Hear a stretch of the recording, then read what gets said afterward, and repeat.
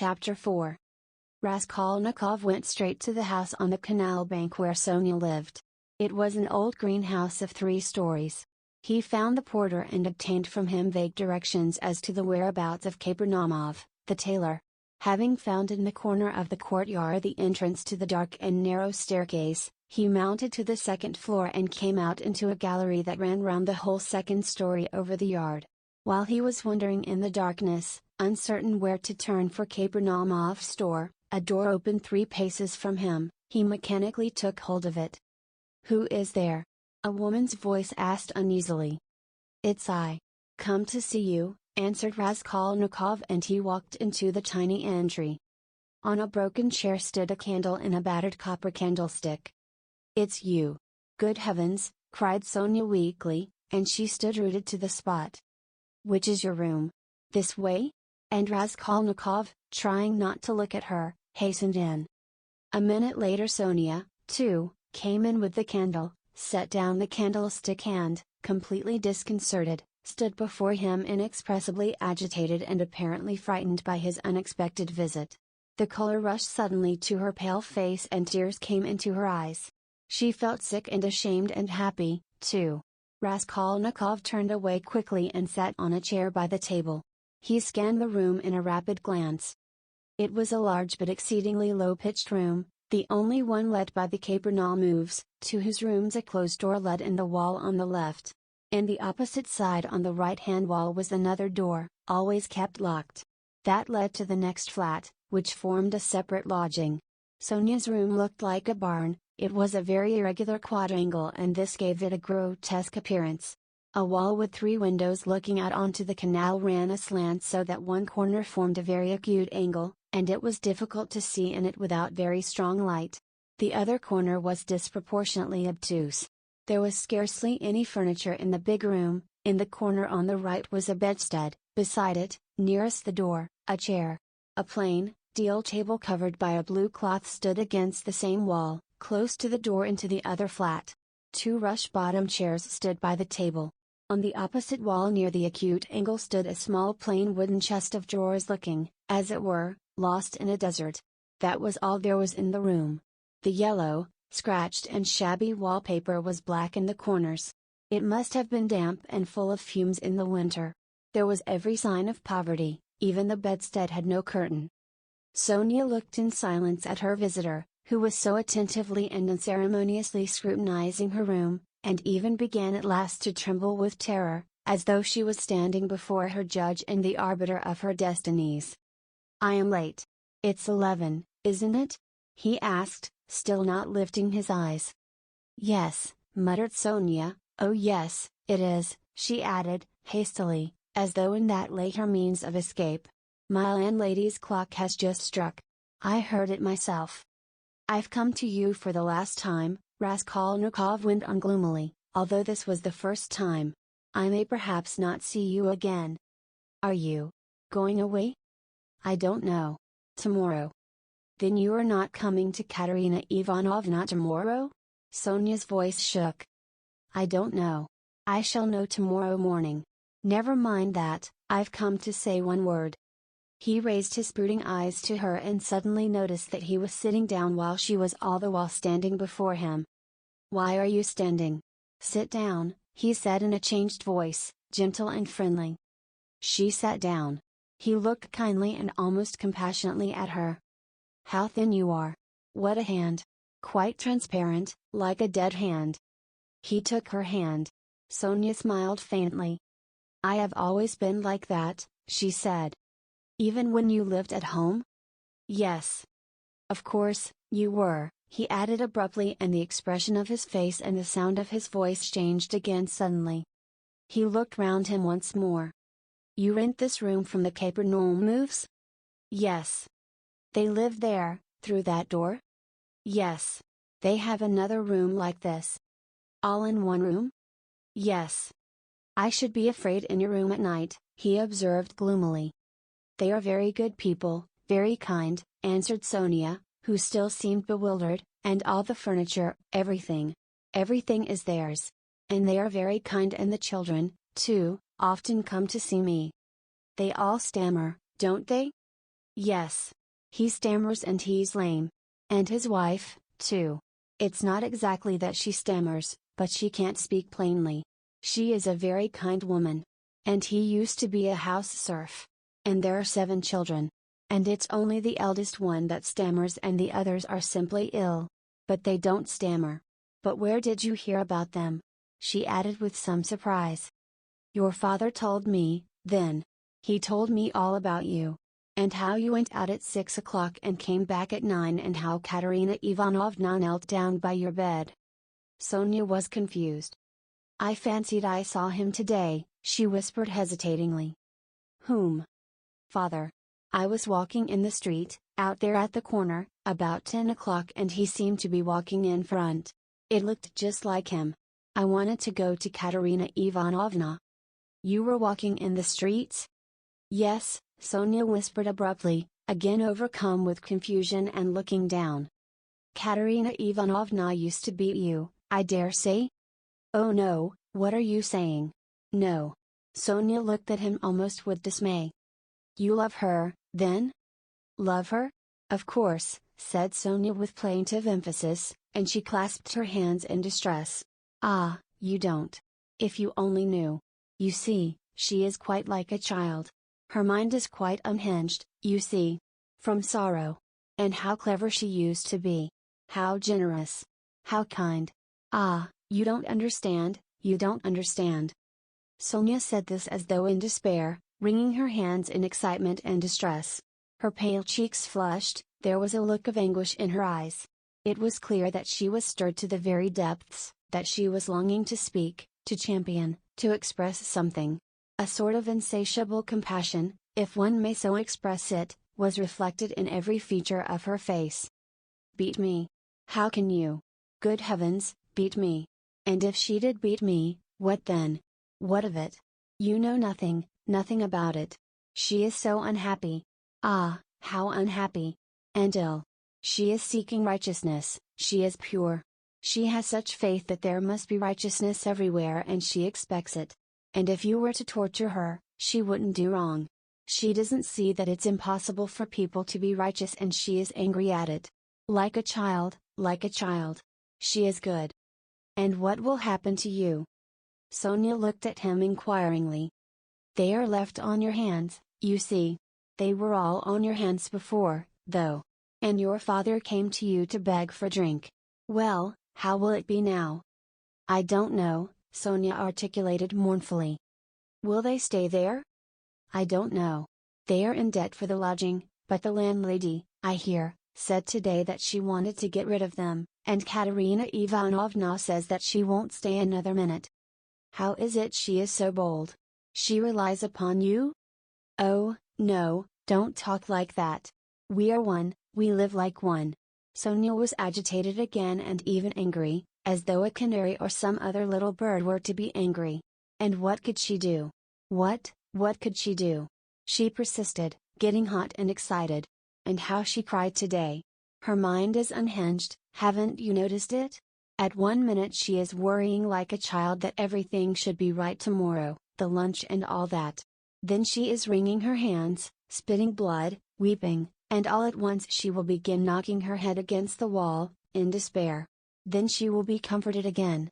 She builds all her hopes on you. She says that you will help her now, and that she will borrow a little money somewhere and go to her native town with me and set up a boarding school for the daughters of gentlemen and take me to superintend it, and we will begin a new splendid life. And she kisses and hugs me, comforts me, and you know she has such faith in her fancies. One can't contradict her. And all the day long she has been washing, cleaning, mending. She dragged the wash tub into the room with her feeble hands and sank on the bed, gasping for breath. We went this morning to the shops to buy shoes for Polinka and Lida, for theirs are quite worn out. Only the money we'd reckoned wasn't enough, not nearly enough. And she picked out such dear little boots, for she has taste, you don't know. And there in the shop she burst out crying before the shopman because she hadn't enough. Ah, it was sad to see her. Well, after that I can understand your living like this, Raskolnikov said with a bitter smile. And aren't you sorry for them? Aren't you sorry? Sonia flew at him again. Why, I know, you gave your last penny yourself, though you'd seen nothing of it, and if you'd seen everything, oh dear. And how often I've brought her to tears. Only last week. Yes, only a week before his death. I was cruel. And how often I've done it. Ah, I've been wretched at the thought of it all day. Sonia wrung her hands as she spoke at the pain of remembering it. You were cruel? Yes, I went to see them, she went on, weeping, and father said, read me something, Sonia, my head aches, read to me, here's a book. He had a book he had got from Andrei Semyonovich Lebeziatnikov, he lives there, he always used to get hold of such funny books. And I said, I can't stay, as I didn't want to read, and I'd gone in chiefly to show Katerina Ivanovna some colors. Lizaveta, the peddler, sold me some colors and cuffs cheap, pretty, new, embroidered ones.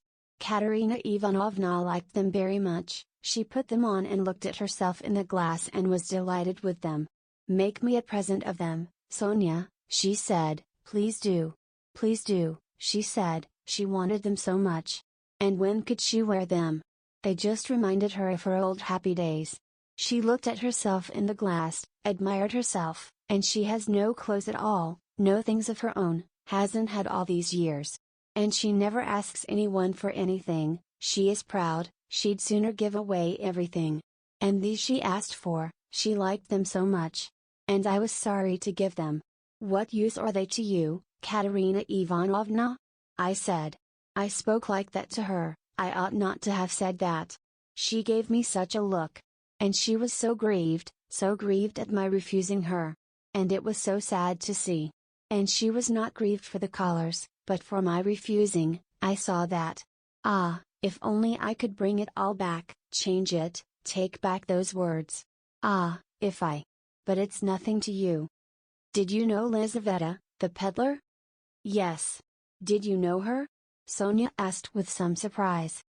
Katerina Ivanovna is in consumption, rapid consumption, she will soon die, said Raskolnikov after a pause, without answering her question. Oh, no, no, no. And Sonia unconsciously clutched both his hands, as though imploring that she should not. But it will be better if she does die.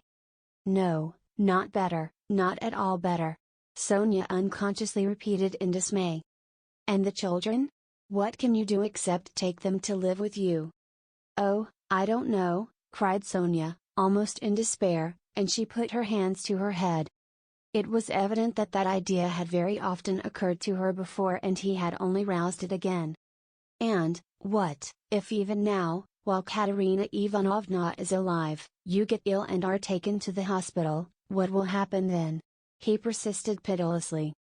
How can you? That cannot be. And Sonia's face worked with awful terror. Cannot be? Raskolnikov went on with a harsh smile. You are not insured against it, are you? What will happen to them then?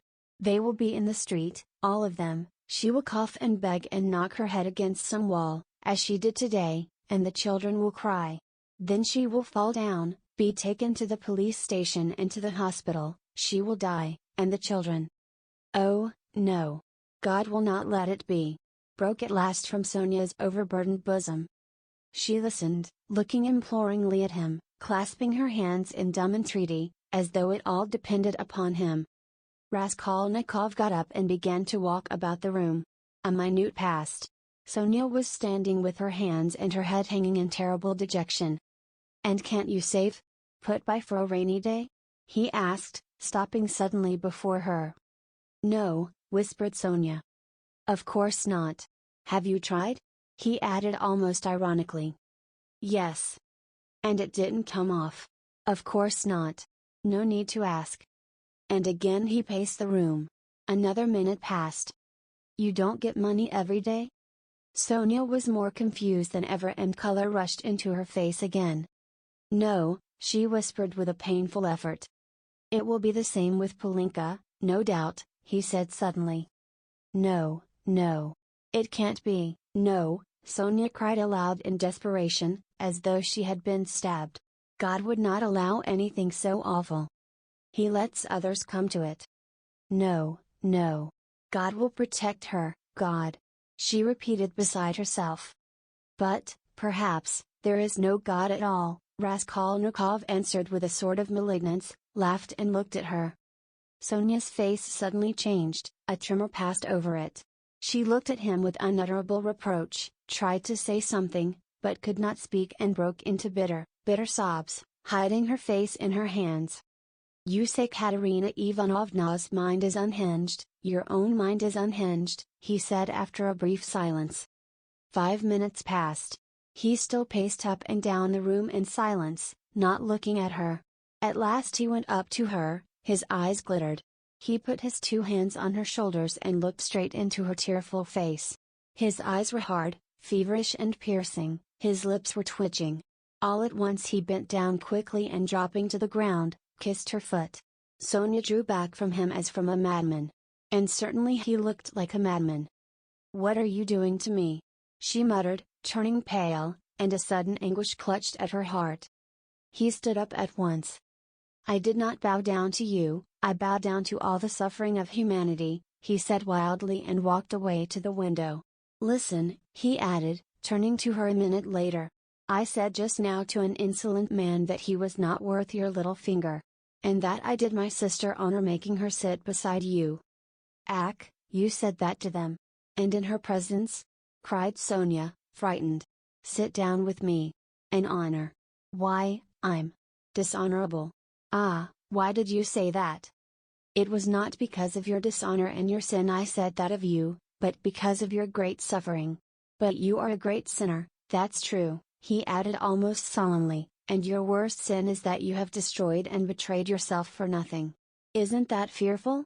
Isn't it fearful that you are living in this filth which you loathe so, and at the same time you know yourself, you've only to open your eyes, that you are not helping anyone by it, not saving anyone from anything? Tell me, he went on almost in a frenzy, how this shame and degradation can exist in you side by side with other, opposite, holy feelings. It would be better, 1,000 times better and wiser to leap into the water and end it all. But what would become of them? Sonia asked faintly, gazing at him with eyes of anguish, but not seeming surprised at his suggestion. Raskolnikov looked strangely at her. He read it all in her face, so she must have had that thought already, perhaps many times, and earnestly she had thought out in her despair how to end it, and so earnestly, that now she scarcely wondered at his suggestion. She had not even noticed the cruelty of his words. The significance of his reproaches and his peculiar attitude to her shame she had, of course, not noticed either, and that, too, was clear to him, but he saw how monstrously the thought of her disgraceful, shameful position was torturing her and had long tortured her. What, he thought, could hitherto have hindered her from putting an end to it? Only then he realized what those poor little orphan children and that pitiful half-crazy Katerina Ivanovna, knocking her head against the wall in her consumption, meant for Sonia. But, nevertheless, it was clear to him again that with her character and the amount of education she had after all received, she could not in any case remain so. He was still confronted by the question, how could she have remained so long in that position without going out of her mind, since she could not bring herself to jump into the water? Of course he knew that Sonia's position was an exceptional case, though unhappily not unique and not infrequent, indeed, but that very exceptionalness, her tinge of education, her previous life might, one would have thought, have killed her at the first step on that revolting path. What held her up? Surely not depravity. All that infamy had obviously only touched her mechanically, not one drop of real depravity had penetrated to her heart, he saw that. He saw through her as she stood before him. There are 3 ways before her, he thought, the canal, the madhouse, or, at last to sink into depravity which obscures the mind and turns the heart to stone. The last idea was the most revolting, but he was a skeptic, he was young, abstract, and therefore cruel, and so he could not help believing that the last end was the most likely. But can that be true? He cried to himself.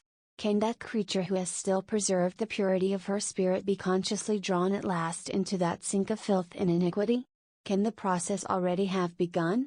Can it be that she has only been able to bear it till now, because vice has begun to be less loathsome to her? No, That cannot be, he cried, as Sonia had just before. No, what has kept her from the canal till now is the idea of sin and they, the children.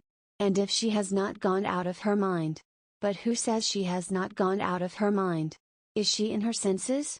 Can one talk, can one reason as she does? How can she sit on the edge of the abyss of loathsomeness into which she is slipping and refuse to listen when she is told of danger? Does she expect a miracle? No doubt she does. Doesn't that all mean madness? He stayed obstinately at that thought. He liked that explanation indeed better than any other. He began looking more intently at her. So you prayed to God a great deal, Sonia? He asked her. Sonia did not speak, he stood beside her waiting for an answer. What should I be without God? She whispered rapidly, forcibly, glancing at him with suddenly flashing eyes, and squeezing his hand. Ah, so that is it. He thought. And what does God do for you? He asked, probing her further. Sonia was silent a long while, as though she could not answer. Her weak chest kept heaving with emotion. Be silent. Don't ask. You don't deserve, she cried suddenly, looking sternly and wrathfully at him. That's it, he repeated to himself. He does everything, she whispered quickly, looking down again. That's the way out. That's the explanation, he decided, scrutinizing her with eager curiosity, with a new, strange, almost morbid feeling. He gazed at that pale, thin, irregular, angular little face, those soft blue eyes, which could flash with such fire, such stern energy, that little body still shaking with indignation and anger, and it all seemed to him more and more strange, almost impossible. She is a religious maniac. He repeated to himself. There was a book lying on the chest of drawers. He had noticed it every time he paced up and down the room. Now he took it up and looked at it. It was the New Testament in the Russian translation. It was bound in leather, old and worn. Where did you get that? He called to her across the room. She was still standing in the same place, 3 steps from the table. It was brought me, she answered, as it were unwillingly, not looking at him. Who brought it? Lizaveta, I asked her for it. Lizaveta. Strange. He thought. Everything about Sonia seemed to him stranger and more wonderful every moment. He carried the book to the candle and began to turn over the pages. Where is the story of Lazarus? He asked suddenly. Sonia looked obstinately at the ground and would not answer. She was standing sideways to the table. Where is the raising of Lazarus?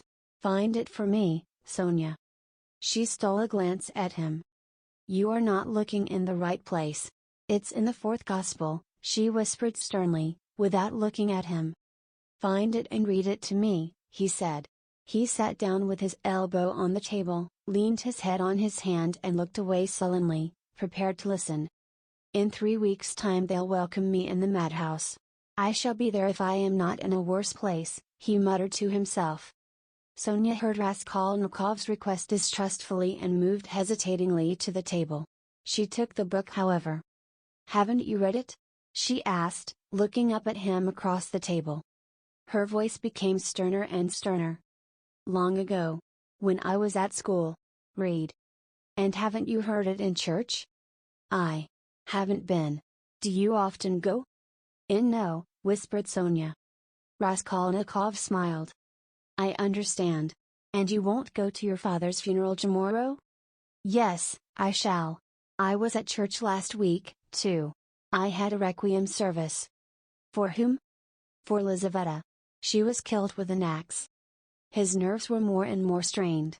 His head began to go round. Were you friends with Lizaveta? Yes. She was good. She used to come. Not often.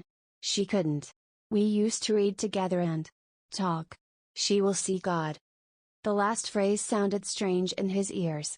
And here was something new again, the mysterious meetings with Lizaveta and both of them, religious maniacs. I shall be a religious maniac myself soon. It's infectious. Read, he cried irritably and insistently. Sonia still hesitated. Her heart was throbbing. She hardly dared to read to him. He looked almost with exasperation at the unhappy lunatic. What for? You don't believe? She whispered softly and as it were breathlessly. "Read. I want you to," he persisted. "You used to read to Lizaveta." Sonia opened the book and found the place. Her hands were shaking, her voice failed her. Twice she tried to begin and could not bring out the first syllable. "Now a certain man was sick named Lazarus of Bethany." She forced herself at last to read, but at the third word her voice broke like an overstrained string. There was a catch in her breath. Raskolnikov saw in part why Sonia could not bring herself to read to him, and the more he saw this, the more roughly and irritably he insisted on her doing so. He understood only too well how painful it was for her to betray and unveil all that was her own. He understood that these feelings really were her secret treasure, which she had kept perhaps for years, perhaps from childhood, while she lived with an unhappy father and a distracted stepmother crazed by grief, in the midst of starving children and unseemly abuse and reproaches. But at the same time he knew now and knew for certain that, although it filled her with dread and suffering, yet she had a tormenting desire to read to him that he might hear it, and to read now whatever might come of it. He read this in her eyes, he could see it in her intense emotion. She mastered herself, controlled the spasm in her throat and went on reading the 11th chapter of St. John. She went on to the 19th verse. "And many of the Jews came to Martha and Mary to comfort them concerning their brother. Then Martha, as soon as she heard that Jesus was coming, went and met him, but Mary sat still in the house. Then said Martha unto Jesus, Lord, if thou hadst been here, my brother had not died. But I know that even now whatsoever thou wilt ask of God, God will give it thee." Then she stopped again with a shamefaced feeling that her voice would quiver and break again. Jesus said unto her, Thy brother shall rise again. Martha saith unto him, I know that he shall rise again in the resurrection, at the last day. Jesus said unto her, I am the resurrection and the life, he that believeth in me though he were dead, yet shall he live. And whosoever liveth and believeth in me shall never die. Believest thou this? She saith unto him. And drawing a painful breath, Sonia read distinctly and forcibly as though she were making a public confession of faith. Yea, Lord, I believe that thou art the Christ, the Son of God which should come into the world. She stopped and looked up quickly at him, but controlling herself went on reading. Raskolnikov sat without moving, his elbows on the table and his eyes turned away. She read to the 32nd verse. Then when Mary was come where Jesus was and saw him, she fell down at his feet, saying unto him, Lord, if thou hadst been here, my brother had not died. When Jesus therefore saw her weeping, and the Jews also weeping which came with her, he groaned in the spirit and was troubled. And said, Where have ye laid him? They said unto him, Lord, come and see. Jesus wept. Then said the Jews, Behold how he loved him. And some of them said, Could not this man which opened the eyes of the blind, have caused that even this man should not have died? Raskolnikov turned and looked at her with emotion. Yes, he had known it. She was trembling in a real physical fever. He had expected it. She was getting near the story of the greatest miracle and a feeling of immense triumph came over her. Her voice rang out like a bell, triumph and joy gave it power. The lines danced before her eyes, but she knew what she was reading by heart. At the last verse, could not this man which opened the eyes of the blind. Dropping her voice, she passionately reproduced the doubt, the reproach and censure of the blind disbelieving Jews, who in another moment would fall at his feet as though struck by thunder, sobbing and believing. And he, too, is blinded and unbelieving, he, too, will hear, he, too, will believe. Yes, yes. At once, now, was what she was dreaming, and she was quivering with happy anticipation. Jesus therefore again groaning in himself cometh to the grave. It was a cave, and a stone lay upon it. Jesus said, Take ye away the stone. Martha, the sister of him that was dead, saith unto him, Lord, by this time he stinketh, for he hath been dead 4 days. She laid emphasis on the word 4. Jesus saith unto her, Said I not unto thee that if thou wouldest believe, thou shouldest see the glory of God? Then they took away the stone from the place where the dead was laid. And Jesus lifted up his eyes and said, Father, I thank thee that thou hast heard me. And I knew that thou hearest me always, but because of the people which stand by I said it, that they may believe that thou hast sent me. And when he thus had spoken, he cried with a loud voice, Lazarus, come forth. And he that was dead came forth. She read loudly, cold and trembling with ecstasy, as though she were seeing it before her eyes. Bound hand and foot with grave clothes, and his face was bound about with a napkin. Jesus saith unto them, Loose him and let him go. Then many of the Jews which came to Mary and had seen the things which Jesus did believed on him. She could read no more, closed the book and got up from her chair quickly. That is all about the raising of Lazarus, she whispered severely and abruptly, and turning away she stood motionless, not daring to raise her eyes to him. She still trembled feverishly. The candle end was flickering out in the battered candlestick, dimly lighting up in the poverty-stricken room the murderer and the harlot who had so strangely been reading together the eternal book. 5 minutes or more passed. I came to speak of something, Raskolnikov said aloud, frowning. He got up and went to Sonya. She lifted her eyes to him in silence. His face was particularly stern and there was a sort of savage determination in it. I have abandoned my family today, he said, my mother and sister. I am not going to see them. I've broken with them completely. What for? Asked Sonya amazed. Her recent meeting with his mother and sister had left a great impression which she could not analyze. She heard his news almost with horror. I have only you now, he added. Let us go together. I've come to you, we are both accursed, let us go our way together. His eyes glittered as though he were mad, Sonya thought, in her turn. Go where? She asked in alarm and she involuntarily stepped back. How do I know? I only know it's the same road, I know that and nothing more. It's the same goal.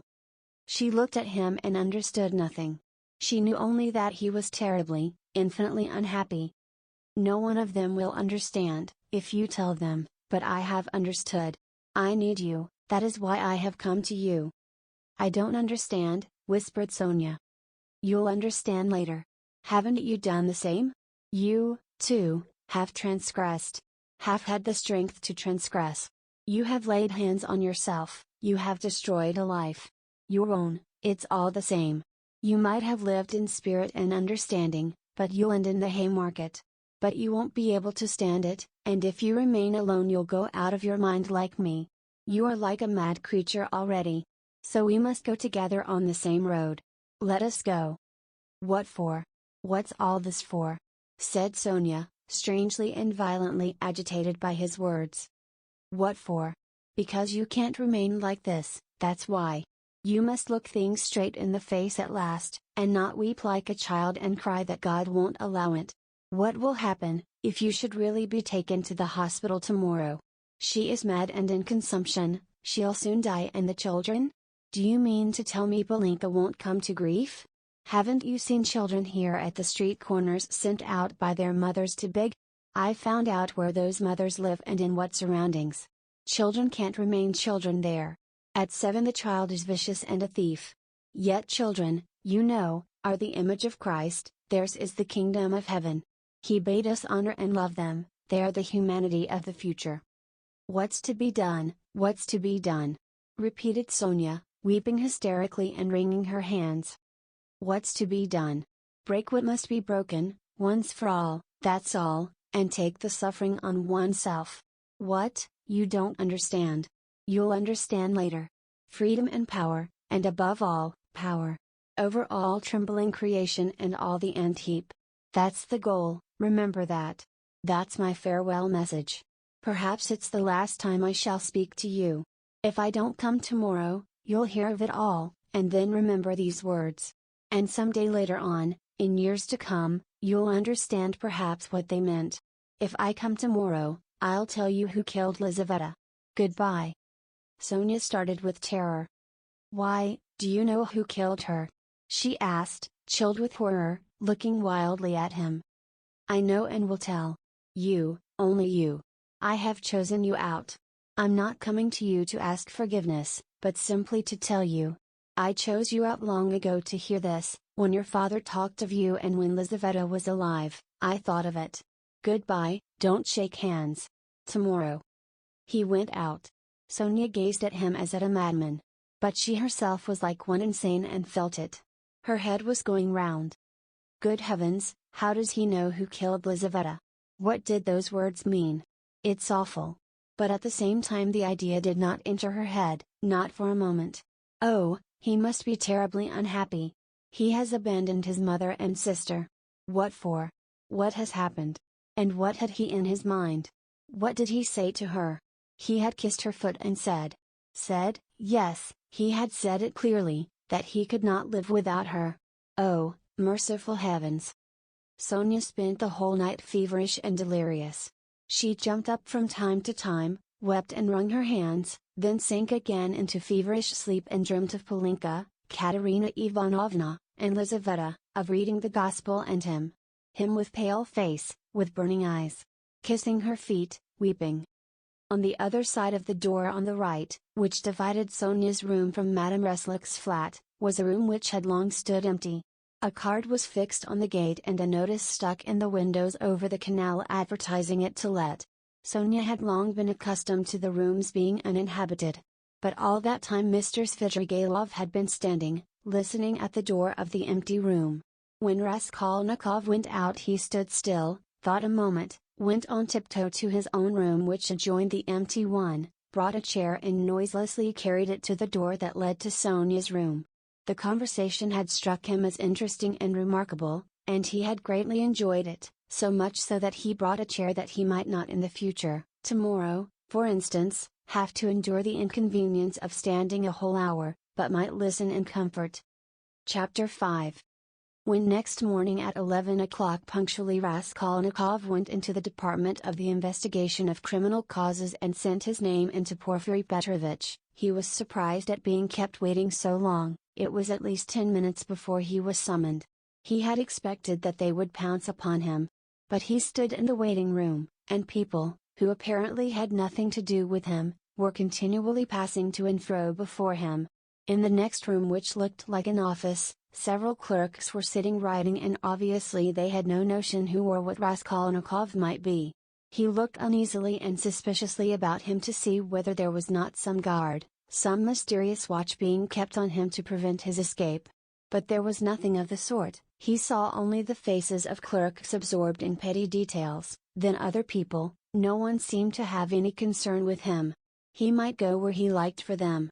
The conviction grew stronger in him that if that enigmatic man of yesterday, that phantom sprung out of the earth, had seen everything, they would not have let him stand and wait like that. And would they have waited till he elected to appear at 11?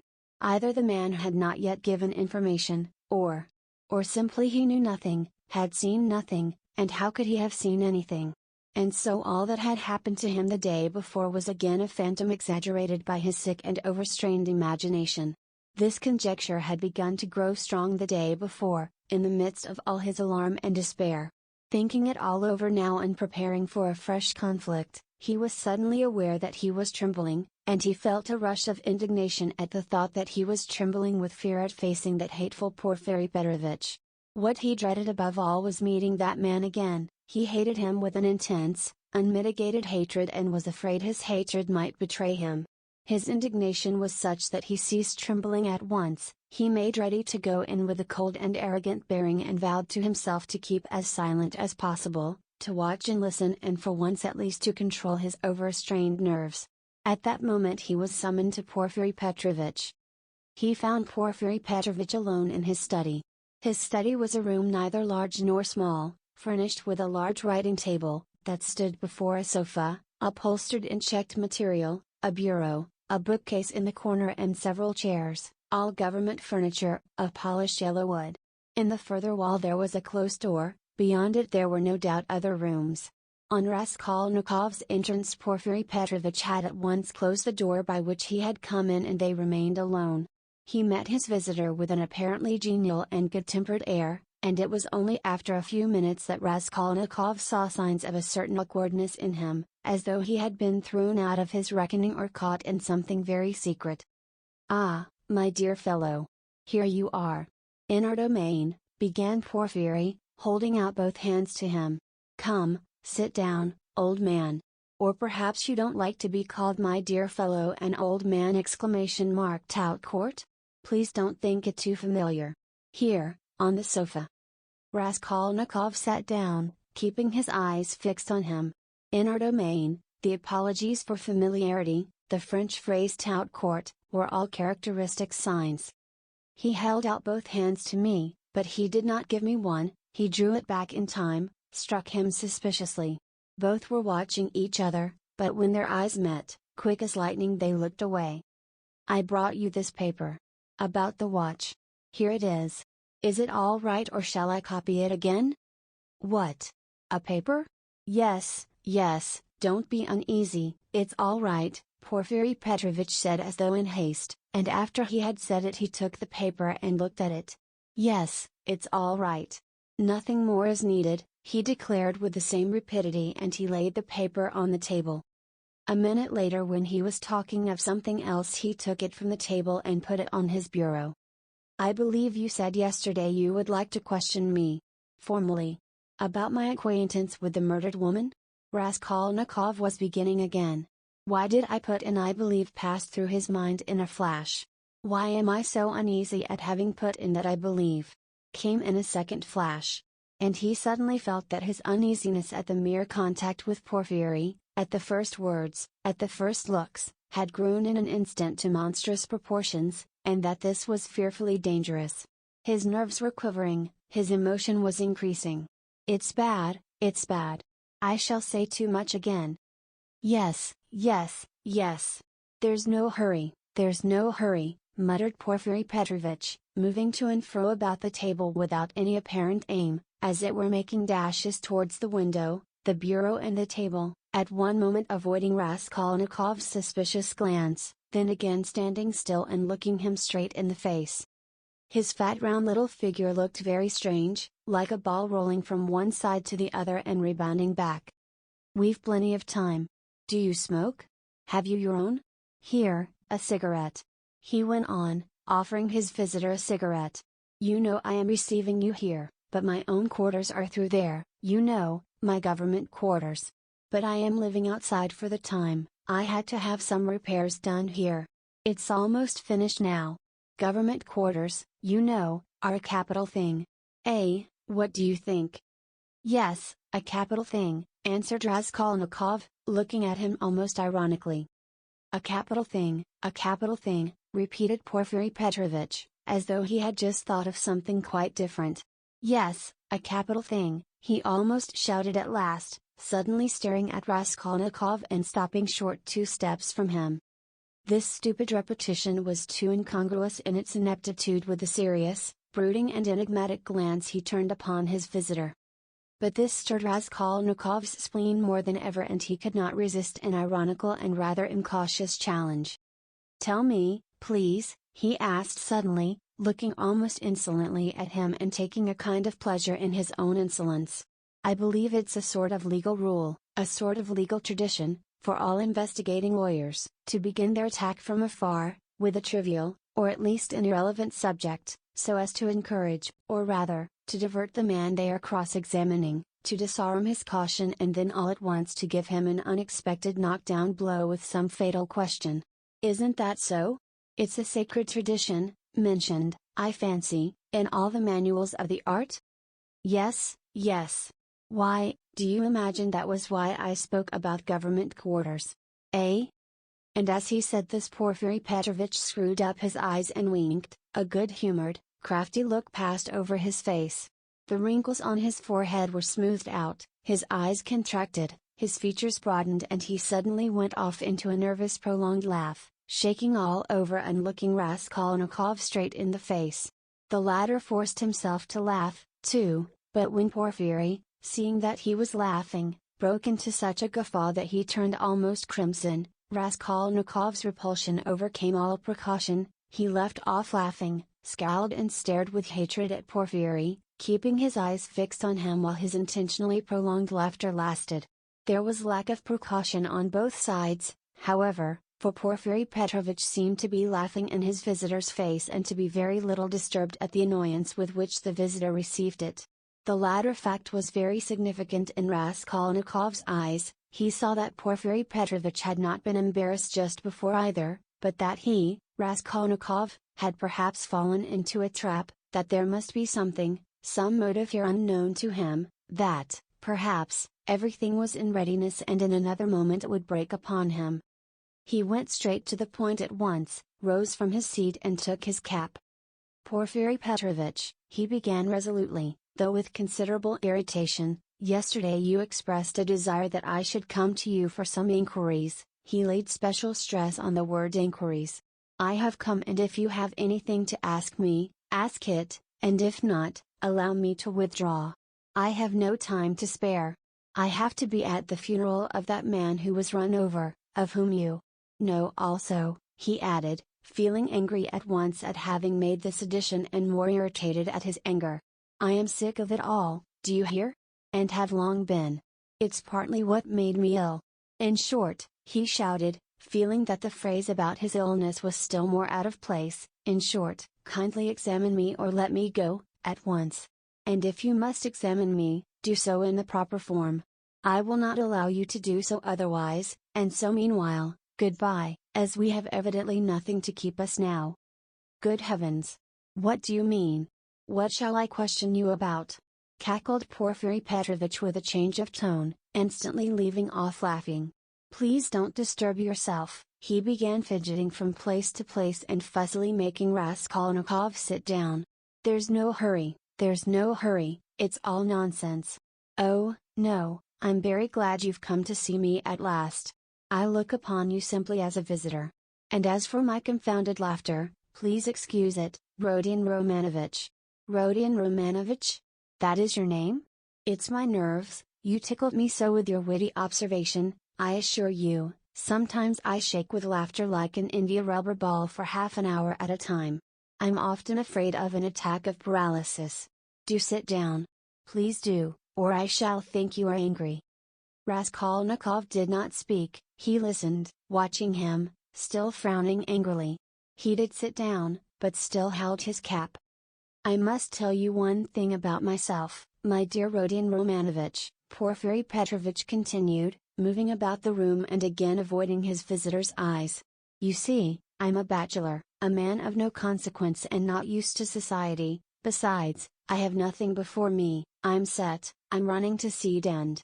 And have you noticed, Rodion Romanovitch, that in our Petersburg circles, if two clever men meet who are not intimate, but respect each other, like you and me, it takes them half an hour before they can find a subject for conversation. They are dumb, they sit opposite each other and feel awkward. Everyone has subjects of conversation, ladies for instance. People in high society always have their subjects of conversation, say de rigueur, but people of the middle sort like us, thinking people that is, are always tongue-tied and awkward. What is the reason of it? Whether it is the lack of public interest, or whether it is we are so honest we don't want to deceive one another, I don't know. What do you think? Do put down your cap, it looks as if you were just going, it makes me uncomfortable. I am so delighted." Raskolnikov put down his cap and continued listening in silence with a serious frowning face to the vague and empty chatter of Porfiry Petrovitch. Does he really want to distract my attention with his silly babble? I can't offer you coffee here, but why not spend 5 minutes with a friend? Porfiry pattered on, and you know all these official duties. Please don't mind my running up and down, excuse it, my dear fellow, I am very much afraid of offending you, but exercise is absolutely indispensable for me. I'm always sitting and so glad to be moving about for 5 minutes. I suffer from my sedentary life. I always intend to join a gymnasium. They say that officials of all ranks, even privy councillors, may be seen skipping gaily there. There you have it, modern science. Yes, yes. But as for my duties here, inquiries and all such formalities. You mentioned inquiries yourself just now. I assure you these interrogations are sometimes more embarrassing for the interrogator than for the interrogated. You made the observation yourself just now very aptly and wittily. Raskolnikov had made no observation of the kind. One gets into a muddle. A regular muddle. One keeps harping on the same note, like a drum. There is to be a reform and we shall be called by a different name, at least, he. And as for our legal tradition, as you so wittily called it, I thoroughly agree with you. Every prisoner on trial, even the rudest peasant, knows that they begin by disarming him with irrelevant questions, as you so happily put it, and then deal him a knockdown blow, he. Your felicitous comparison, he. So you really imagined that I meant by government quarters. He. You are an ironical person. Come. I won't go on. Ah, by the way, yes. One word leads to another. You spoke of formality just now, apropos of the inquiry, you know. But what's the use of formality? In many cases it's nonsense. Sometimes one has a friendly chat and gets a good deal more out of it. One can always fall back on formality, allow me to assure you. And after all, what does it amount to? An examining lawyer cannot be bounded by formality at every step. The work of investigation is, so to speak, a free art in its own way, he. Porfiry Petrovitch took breath a moment. He had simply babbled on, uttering empty phrases, letting slip a few enigmatic words and again reverting to incoherence. He was almost running about the room, moving his fat little legs quicker and quicker, looking at the ground, with his right hand behind his back, while with his left making gesticulations that were extraordinarily incongruous with his words. Raskolnikov suddenly noticed that as he ran about the room he seemed twice to stop for a moment near the door, as though he were listening. Is he expecting anything?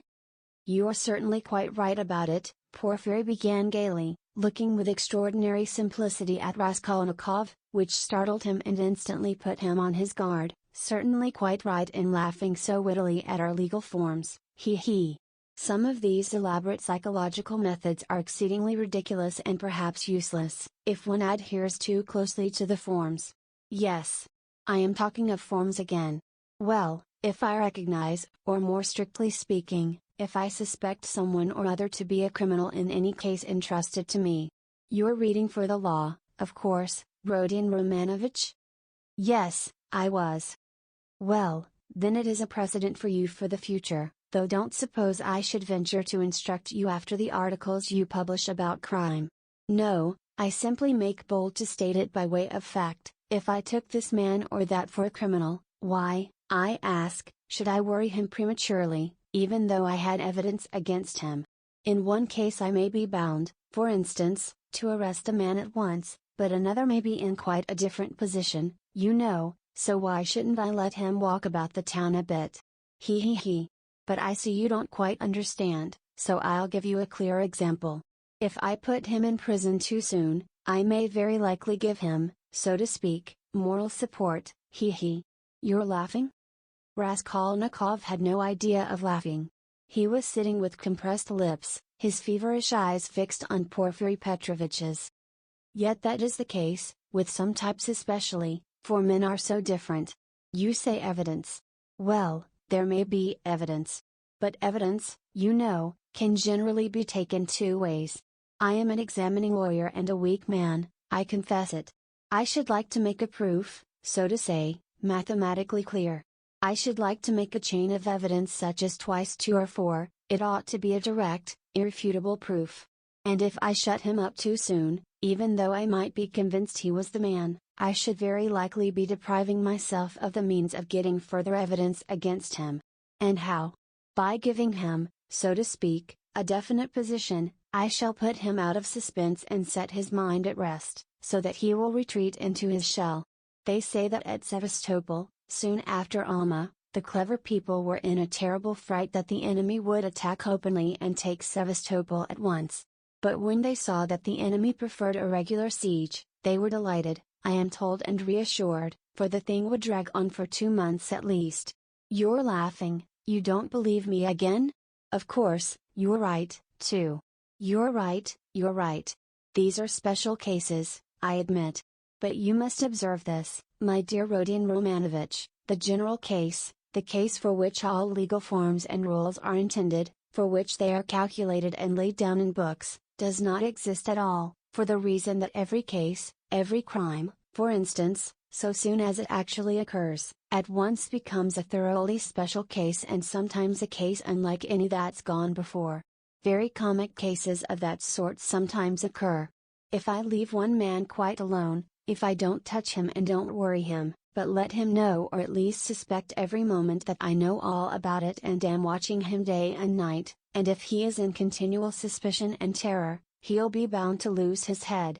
He'll come of himself, or maybe do something which will make it as plain as twice 2 or 4, it's delightful. It may be so with a simple peasant, but with one of our sort, an intelligent man cultivated on a certain side, it's a dead certainty. For, my dear fellow, it's a very important matter to know on what side a man is cultivated. And then there are nerves, you have overlooked them. Why, they are all sick, nervous and irritable. And then how they all suffer from spleen. That I assure you is a regular gold mine for us. And it's no anxiety to me, his running about the town free. Let him walk about for a bit. I know well enough that I've caught him and that he won't escape me. Where could he escape to, he? Abroad, perhaps? A Pole will escape abroad, but not here, especially as I am watching and have taken measures. Will he escape into the depths of the country perhaps? But you know, peasants live there, real rude Russian peasants. A modern cultivated man would prefer prison to living with such strangers as our peasants. He. But that's all nonsense, and on the surface. It's not merely that he has nowhere to run to, he is psychologically unable to escape me, he. What an expression. Through a law of nature he can't escape me if he had anywhere to go. Have you seen a butterfly round a candle? That's how he will keep circling and circling round me. Freedom will lose its attractions. He'll begin to brood, he'll weave a tangle round himself, he'll worry himself to death. What's more, he will provide me with a mathematical proof, if I only give him long enough interval. And he'll keep circling round me, getting nearer and then, flop. He'll fly straight into my mouth and I'll swallow him, and that will be very amusing, he. You don't believe me? Raskolnikov made no reply, he sat pale and motionless, still gazing with the same intensity into Porfiry's face. It's a lesson, he thought, turning cold. This is beyond the cat playing with a mouse, like yesterday. He can't be showing off his power with no motive. Prompting me, he is far too clever for that. He must have another object. What is it? It's all nonsense, my friend, you are pretending, to scare me. You've no proofs and the man I saw had no real existence. You simply want to make me lose my head, to work me up beforehand and so to crush me. But you are wrong, you won't do it. But why give me such a hint? Is he reckoning on my shattered nerves? No, my friend, you are wrong, you won't do it even though you have some trap for me. Let us see what you have in store for me. And he braced himself to face a terrible and unknown ordeal. At times he longed to fall on Porfiry and strangle him. This anger was what he dreaded from the beginning. He felt that his parched lips were flecked with foam, his heart was throbbing. But he was still determined not to speak till the right moment. He realized that this was the best policy in his position, because instead of saying too much he would be irritating his enemy by his silence and provoking him into speaking too freely. Anyhow, this was what he hoped for. No, I see you don't believe me, you think I am playing a harmless joke on you, Porfiry began again, getting more and more lively, chuckling at every instant and again pacing round the room. And to be sure you're right, God has given me a figure that can awaken none but comic ideas in other people, a buffoon, but let me tell you, and I repeat it, excuse an old man, my dear Rodion Romanovich, you're a man still young, so to say, in your first youth, and so you put intellect above everything, like all young people. Playful wit and abstract arguments fascinate you, and that's for all the world like the old Austrian Hofkriegsrat. As far as I can judge of military matters, that is, on paper they'd beaten Napoleon and taken him prisoner, and there in their study they worked it all out in the cleverest fashion, but look you, General Mack surrendered with all his army, he. I see, Rodion Romanovich, you are laughing at a civilian like me, taking examples out of military history. But I can't help it, it's my weakness. I am fond of military science. And I'm ever so fond of reading all military histories. I've certainly missed my proper career. I ought to have been in the army, upon my word I ought. I shouldn't have been a Napoleon, but I might have been a major, he. Well, I'll tell you the whole truth, my dear fellow, about this special case, I mean, Actual fact and a man's temperament, my dear sir, are weighty matters, and it's astonishing how they sometimes deceive the sharpest calculation. Listen to an old man, am speaking seriously, Rodion Romanovich." As he said this, Porfiry Petrovitch, who was scarcely 35, actually seemed to have grown old, even his voice changed and he seemed to shrink together. "Moreover, I'm a candid man. Am I a candid man or not? What do you say? I fancy I really am. I tell you these things for nothing and don't even expect a reward for it, he. Well, to proceed, wit in my opinion is a splendid thing. It is, so to say, an adornment of nature and a consolation of life, and what tricks it can play. So that it sometimes is hard for a poor examining lawyer to know where he is, especially when he's liable to be carried away by his own fancy, too, for you know he is a man after all. But the poor fellow is saved by the criminal's temperament, worse luck for him. But young people carried away by their own wit don't think of that when they overstep all obstacles, as you wittily and cleverly expressed it yesterday. He will lie, that is, the man who is a special case, the incognito, and he will lie well, in the cleverest fashion. You might think he would triumph and enjoy the fruits of his wit, but at the most interesting, the most flagrant moment he will faint. Of course there may be illness and a stuffy room as well, but anyway he's given us the idea. He lied incomparably, but he didn't reckon on his temperament. That's what betrays him. Another time he will be carried away by his playful wit into making fun of the man who suspects him. He will turn pale as it were on purpose to mislead, but his paleness will be too natural, too much like the real thing. Again he has given us an idea. Though his questioner may be deceived at first, he will think differently next day if he is not a fool, and, of course, it is like that at every step. He puts himself forward where he is not wanted, speaks continually when he ought to keep silent, brings in all sorts of allegorical allusions, he. Comes and asks, "Why didn't you take me long ago?" He. And that can happen, you know, with the cleverest man, the psychologist, the literary man. The temperament reflects everything like a mirror. Gaze into it and admire what you see.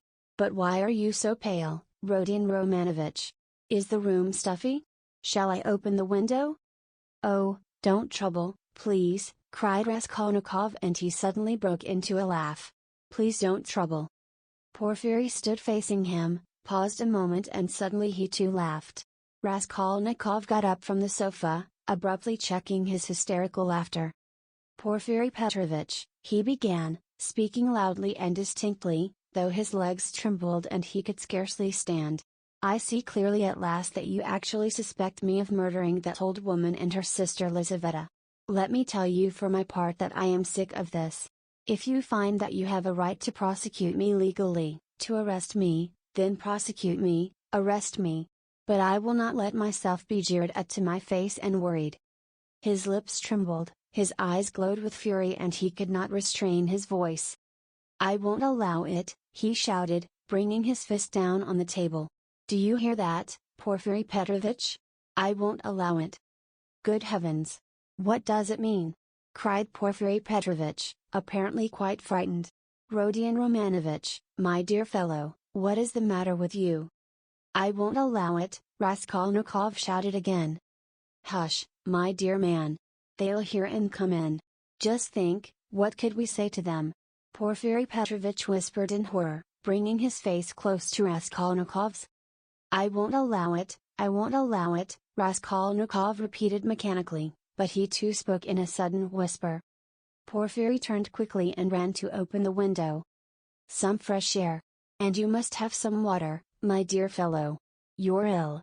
And he was running to the door to call for some when he found a decanter of water in the corner. "Come, drink a little," he whispered, rushing up to him with the decanter. "It will be sure to do you good." Porfiry Petrovitch's alarm and sympathy were so natural that Raskolnikov was silent and began looking at him with wild curiosity. He did not take the water, however. "Rodion Romanovich, my dear fellow, you'll drive yourself out of your mind, I assure you. Ack. Have some water, do drink a little." He forced him to take the glass. Raskolnikov raised it mechanically to his lips, but set it on the table again with disgust. "Yes, you've had a little attack. You'll bring back your illness again, my dear fellow," Porfiry Petrovitch cackled with friendly sympathy, though he still looked rather disconcerted. "Good heavens, you must take more care of yourself. Dmitri Prokofitch was here, came to see me yesterday. I know, I've a nasty, ironical temper, but what they made of it. Good heavens, he came yesterday after you'd been. We dined and he talked and talked away, and I could only throw up my hands in despair. Did he come from you? But do sit down, for mercy's sake, sit down." "No, not from me, but I knew he went to you, and why he went," Raskolnikov answered sharply. "You knew?" "I knew. What of it?" "Why this, Rodion Romanovitch, that I know more than that about you. I know about everything.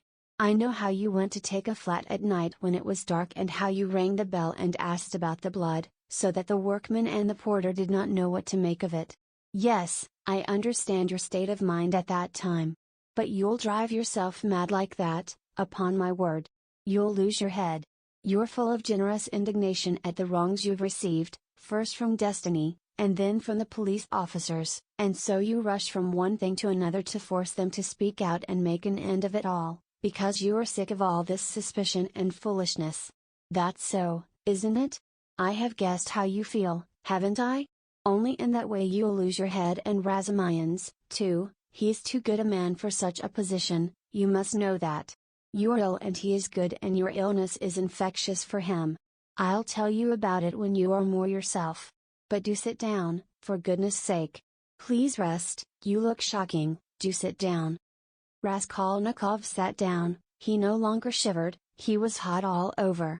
In amazement he listened with strained attention to Porfiry Petrovitch, who still seemed frightened as he looked after him with friendly solicitude. But he did not believe a word he said, though he felt a strange inclination to believe. Porfiry's unexpected words about the flat had utterly overwhelmed him.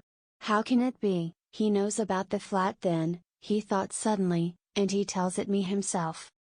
"Yes, in our legal practice there was a case almost exactly similar, a case of morbid psychology," Porfiry went on quickly. "A man confessed to murder and how he kept it up. It was a regular hallucination, he brought forward facts, he imposed upon everyone, and why?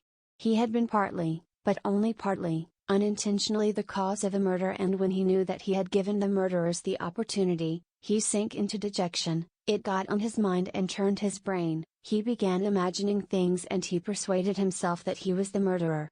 But at last the High Court of Appeal went into it, and the poor fellow was acquitted and put under proper care. Thanks to the Court of Appeal. Tut tut tut. Why, my dear fellow, you may drive yourself into delirium if you have the impulse to work upon your nerves, to go ringing bells at night and asking about blood. I've studied all this morbid psychology in my practice. A man is sometimes tempted to jump out of a window or from a belfry. Just the same with bell ringing. It's all illness, Rodion Romanovitch. You have begun to neglect your illness. You should consult an experienced doctor. What's the good of that fat fellow? You are light-headed. You were delirious when you did all this." For a moment Raskolnikov felt everything going round. Is it possible, flashed through his mind, that he is still lying? He can't be. He rejected that idea, feeling to what a degree of fury it might drive him, feeling that that fury might drive him mad. "I was not delirious. I knew what I was doing," he cried, straining every faculty to penetrate Porfiry's game. "I was quite myself, do you hear?" "Yes, I hear and understand. You said yesterday you were not delirious, you were particularly emphatic about it. I understand all you can tell me. Ayak. Listen, Rodion Romanovitch, my dear fellow. If you were actually a criminal, or were somehow mixed up in this damnable business, would you insist that you were not delirious but in full possession of your faculties? And so emphatically and persistently? Would it be possible? Quite impossible, to my thinking. If you had anything on your conscience, you certainly ought to insist that you were delirious. That's so, isn't it?" There was a note of slyness in this inquiry. Raskolnikov drew back on the sofa as Porfiry bent over him and stared in silent perplexity at him. "Another thing about Razumian, you certainly ought to have said that he came of his own accord, to have concealed your part in it. But you don't conceal it. You lay stress on his coming at your instigation. Raskolnikov had not done so. A chill went down his back. You keep telling lies, he said slowly and weakly, twisting his lips into a sickly smile. You are trying again to show that you know all my game, that you know all I shall say beforehand, he said, conscious himself that he was not weighing his words as he ought. You want to frighten me. Or you are simply laughing at me. He still stared at him as he said this, and again there was a light of intense hatred in his eyes. You keep lying, he said. You know perfectly well that the best policy for the criminal is to tell the truth as nearly as possible. To conceal as little as possible. I don't believe you. What a wily person you are, Porfiry tittered, there's no catching you, you've a perfect monomania. So you don't believe me? But still you do believe me, you believe a quarter, I'll soon make you believe the whole, because I have a sincere liking for you and genuinely wish you good. Raskolnikov's lips trembled. Yes, I do, went on Porfiry, touching Raskolnikov's arm genially, you must take care of your illness. Besides, your mother and sister are here now, you must think of them. You must soothe and comfort them, and you do nothing but frighten them. What has that to do with you? How do you know it? What concern is it of yours? You are keeping watch on me and want to let me know it? Good heavens! Why, I learnt it all from you yourself. You don't notice that in your excitement you tell me and others everything. From Razumihin, too, I learnt a number of interesting details yesterday. No, you interrupted me, but I must tell you that, for all your wit, your suspiciousness makes you lose the common sense view of things. To return to bell ringing, for instance. I, an examining lawyer, have betrayed a precious thing like that, a real fact, for it is a fact worth having, and you see nothing in it. Why, if I had the slightest suspicion of you, should I have acted like that? No, I should first have disarmed your suspicions and not let you see I knew of that fact, should have diverted your attention and suddenly have dealt you a knockdown blow. Your expression, saying, and what were you doing, sir, pray, at 10 or nearly 11 at the murdered woman's flat, and why did you ring the bell, and why did you ask about blood? And why did you invite the porters to go with you to the police station, to the lieutenant? That's how I ought to have acted if I had a grain of suspicion of you. I ought to have taken your evidence in due form, searched your lodging, and perhaps have arrested you, too. So I have no suspicion of you, since I have not done that. But you can't look at it normally, and you see nothing, I say again. Raskolnikov started so that Porfiry Petrovitch could not fail to perceive it. You are lying all the while, he cried. I don't know your object, but you are lying. You did not speak like that just now, and I cannot be mistaken. I am lying? Porfiry repeated, apparently incensed, but preserving a good-humored and ironical face, as though he were not in the least concerned at Raskolnikov's opinion of him. I am lying. But how did I treat you just now, I, the examining lawyer? Prompting you and giving you every means for your defense, illness, I said, delirium, injury, melancholy, and the police officers and all the rest of it? Ah! He. Though, indeed, all those psychological means of defense are not very reliable and cut both ways. Illness, delirium, I don't remember, that's all right, but why, my good sir, in your illness and in your delirium were you haunted by just those delusions and not by any others? There may have been others, eh? He. Raskolnikov looked haughtily and contemptuously at him. Briefly, he said loudly and imperiously, rising to his feet and in so doing pushing Porfiry back a little, briefly, I want to know, do you acknowledge me perfectly free from suspicion or not? Tell me, Porfiry Petrovitch, tell me once for all and make haste.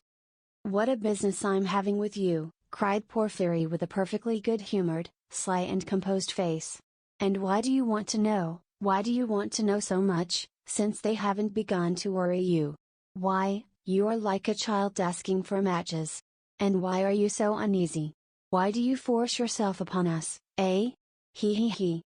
I repeat, Raskolnikov cried furiously, that I can't put up with it. With what? Uncertainty? Interrupted Porfiry. Don't jeer at me. I won't have it. I tell you I won't have it. I can't and I won't, do you hear, do you hear? He shouted, bringing his fist down on the table again. Hush! Hush! They'll overhear. I warn you seriously, take care of yourself. I am not joking, Porfiry whispered, but this time there was not the look of old womanish good nature and alarm in his face. Now he was peremptory, stern, frowning and for once laying aside all mystification. But this was only for an instant. Raskolnikov, bewildered, suddenly fell into actual frenzy, but, strange to say, he again obeyed the command to speak quietly, though he was in a perfect paroxysm of fury.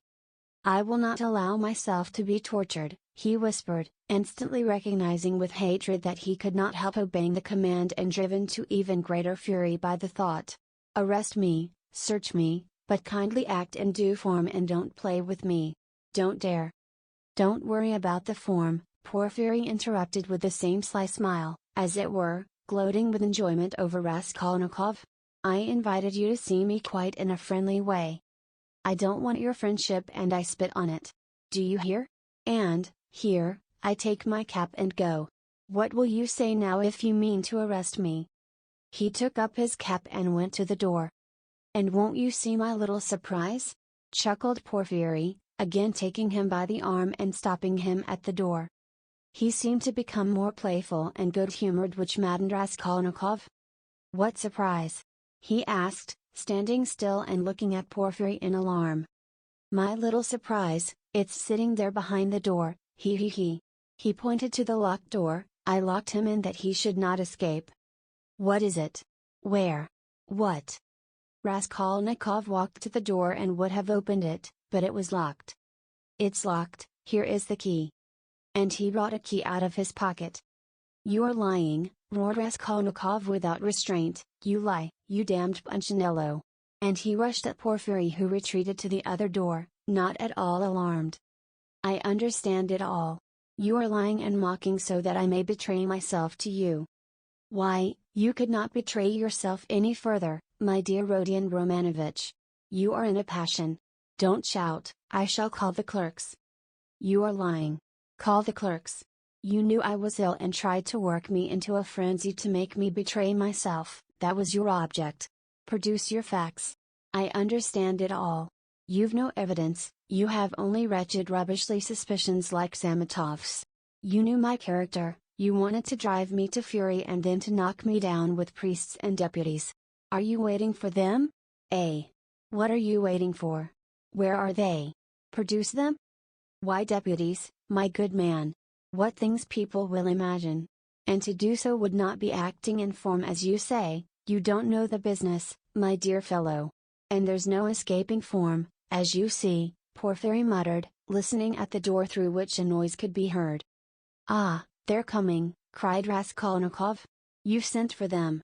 You expected them. Well, produce them all, your deputies, your witnesses, what you like. I am ready. But at this moment a strange incident occurred, something so unexpected that neither Raskolnikov nor Porfiry Petrovich could have looked for such a conclusion to their interview. Chapter 6. When he remembered the scene afterwards, this is how Raskolnikov saw it. The noise behind the door increased, and suddenly the door was opened a little. What is it? Cried Porfiry Petrovich, annoyed. Why, I gave orders. For an instant there was no answer, but it was evident that there were several persons at the door, and that they were apparently pushing somebody back. What is it? Porfiry Petrovich repeated, uneasily. The prisoner Nikolai has been brought, someone answered. He is not wanted. Take him away. Let him wait. What's he doing here? How irregular, cried Porfiry, rushing to the door. But he, began the same voice, and suddenly ceased. 2 seconds, not more, were spent in actual struggle, then someone gave a violent shove, and then a man, very pale, strode into the room. This man's appearance was at first sight very strange. He stared straight before him, as though seeing nothing. There was a determined gleam in his eyes, at the same time there was a deathly pallor in his face, as though he were being led to the scaffold. His white lips were faintly twitching. He was dressed like a workman and was of medium height, very young, slim, his hair cut in round crop, with thin spare features. The man whom he had thrust back followed him into the room and succeeded in seizing him by the shoulder. He was a warder, but Nikolai pulled his arm away. Several persons crowded inquisitively into the doorway. Some of them tried to get in. All this took place almost instantaneously. "Go away, it's too soon. Wait till you are sent for. Why have you brought him so soon?" Porfiry Petrovich muttered, extremely annoyed, and as it were thrown out of his reckoning. But Nikolai suddenly knelt down. "What's the matter?" cried Porfiry, surprised. "I am guilty. Mine is the sin. I am the murderer," Nikolai articulated suddenly, rather breathless, but speaking fairly loudly.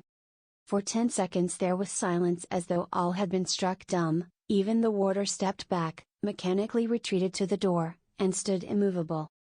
"What is it?"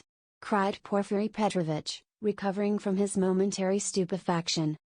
"I am the murderer," repeated Nikolai, after a brief pause. "What? You? What?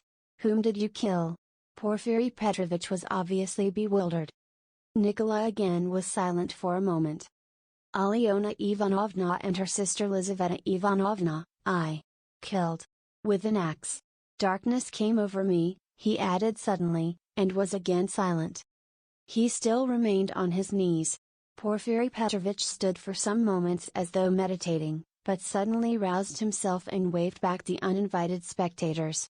They instantly vanished and closed the door. Then he looked towards Raskolnikov, who was standing in the corner, staring wildly at Nikolai, and moved towards him, but stopped short, looked from Nikolai to Raskolnikov and then again at Nikolai, and seeming unable to restrain himself darted at the latter. "You're in too great a hurry," he shouted at him, almost angrily. "I didn't ask you what came over you. Speak, did you kill them?" "I am the murderer. I want to give evidence," Nikolai pronounced. "Ack. What did you kill them with?" "An axe. I had it ready." "Ack, he is in a hurry. Alone?" Nikolai did not understand the question. "Did you do it alone?" "Yes, alone. And Mitka is not guilty and had no share in it." "Don't be in a hurry about Mitka. Ack. How was it you ran downstairs like that at the time? The porters met you both." "It was to put them off the scent. I ran after Mitka," Nikolai replied hurriedly, as though he had prepared the answer. "I knew it," cried Porfiry, with vexation. "It's not his own tale he is telling," he muttered as though to himself, and suddenly his eyes rested on Raskolnikov again. He was apparently so taken up with Nikolai that for a moment he had forgotten Raskolnikov. He was a little taken aback. "My dear Rodion Romanovich, excuse me."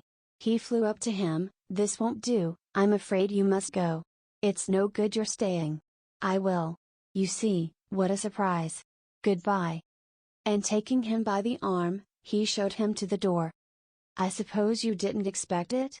said Raskolnikov, who, though he had not yet fully grasped the situation, had regained his courage. "You did not expect it either, my friend. See how your hand is trembling. He. You're trembling, too, Porfiry Petrovich." "Yes, I am, I didn't expect it." They were already at the door. Porfiry was impatient for Raskolnikov to be gone. "And your little surprise, aren't you going to show it to me?" Raskolnikov said, sarcastically. "Why, his teeth are chattering as he asks, he. You are an ironical person. Come, till we meet. I believe we can say goodbye." "That's in God's hands," muttered Porfiry, with an unnatural smile. As he walked through the office, Raskolnikov noticed that many people were looking at him. Among them he saw the 2 porters from the house, whom he had invited that night to the police station. They stood there waiting. But he was no sooner on the stairs than he heard the voice of Porfiry Petrovich behind him. Turning round, he saw the latter running after him, out of breath. "One word, Rodion Romanovich, as to all the rest, it's in God's hands, but as a matter of form there are some questions I shall have to ask you. So we shall meet again, shan't we?" And Porfiry stood still, facing him with a smile. "Shan't we?" he added again. He seemed to want to say something more, but could not speak out. "You must forgive me, Porfiry Petrovich, for what has just passed. I lost my temper, began Raskolnikov, who had so far regained his courage that he felt irresistibly inclined to display his coolness. Don't mention it, Porfiry replied, almost gleefully. I myself, too. I have a wicked temper, I admit it. But we shall meet again. If it's God's will, we may see a great deal of one another. And we'll get to know each other through and through? Added Raskolnikov. Yes, know each other through and through, assented Porfiry Petrovitch, and he screwed up his eyes, looking earnestly at Raskolnikov. Now you're going to a birthday party? To a funeral. Of course, the funeral. Take care of yourself, and get well. I don't know what to wish you, said Raskolnikov, who had begun to descend the stairs, but looked back again. I should like to wish you success, but your office is such a comical one. Why comical? Porfiry Petrovitch had turned to go, but he seemed to prick up his ears at this. Why, how you must have been torturing and harassing that poor Nikolai psychologically, after your fashion, till he confessed. You must have been at him day and night, proving to him that he was the murderer, and now that he has confessed, you'll begin vivisecting him again. You are lying, you'll say. You are not the murderer. You can't be. It's not your own tale you are telling. You must admit it's a comical business. He. You notice then that I said to Nikolai just now that it was not his own tale he was telling? How could I help noticing it? He. You are quick-witted. You notice everything. You've really a playful mind. And you always fasten on the comic side. He. They say that was the marked characteristic of Gogol, among the writers. Yes, of Gogol. Yes, of Gogol. I shall look forward to meeting you. So shall I. Raskolnikov walked straight home. He was so muddled and bewildered that on getting home he sat for a quarter of an hour on the sofa, trying to collect his thoughts. He did not attempt to think about Nikolai, he was stupefied, he felt that his confession was something inexplicable, amazing, something beyond his understanding. But Nikolai's confession was an actual fact. The consequences of this fact were clear to him at once, its falsehood could not fail to be discovered, and then they would be after him again. Till then, at least, he was free and must do something for himself, for the danger was imminent. But how imminent? His position gradually became clear to him. Remembering, sketchily, the main outlines of his recent scene with Porfiry, he could not help shuddering again with horror. Of course, he did not yet know all Porfiry's aims, he could not see into all his calculations. But he had already partly shown his hand, and no one knew better than Raskolnikov how terrible Porfiry's lead had been for him. A little more and he might have given himself away completely, circumstantially. Knowing his nervous temperament and from the first glance seeing through him, Porfiry, though playing a bold game, was bound to win.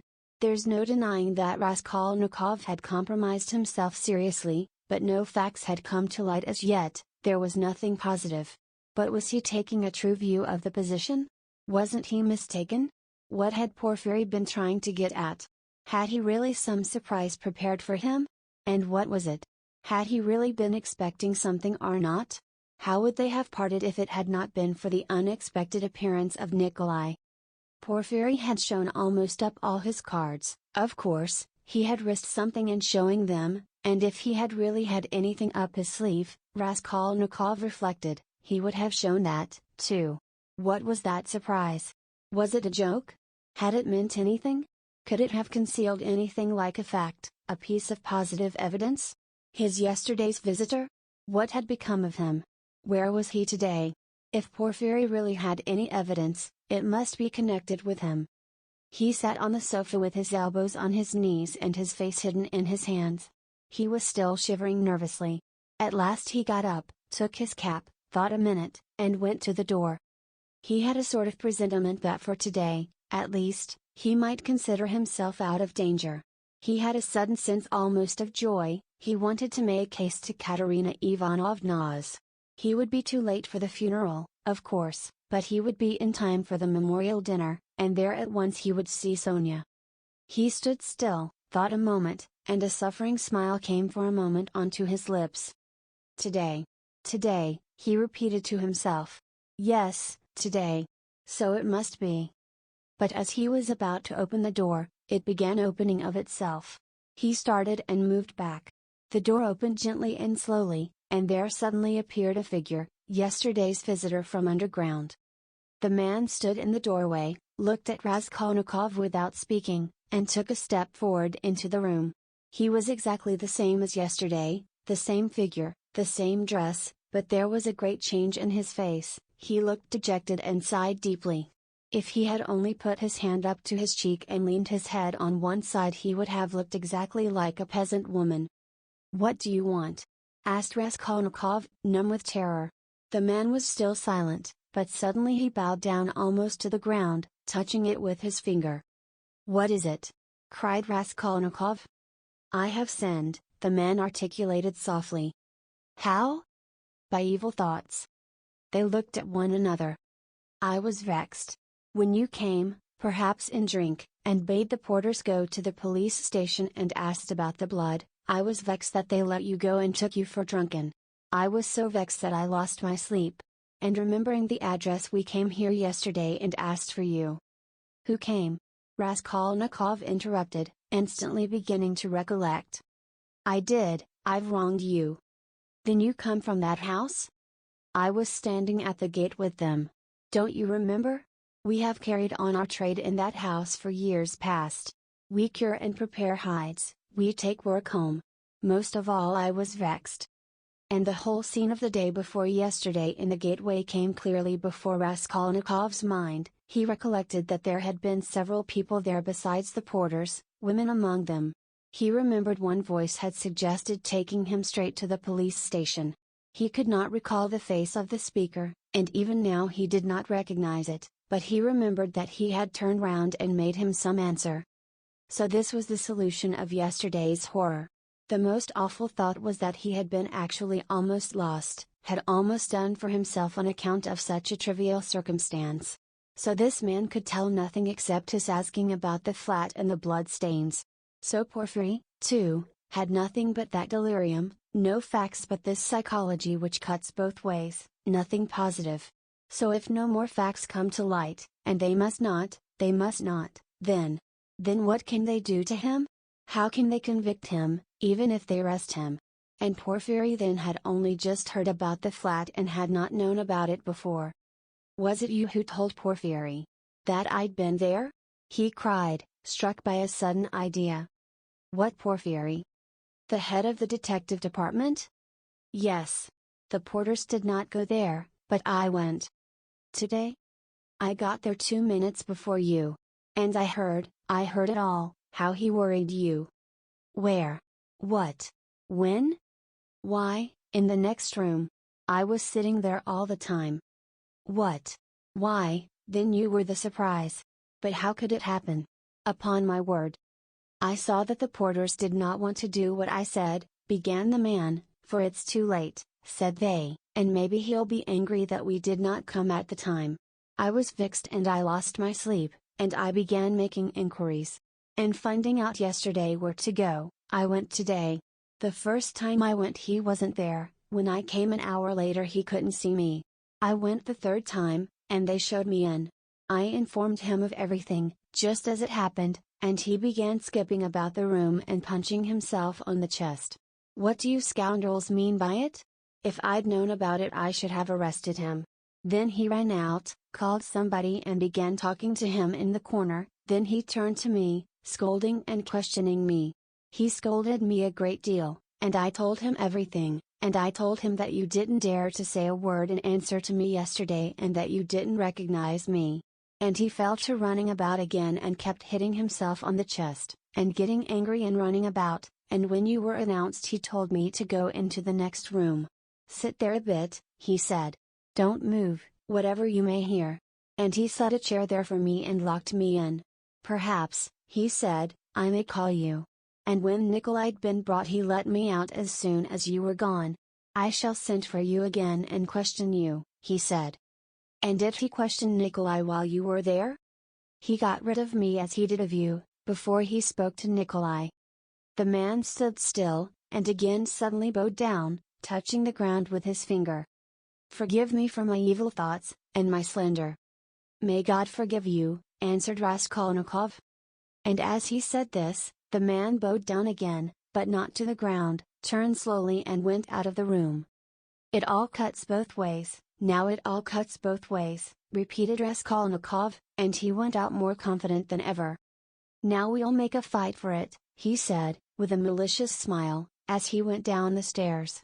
His malice was aimed at himself. With shame and contempt he recollected his cowardice. Part 5. Chapter 1. The morning that followed the fateful interview with Dunya and her mother brought sobering influences to bear on Fyodor Petrovich. Intensely unpleasant as it was, he was forced little by little to accept as a fact beyond recall what had seemed to him only the day before fantastic and incredible. The black snake of wounded vanity had been gnawing at his heart all night. When he got out of bed, Fyodor Petrovich immediately looked in the looking-glass. He was afraid that he had jaundice. However, his health seemed unimpaired so far, and looking at his noble, clear-skinned countenance which had grown fattish of late, Fyodor Petrovich for an instant was positively comforted in the conviction that he would find another bride and, perhaps, even a better one. But coming back to the sense of his present position, he turned aside and spat vigorously, which excited a sarcastic smile in Andrei Semyonovich Lebeziatnikov, the young friend with whom he was staying. That smile Fyodor Petrovich noticed, and at once set it down against his young friend's account. He had set down a good many points against him of late. His anger was redoubled when he reflected that he ought not to have told Andrei Semyonovich about the result of yesterday's interview. That was the second mistake he had made in temper, through impulsiveness and irritability. Moreover, all that morning one unpleasantness followed another.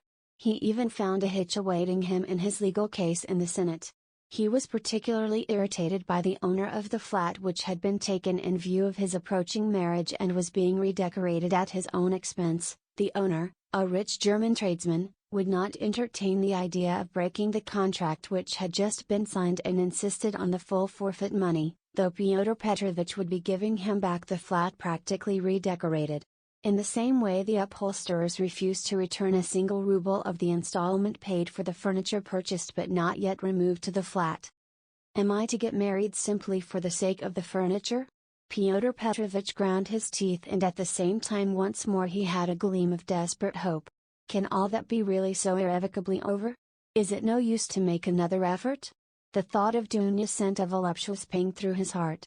He endured anguish at that moment, and if it had been possible to slay Raskolnikov instantly by wishing it, Fyodor Petrovich would promptly have uttered the wish. It was my mistake, too, not to have given the money, he thought, as he returned dejectedly to Lebeziatnikov's room, and why on earth was I such a Jew? It was false economy. I meant to keep them without a penny so that they should turn to me as their providence, and look at them. Phoo! If I'd spent some 1,500 rubles on them for the trousseau and presents, on knickknacks, dressing cases, jewelry, materials, and all that sort of trash from Knopf's and the English shop, my position would have been better and stronger. They could not have refused me so easily. They are the sort of people that would feel bound to return money and presents if they broke it off, and they would find it hard to do it. And their conscience would prick them. How can we dismiss a man who has hitherto been so generous and delicate? I've made a blunder. And grinding his teeth again, Fyodor Petrovich called himself a fool, but not aloud, of course. He returned home, twice as irritated and angry as before. The preparations for the funeral dinner at Katerina Ivanovna's excited his curiosity as he passed. He had heard about it the day before. He fancied, indeed, that he had been invited, but absorbed in his own cares he had paid no attention. Inquiring of Madame Lipovexel, who was busy laying the table while Katerina Ivanovna was away at the cemetery, he heard that the entertainment was to be a great affair, that all the lodgers had been invited, among them some who had not known the dead man, that even Andrei Semyonovich Lebeziatnikov was invited in spite of his previous quarrel with Katerina Ivanovna, that he, Fyodor Petrovich, was not only invited, but was eagerly expected as he was the most important of the lodgers. Amalia Ivanovna herself had been invited with great ceremony in spite of the recent unpleasantness, and so she was very busy with preparations and was taking a positive pleasure in them. She was moreover dressed up to the nines, all in new black silk, and she was proud of it. All this suggested an idea to Pyotr Petrovich, and he went into his room, or rather Lebeziatnikov's, somewhat thoughtful. He had learnt that Raskolnikov was to be one of the guests. Andrei Semyonovich had been at home all the morning. The attitude of Pyotr Petrovich to this gentleman was strange, though perhaps natural. Pyotr Petrovich had despised and hated him from the day he came to stay with him, and at the same time he seemed somewhat afraid of him. He had not come to stay with him on his arrival in Petersburg simply from parsimony, though that had been perhaps his chief object. He had heard of Andrei Semyonovich, who had once been his ward, as a leading young progressive who was taking an important part in certain interesting circles, the doings of which were a legend in the provinces. It had impressed Pyotr Petrovich. These powerful omniscient circles who despised everyone and showed everyone up had long inspired in him a peculiar but quite vague alarm.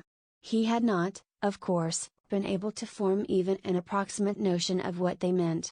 He, like everyone, had heard that there were, especially in Petersburg, progressives of some sort, nihilists and so on, and, like many people, he exaggerated and distorted the significance of those words to an absurd degree. What for many years past he had feared more than anything was being shown up, and this was the chief ground for his continual uneasiness at the thought of transferring his business to Petersburg. He was afraid of this as little children are sometimes panic-stricken. Some years before, when he was just entering on his own career, he had come upon two cases in which rather important personages in the province, patrons of his, had been cruelly shown up. One instance had ended in great scandal for the person attacked, and the other had very nearly ended in serious trouble. For this reason Pyotr Petrovich intended to go into the subject as soon as he reached Petersburg and, if necessary, to anticipate contingencies by seeking the favor of our younger generation. He relied on Andrei Semyonovich for this, and before his visit to Raskolnikov he had succeeded in picking up some current phrases.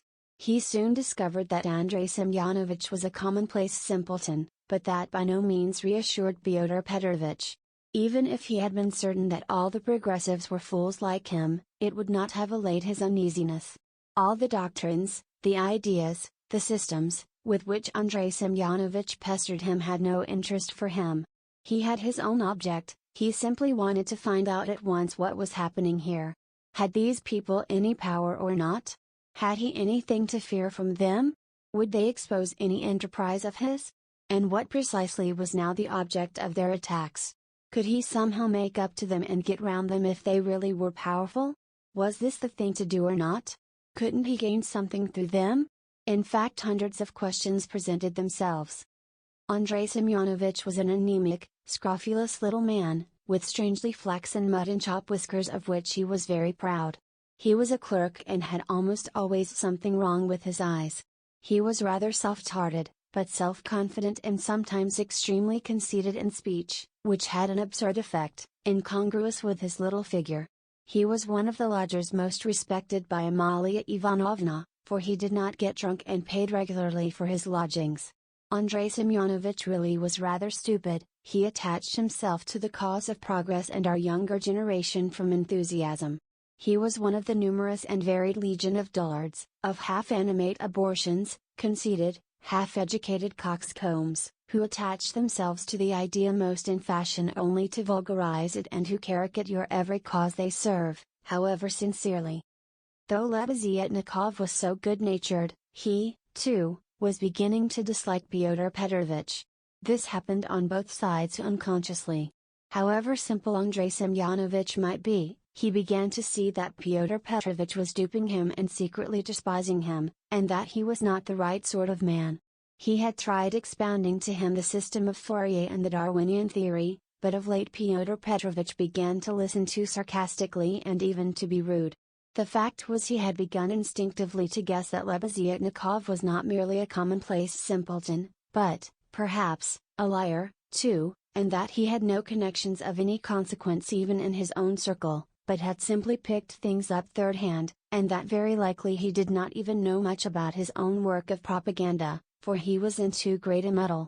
A fine person he would be to show anyone up. It must be noted, by the way, that Pyotr Petrovich had during those 10 days eagerly accepted the strangest praise from Andrei Semyonovich. He had not protested, For instance, when Andrei Semyonovich belauded him for being ready to contribute to the establishment of the new commune, or to abstain from christening his future children, or to acquiesce if Dunya were to take a lover a month after marriage, and so on. Fyodor Petrovich so enjoyed hearing his own praises that he did not disdain even such virtues when they were attributed to him. Fyodor Petrovich had had occasion that morning to realize some 5% bonds, and now he sat down to the table and counted over bundles of notes. Andrei Semyonovich, who hardly ever had any money, walked about the room pretending to himself to look at all those banknotes with indifference and even contempt.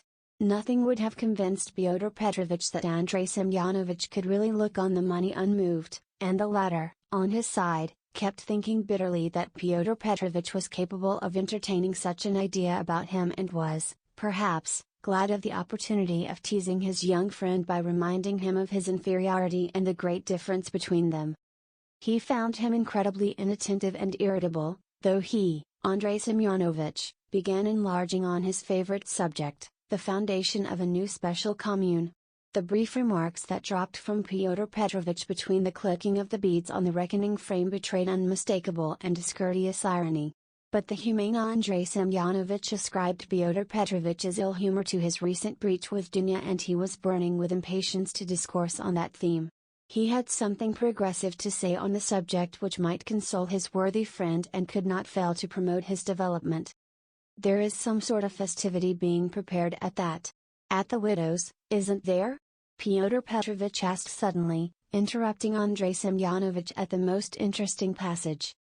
"Why, don't you know?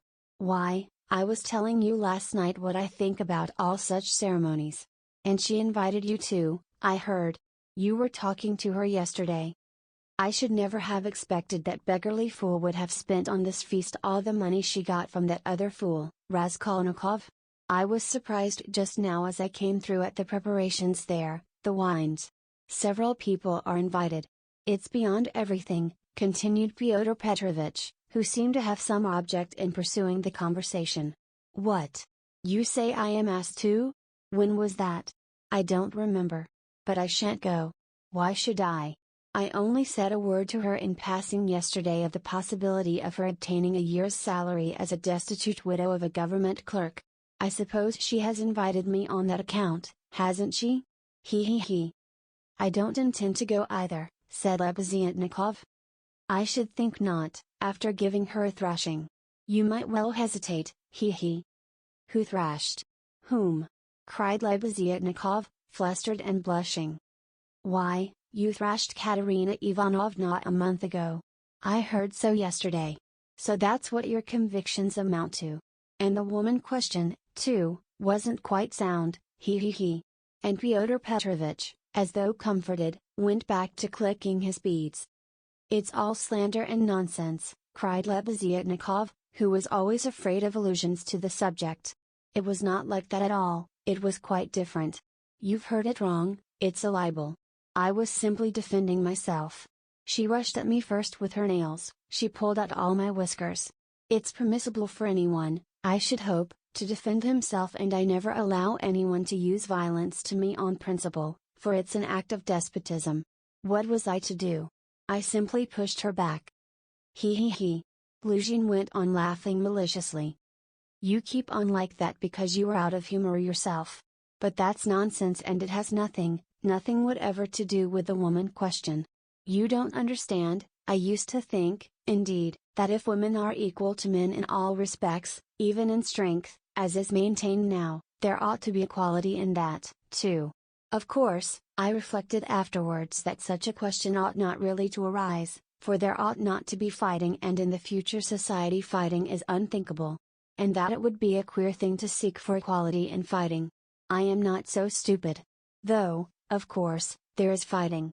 There won't be later, but at present there is. Confound it. How muddled one gets with you. It's not on that account that I am not going. I am not going on principle, not to take part in the revolting convention of memorial dinners, that's why. Though, of course, one might go to laugh at it. I am sorry there won't be any priests at it. I should certainly go if there were."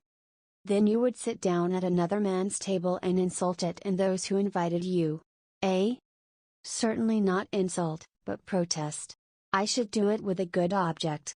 I might indirectly assist the cause of enlightenment and propaganda. It's a duty of every man to work for enlightenment and propaganda, and the more harshly, perhaps, the better. I might drop a seed, an idea. And something might grow up from that seed. How should I be insulting them? They might be offended at first, but afterwards they'd see I'd done them a service. You know, Terabieva, who is in the community now, was blamed because when she left her family and devoted herself, she wrote to her father and mother that she wouldn't go on living conventionally and was entering on a free marriage, and it was said that that was too harsh, that she might have spared them and have written more kindly. I think that's all nonsense, and there's no need of softness. On the contrary, what's wanted is protest. Ferenc had been married 7 years, she abandoned her 2 children, she told her husband straight out in a letter, "I have realized that I cannot be happy with you. I can never forgive you that you have deceived me by concealing from me that there is another organization of society by means of the communities. I have only lately learned it from a great-hearted man to whom I have given myself and with whom I am establishing a community. I speak plainly because I consider it dishonest to deceive you. Do as you think best. Do not hope to get me back, you are too late. I hope you will be happy." That's how letters like that ought to be written. Is that Terabieva the one you said had made a 3rd free marriage? No, it's only the 2nd, really. But what if it were the 4th, what if it were the 15th? That's all nonsense. And if ever I regretted the death of my father and mother, it is now, and I sometimes think if my parents were living what a protest I would have aimed at them. I would have done something on purpose. I would have shown them. I would have astonished them. I am really sorry there is no one to surprise. He. Well, be that as you will, Pyotr Petrovich interrupted, but tell me this, do you know the dead man's daughter, the delicate-looking little thing? It's true what they say about her, isn't it? What of it? I think, that is, it is my own personal conviction that this is the normal condition of women. Why not? I mean, distinguons. In our present society it is not altogether normal, because it is compulsory, but in the future society it will be perfectly normal, because it will be voluntary. Even as it is, she was quite right, she was suffering, and that was her asset, so to speak, her capital, which she had a perfect right to dispose of.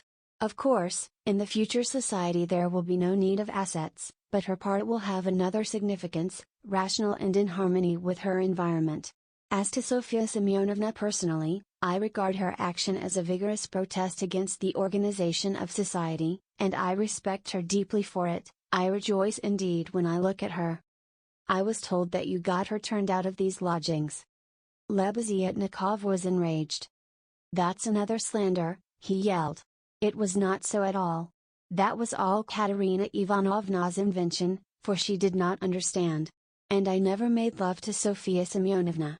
I was simply developing her, entirely disinterestedly, trying to rouse her to protest. All I wanted was her protest, and Sofia Semyonovna could not have remained here anyway. Have you asked her to join your community? You keep on laughing, and very inappropriately, allow me to tell you. You don't understand. There is no such role in a community. The community is established that there should be no such roles. In a community, such a role is essentially transformed, and what is stupid here is sensible there. What, under present conditions, is unnatural becomes perfectly natural in the community. It all depends on the environment. It's all the environment, and man himself is nothing. And I am on good terms with Sofia Semyonovna to this day, which is a proof that she never regarded me as having wronged her. I am trying now to attract her to the community, but on quite a different footing. What are you laughing at? We are trying to establish a community of our own, a special one, on a broader basis. We have gone further in our convictions. We reject more. And meanwhile I'm still developing Sofia Semyonovna. She has a beautiful character. And you take advantage of her fine character, eh? He. No. Oh, no. On the contrary. Oh, on the contrary. He. A queer thing to say. Believe me. Why should I disguise it? In fact, I feel it strange myself how timid, chaste and modern she is with me. And you, of course, are developing her. He. Trying to prove to her that all that modesty is nonsense? Not at all, not at all. How coarsely, how stupidly, excuse me saying so, you misunderstand the word development. Good heavens, how crude you still are. We are striving for the freedom of women and you have only one idea in your head.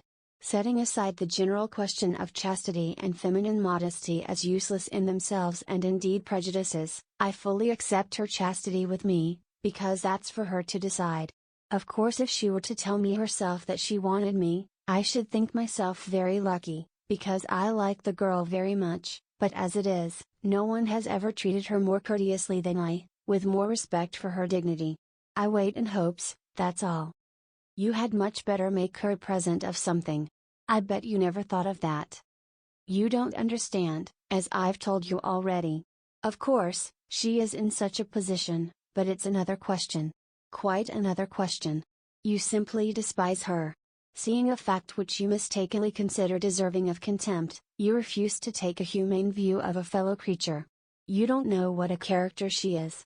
I am only sorry that of late she has quite given up reading and borrowing books.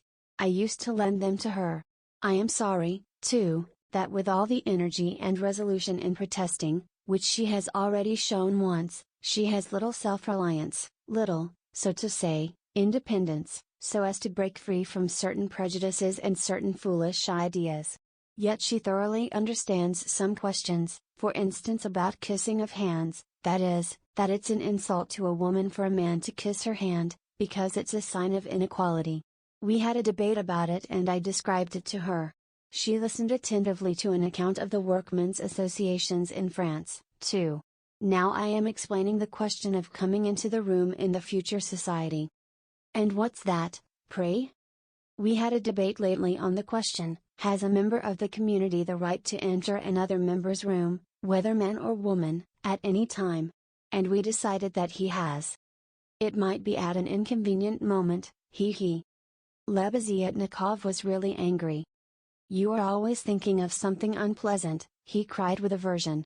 Tfu! How vexed I am that when I was expounding our system, I referred prematurely to the question of personal privacy. It's always a stumbling block to people like you, they turn it into ridicule before they understand it. And how proud they are of it, too. Tfu! I've often maintained that that question should not be approached by a novice till he has a firm faith in the system. And tell me, please, what do you find so shameful even in cesspools? I should be the first to be ready to clean out any cesspool you like. And it's not a question of self-sacrifice, it's simply work, honorable, useful work which is as good as any other and much better than the work of a Raphael and a Pushkin, because it is more useful. And more honorable, he. What do you mean by more honorable? I don't understand such expressions to describe human activity. More honorable, nobler, all those are old-fashioned prejudices which I reject. Everything which is of use to mankind is honorable. I only understand one word, useful. You can snigger as much as you like, but that's so. Fyodor Petrovich laughed heartily. He had finished counting the money and was putting it away. But some of the notes he left on the table. The cesspool question had already been a subject of dispute between them. What was absurd was that it made Lebeziatnikov really angry, while it amused Luzhin, and at that moment he particularly wanted to anger his young friend. "It's your ill luck yesterday that makes you so ill-humored and annoying," blurted out Lebeziatnikov, who in spite of his independence and his protests did not venture to oppose Fyodor Petrovich and still behaved to him with some of the respect habitual in earlier years. "You'd better tell me this," Fyodor Petrovich interrupted with haughty displeasure, "can you? Or rather, are you really friendly enough with that young person to ask her to step in here for a minute? I think they've all come back from the cemetery. I heard the sound of steps. I want to see her, that young person." "What for?" Lebeziatnikov asked with surprise. "Oh, I want to. I am leaving here today or tomorrow and therefore I wanted to speak to her about.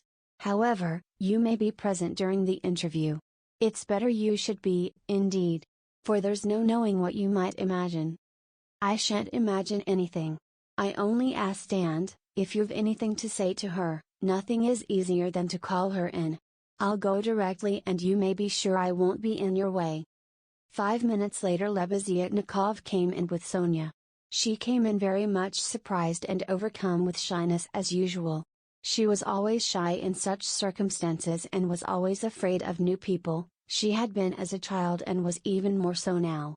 Fyodor Petrovich met her politely and affably, but with a certain shade of bantering familiarity which in his opinion was suitable for a man of his respectability and weight in dealing with a creature so young and so interesting as she. He hastened to reassure her and made her sit down facing him at the table. Sonya sat down, looked about her, at Lebeziatnikov, at the notes lying on the table and then again at Fyodor Petrovich, and her eyes remained riveted on him. Lebeziatnikov was moving to the door. Fyodor Petrovich signed to Sonya to remain seated and stopped Lebeziatnikov. "Is Raskolnikov in there? Has he come?" he asked him in a whisper. "Raskolnikov? Yes. Why? Yes, he is there. I saw him just come in. Why?" "Well, I particularly beg you to remain here with us and not to leave me alone with this young woman. I only want a few words with her, but God knows what they may make of it. I shouldn't like Raskolnikov to repeat anything. You understand what I mean?" "I understand." Lebeziatnikov saw the point. "Yes, you are right. Of course, I am convinced personally that you have no reason to be uneasy, but still, you are right. Certainly I'll stay. I'll stand here at the window and not be in your way. I think you are right." Fyodor Petrovich returned to the sofa, sat down opposite Sonya, looked attentively at her and assumed an extremely dignified, even severe expression, as much as to say, "Don't you make any mistake, madam." Sonya was overwhelmed with embarrassment. "In the first place, Sofya Semyonovna, will you make my excuses to your respected mamma? That's right, isn't it? Katerina Ivanovna stands in the place of a mother to you?" Fyodor Petrovich began with great dignity, though affably. It was evident that his intentions were friendly. "Quite so, yes, the place of a mother," Sonya answered, timidly and hurriedly. "Then will you make my apologies to her? Through inevitable circumstances I am forced to be absent and shall not be at the dinner in spite of your mamma's kind invitation." "Yes. I'll tell her. At once." And Sonya hastily jumped up from her seat. "Wait, that's not all," Fyodor Petrovich detained her, smiling at her simplicity and ignorance of good manners, "and you know me little, my dear Sofya Semyonovna, if you suppose I would have ventured to trouble a person like you for a matter of so little consequence affecting myself only. I have another object." Sonya sat down hurriedly. Her eyes rested again for an instant on the gray and rainbow-colored notes that remained on the table, but she quickly looked away and fixed her eyes on Fyodor Petrovich. She felt it horribly indecorous, especially for her, to look at another person's money. She stared at the gold eyeglass which Fyodor Petrovich held in his left hand and at the massive and extremely handsome ring with a yellow stone on his middle finger. But suddenly she looked away and, not knowing where to turn, ended by staring Fyodor Petrovich again straight in the face. After a pause of still greater dignity he continued. "I chanced yesterday in passing to exchange a couple of words with Katerina Ivanovna, poor woman.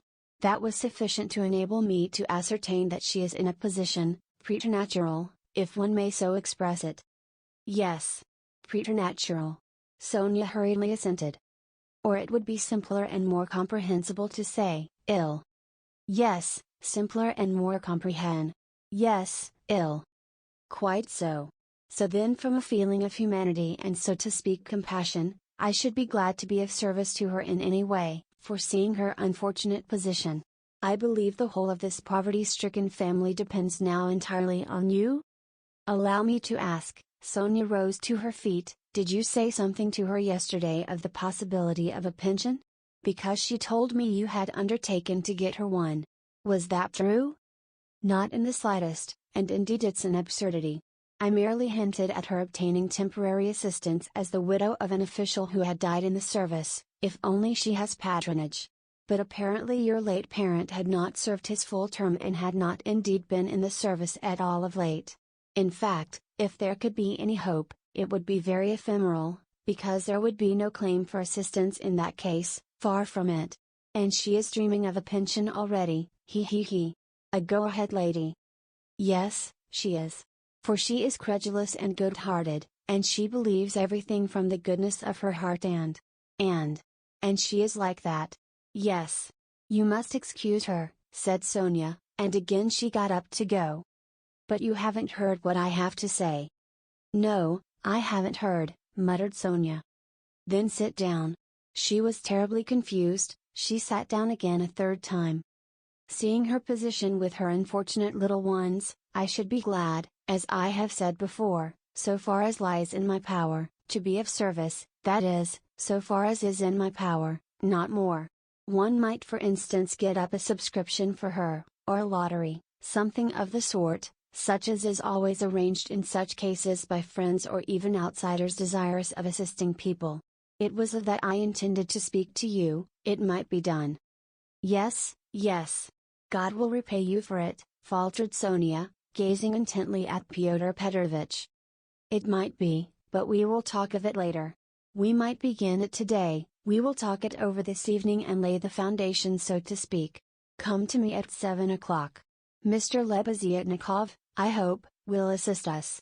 But there is one circumstance of which I ought to warn you beforehand and for which I venture to trouble you, Sophia Semyonovna, to come here. In my opinion money cannot be, indeed it's unsafe to put it into Katerina Ivanovna's own hands. The dinner today is a proof of that.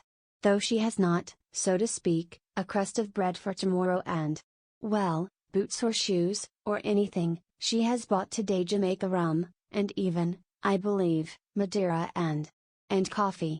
I saw it as I passed through. Tomorrow it will all fall upon you again, they won't have a crust of bread.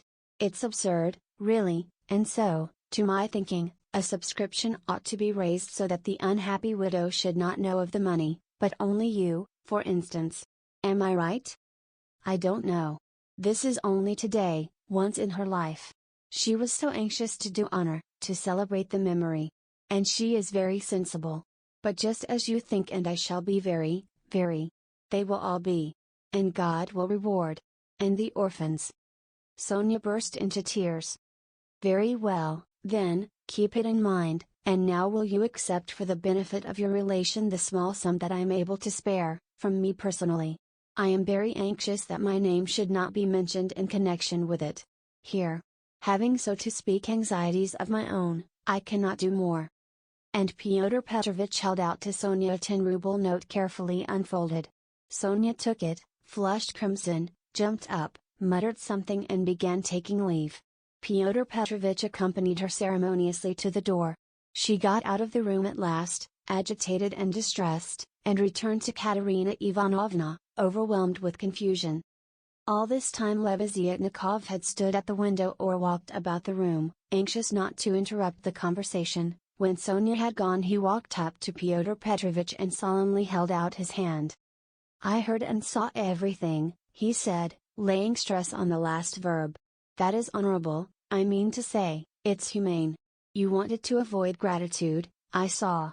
And although I cannot, I confess, in principle sympathize with private charity, for it not only fails to eradicate the evil but even promotes it, yet I must admit that I saw your action with pleasure. Yes, I like it. That's all nonsense, muttered Fyodor Petrovich, somewhat disconcerted, looking carefully at Lebeziatnikov. No, it's not nonsense.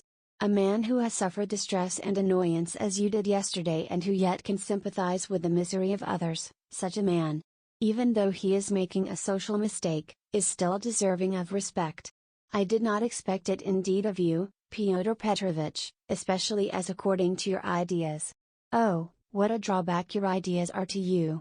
How distressed you were for instance by your ill luck yesterday, cried the simple-hearted Lebeziatnikov, who felt a return of affection for Fyodor Petrovich.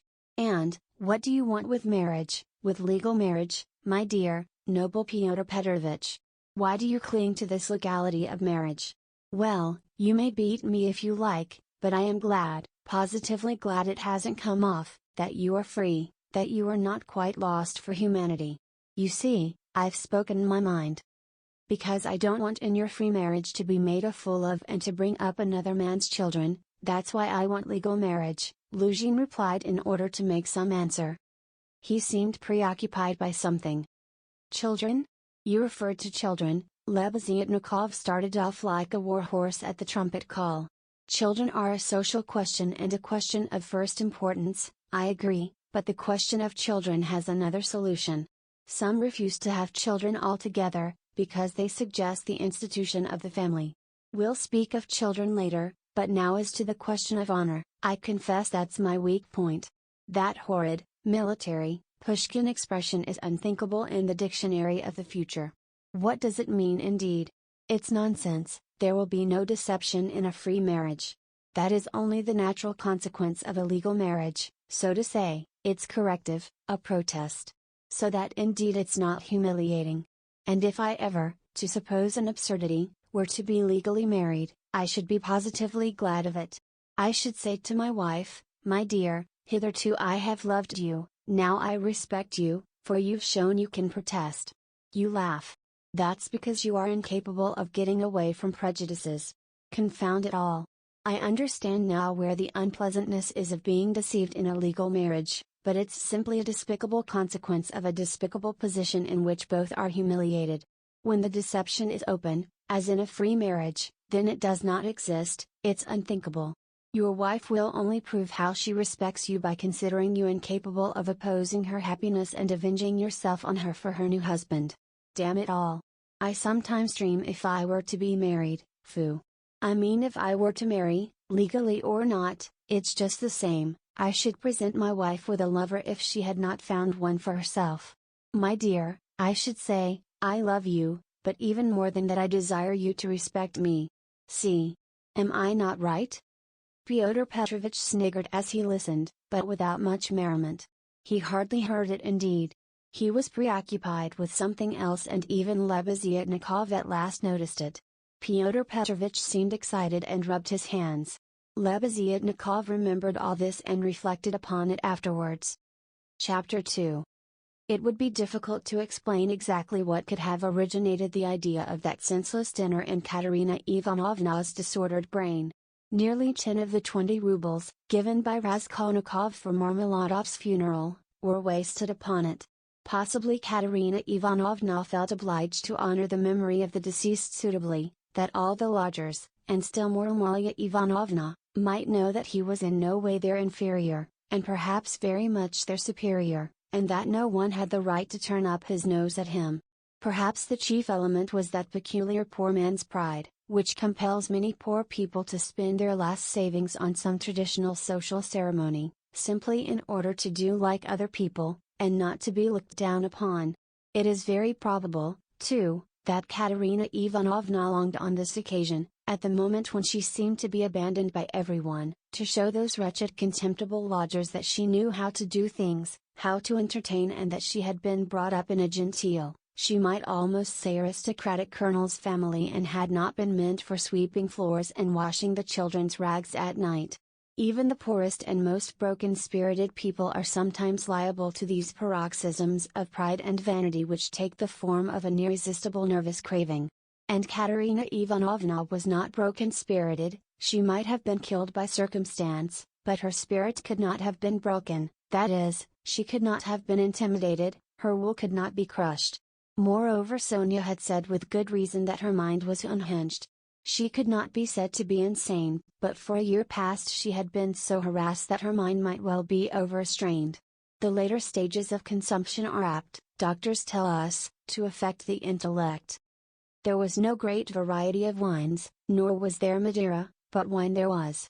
There was vodka, rum and Lisbon wine, all of the poorest quality but in sufficient quantity. Besides the traditional rice and honey, there were 3 or 4 dishes, one of which consisted of pancakes, all prepared in Amalia Ivanovna's kitchen. 2 samovars were boiling, that tea and punch might be offered after dinner. Katerina Ivanovna had herself seen to purchasing the provisions, with the help of one of the lodgers, an unfortunate little Pole who had somehow been stranded at Madame Lipovexil's. He promptly put himself at Katerina Ivanovna's disposal and had been all that morning and all the day before running about as fast as his legs could carry him, and very anxious that everyone should be aware of it. For every trifle he ran to Katerina Ivanovna, Even hunting her out at the bazaar, at every instant called her Pawnee. She was heartily sick of him before the end, though she had declared at first that she could not have got on without this serviceable and magnanimous man. It was one of Katerina Ivanovna's characteristics to paint everyone she met in the most glowing colors. Her praises were so exaggerated as sometimes to be embarrassing. She would invent various circumstances to the credit of her new acquaintance and quite genuinely believe in their reality. Then all of a sudden she would be disillusioned and would rudely and contemptuously repulse the person she had only a few hours before been literally adoring. She was naturally of a gay, lively and peace-loving disposition, but from continual failures and misfortunes she had come to desire so keenly that all should live in peace and joy and should not dare to break the peace, that the slightest jar, the smallest disaster reduced her almost to frenzy, and she would pass in an instant from the brightest hopes and fancies to cursing her fate and raving, and knocking her head against the wall. Amalia Ivanovna, too, suddenly acquired extraordinary importance in Katerina Ivanovna's eyes and was treated by her with extraordinary respect, probably only because Amalia Ivanovna had thrown herself heart and soul into the preparations. She had undertaken to lay the table, to provide the linen, crockery, etc., and to cook the dishes in her kitchen, and Katerina Ivanovna had left it all in her hands and gone herself to the cemetery. Everything had been well done.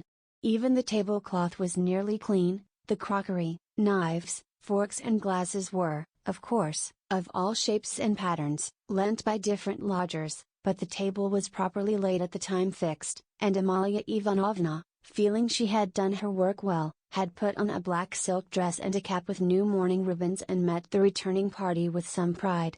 This pride, though justifiable, displeased Katerina Ivanovna for some reason, as though the table could not have been laid except by Amalia Ivanovna. She disliked the cap with new ribbons, too. Could she be stuck up, the stupid German, because she was mistress of the house, and had consented as a favor to help her poor lodgers? As a favor. Fancy that. Katerina Ivanovna's father, who had been a colonel and almost a governor, had sometimes had the table set for 40 persons, and then anyone like Amalia Ivanovna, or rather Ludvigovna, would not have been allowed into the kitchen. Katerina Ivanovna, however, put off expressing her feelings for the time and contented herself with treating her coldly, though she decided inwardly that she would certainly have to put Amalia Ivanovna down and set her in her proper place, for goodness only knew what she was fancying herself. Katerina Ivanovna was irritated too by the fact that hardly any of the lodgers invited had come to the funeral, except the Pole who had just managed to run into the cemetery, while to the memorial dinner the poorest and most insignificant of them had turned up, the wretched creatures, many of them not quite sober. The older and more respectable of them all, as if by common consent, stayed away. Fyodor Petrovich Luzhin, for instance, who might be said to be the most respectable of all the lodgers, did not appear, though Katerina Ivanovna had the evening before told all the world, that is Amalia Ivanovna, Polinka, Sonia and the Pole, that he was the most generous, noble-hearted man with a large property and vast connections, who had been a friend of her first husband's, and a guest in her father's house, and that he had promised to use all his influence to secure her a considerable pension. It must be noted that when Katerina Ivanovna exalted anyone's connections and fortune, it was without any ulterior motive, quite disinterestedly, for the mere pleasure of adding to the consequence of the person praised. Probably taking his cue from Luzhin, that contemptible wretch Lebeziatnikov had not turned up either. What did he fancy himself? He was only asked out of kindness and because he was sharing the same room with Pyotr Petrovich and was a friend of his, so that it would have been awkward not to invite him. Among those who failed to appear were the genteel lady and her old maidish daughter, who had only been lodgers in the house for the last fortnight, but had several times complained of the noise and uproar in Katerina Ivanovna's room, especially when Marmeladov had come back drunk. Katerina Ivanovna heard this from Amalia Ivanovna, who, quarreling with Katerina Ivanovna, and threatening to turn the whole family out of doors, had shouted at her that they were not worth the foot of the honorable lodgers whom they were disturbing. Katerina Ivanovna determined now to invite this lady and her daughter, whose foot she was not worth, and who had turned away haughtily when she casually met them, so that they might know that she was more noble in her thoughts and feelings and did not harbor malice, and might see that she was not accustomed to her way of living. She had proposed to make this clear to them at dinner with allusions to her late father's governorship, and also at the same time to hint that it was exceedingly stupid of them to turn away on meeting her. The fat Colonel Major, he was really a discharged officer of low rank, was also absent, but it appeared that he had been not himself for the last 2 days. The party consisted of the Pole, a wretched-looking clerk with a spotty face and a greasy coat, who had not a word to say for himself, and smelt abominably, a deaf and almost blind old man who had once been in the post office and who had been from immemorial ages maintained by someone at Amalia Ivanovna's. A retired clerk of the commissariat department came, too. He was drunk, had a loud and most unseemly laugh and only fancy, was without a waistcoat. One of the visitors sat straight down to the table without even greeting Katerina Ivanovna. Finally, one person having no suit appeared in his dressing gown, but this was too much, and the efforts of Amalia Ivanovna and the Pole succeeded in removing him. The Pole brought with him, however, 2 other Poles who did not live at Amalia Ivanovna's and whom no one had seen here before. All this irritated Katerina Ivanovna intensely. For whom had they made all these preparations then? To make room for the visitors, the children had not even been laid for at the table, but the 2 little ones were sitting on a bench in the furthest corner with their dinner laid on a box, while Polinka as a big girl had to look after them, feed them, and keep their noses wiped like well-bred children's. Katerina Ivanovna, in fact, could hardly help meeting her guests with increased dignity, and even haughtiness. She stared at some of them with special severity, and loftily invited them to take their seats. Rushing to the conclusion that Amalia Ivanovna must be responsible for those who were absent, she began treating her with extreme nonchalance, which the latter promptly observed and resented. Such a beginning was no good omen for the end. All were seated at last. Raskolnikov came in almost at the moment of their return from the cemetery. Katerina Ivanovna was greatly delighted to see him, in the first place, because he was the one educated visitor, and, as everyone knew, was in 2 years to take a professorship in the university, and secondly because he immediately and respectfully apologized for having been unable to be at the funeral. She positively pounced upon him, and made him sit on her left hand. Amalia Ivanovna was on her right. In spite of her continual anxiety that the dishes should be passed round correctly and that everyone should taste them, in spite of the agonizing cough which interrupted her every minute and seemed to have grown worse during the last few days, she hastened to pour out in a half-whisper to Raskolnikov all her suppressed feelings and her just indignation at the failure of the dinner, interspersing her remarks with lively and uncontrollable laughter at the expense of her visitors and especially of her landlady. "It's all that cuckoo's fault. You know whom I mean? Her. Katerina Ivanovna nodded towards the landlady. "Look at her, she's making round eyes, she feels that we are talking about her and can't understand. Foo, the owl. Ha ha. Cough, and what does she put on that cap for? Cough. Have you noticed that she wants everyone to consider that she is patronizing me and doing me an honor by being here? I asked her like a sensible woman to invite people, especially those who knew my late husband, and look at the set of fools she has brought. The sweeps. Look at that one with the spotty face. And those wretched Poles, ha. Cough, not one of them has ever poked his nose in here, I've never set eyes on them. What have they come here for, I ask you? There they sit in a row. Hey, Pan," she cried suddenly to one of them, "have you tasted the pancakes? Take some more. Have some beer. Won't you have some vodka? Look, he's jumped up and is making his bows, they must be quite starved, poor things. Never mind, let them eat. They don't make a noise, anyway, though I'm really afraid for our landlady's silver spoons. Amalia Ivanovna." She addressed her suddenly, almost aloud, "If your spoons should happen to be stolen, I won't be responsible, I warn you." Ha, she laughed, turning to Raskolnikov, and again nodding towards the landlady, in high glee at her sally. She didn't understand again. Look how she sits with her mouth open. An owl, a real owl. An owl in new ribbons, ha. Here her laugh turned again to an insufferable fit of coughing that lasted 5 minutes. Drops of perspiration stood out on her forehead and her handkerchief was stained with blood. She showed Raskolnikov the blood in silence, and as soon as she could get her breath began whispering to him again with extreme animation and a hectic flush on her cheeks. "Do you know, I gave her the most delicate instructions, so to speak, for inviting that lady and her daughter. You understand of whom I am speaking? It needed the utmost delicacy, the greatest nicety, but she has managed things so that that fool, that conceited baggage, that provincial nonentity, simply because she is the widow of a major, and has come to try and get a pension and to fray out her skirts in the government offices, because at 50 she paints her face, everybody knows it, a creature like that did not think fit to come, and has not even answered the invitation, which the most ordinary good manners required. I can't understand why Pyotr Petrovitch has not come? But where's Sonia? Where has she gone? Ah, there she is at last. What is it, Sonia, where have you been? It's odd that even at your father's funeral you should be so unpunctual. Rodion Romanovitch, make room for her beside you. That's your place, Sonia. Take what you like. Have some of the cold entree with jelly, that's the best. They'll bring the pancakes directly. Have they given the children some? Polinka, have you got everything? Cough cough cough, that's all right. Be a good girl, Lida, and, Kolya, don't fidget with your feet, sit like a little gentleman. What are you saying, Sonia?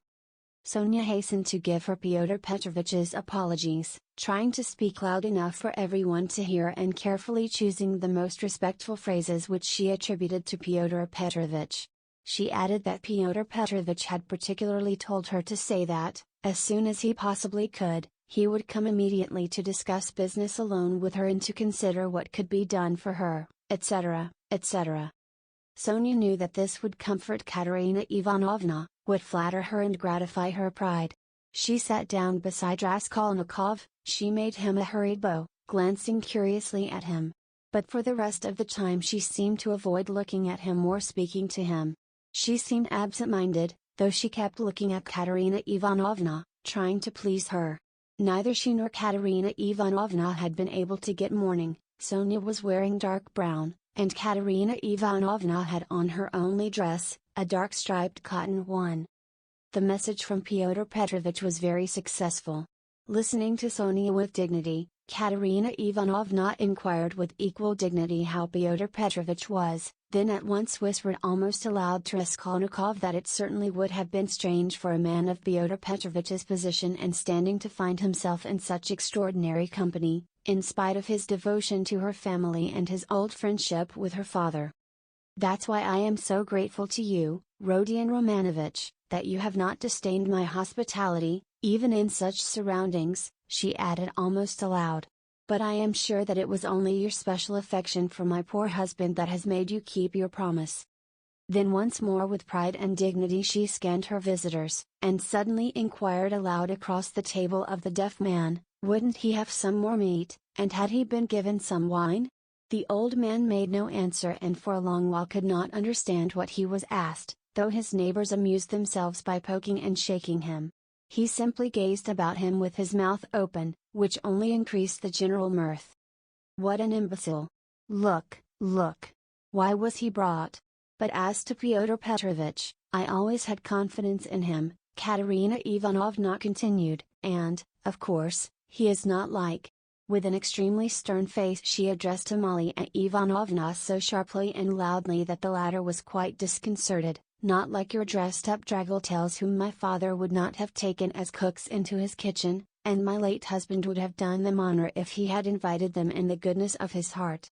Yes, he was fond of drink, he was fond of it, he did drink, cried the commissariat clerk, gulping down his 12th glass of vodka.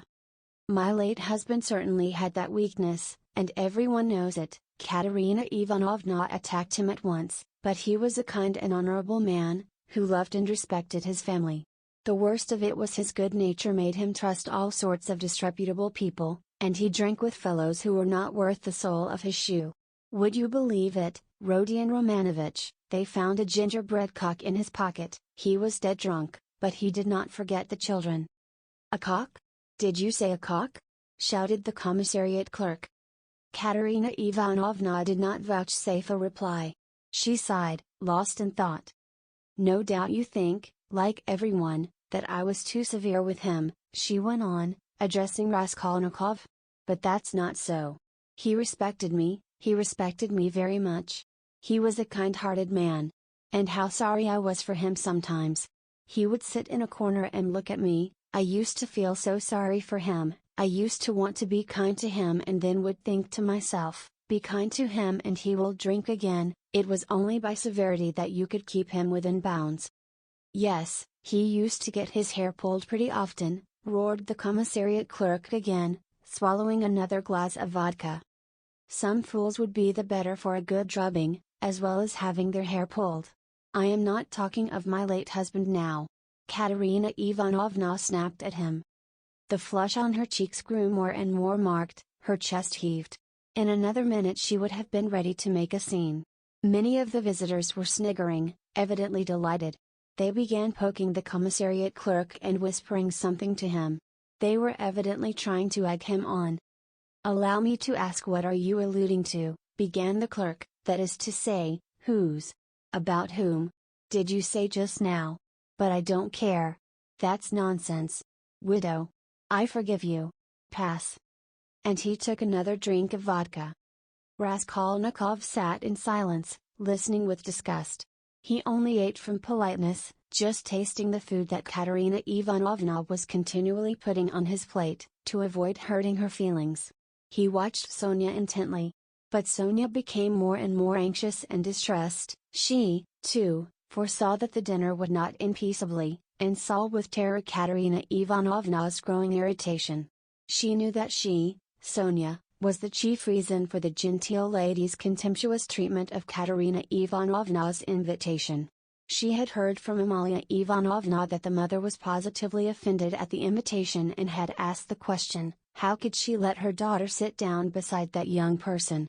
Sonia had a feeling that Katerina Ivanovna had already heard this, and an insult to Sonia meant more to Katerina Ivanovna than an insult to herself, her children, or her father. Sonia knew that Katerina Ivanovna would not be satisfied now, till she had shown those draggletails that they were both. To make matters worse, someone passed Sonia, from the other end of the table, a plate with 2 hearts pierced with an arrow, cut out of black bread. Katerina Ivanovna flushed crimson and at once said aloud across the table that the man who sent it was a drunken ass. Amalia Ivanovna was foreseeing something amiss, and at the same time deeply wounded by Katerina Ivanovna's haughtiness, and to restore the good humor of the company and raise herself in their esteem she began, apropos of nothing, telling a story about an acquaintance of hers, Karl from the chemist's, who was driving one night in a cab, and that the cabman wanted him to kill, and Karl very much begged him not to kill, and wept and clasped hands, and frightened and from fear pierced his heart. Though Katerina Ivanovna smiled, she observed at once that Amalia Ivanovna ought not to tell anecdotes in Russian. The latter was still more offended, and she retorted that Herr Vater aus Berlin was a very important man, and always went with his hands in pockets. Katerina Ivanovna could not restrain herself and laughed so much that Amalia Ivanovna lost patience and could scarcely control herself. "Listen to the owl!" Katerina Ivanovna whispered at once, her good humor almost restored. She meant to say he kept his hands in his pockets, but she said he put his hands in people's pockets. Cough cough, and have you noticed, Rodion Romanovich, that all these Petersburg foreigners, the Germans especially, are all stupider than we? Can you fancy any one of us telling how Karl from the chemist's pierced his heart from fear, and that the idiot, instead of punishing the cabman, clasped his hands and wept, and much begged? Ah, the fool! And you know she fancies it's very touching and does not suspect how stupid she is. To my thinking that drunken commissariat clerk is a great deal cleverer. Anyway, one can see that he has addled his brains with drink, but you know, these foreigners are always so well behaved and serious. Look how she sits glaring. She is angry, ha ha. Cough cough cough. Regaining her good humor, Katerina Ivanovna began at once telling Raskolnikov that when she had obtained her pension, she intended to open a school for the daughters of gentlemen in her native town T. This was the first time she had spoken to him of the project, and she launched out into the most alluring details. It suddenly appeared that Katerina Ivanovna had in her hands the very certificate of honor of which Marmeladov had spoken to Raskolnikov in the tavern, when he told him that Katerina Ivanovna, his wife, had danced the shawl dance before the governor and other great personages on leaving school. This certificate of honor was obviously intended now to prove Katerina Ivanovna's right to open a boarding school, but she had armed herself with it chiefly with the object of overwhelming those two stuck-up draggletails if they came to the dinner, and proving incontestably that Katerina Ivanovna was of the most noble, she might even say aristocratic family, a colonel's daughter, and was far superior to certain adventuresses who have been so much to the fore of late. The certificate of honor immediately passed into the hands of the drunken guests, and Katerina Ivanovna did not try to retain it, for it actually contained the statement in toute lettres, that her father was of the rank of a major, and also a companion of an order, so that she really was almost the daughter of a colonel. Warming up, Katerina Ivanovna proceeded to enlarge on the peaceful and happy life they would lead in tea, on the gymnasium teachers whom she would engage to give lessons in her boarding school, one a most respectable old Frenchman, one Mangat, who had taught Katerina Ivanovna herself in old days and was still living in T, and would no doubt teach in her school on moderate terms. Next she spoke of Sonia, who would go with her to tea, and help her in all her plans. At this someone at the further end of the table gave a sudden guffaw. Though Katerina Ivanovna tried to appear to be disdainfully unaware of it, she raised her voice and began at once speaking with conviction of Sonia's undoubted ability to assist her, of her gentleness, patience, devotion, generosity and good education, tapping Sonia on the cheek and kissing her warmly twice. Sonia flushed crimson, and Katerina Ivanovna suddenly burst into tears, immediately observing that she was nervous and silly, that she was too much upset, that it was time to finish, and as the dinner was over, it was time to hand round the tea. At that moment, Amalia Ivanovna, deeply aggrieved at taking no part in the conversation, and not being listened to, made one last effort, and with secret misgivings ventured on an exceedingly deep and weighty observation, that in the future boarding school she would have to pay particular attention to Divesha, and that there certainly must be a good dame to look after the linen, and secondly that the young ladies must not novels at night read. Katerina Ivanovna, who certainly was upset and very tired, as well as heartily sick of the dinner, at once cut short Amalia Ivanovna, saying she knew nothing about it and was talking nonsense, that it was the business of the laundry maid, and not of the directress of a high-class boarding school to look after Divesha, and as for novel reading, that was simply rudeness, and she begged her to be silent. Amalia Ivanovna fired up and getting angry observed that she only meant her good, and that she had meant her very good, and that it was long since she had paid her gold for the lodgings. Katerina Ivanovna at once set her down, saying that it was a lie to say she wished her good, because only yesterday when her dead husband was lying on the table, she had worried her about the lodgings. To this Amalia Ivanovna very appropriately observed that she had invited those ladies, but those ladies had not come, because those ladies are ladies and cannot come to a lady who is not a lady. Katerina Ivanovna at once pointed out to her, that as she was a slut she could not judge what made one really a lady. Amalia Ivanovna at once declared that her Vater aus Berlin was a very, very important man, and both hands in pockets went, and always used to say, "Poof! Poof!" And she leapt up from the table to represent her father, sticking her hands in her pockets, puffing her cheeks, and uttering vague sounds resembling "poof! Poof!"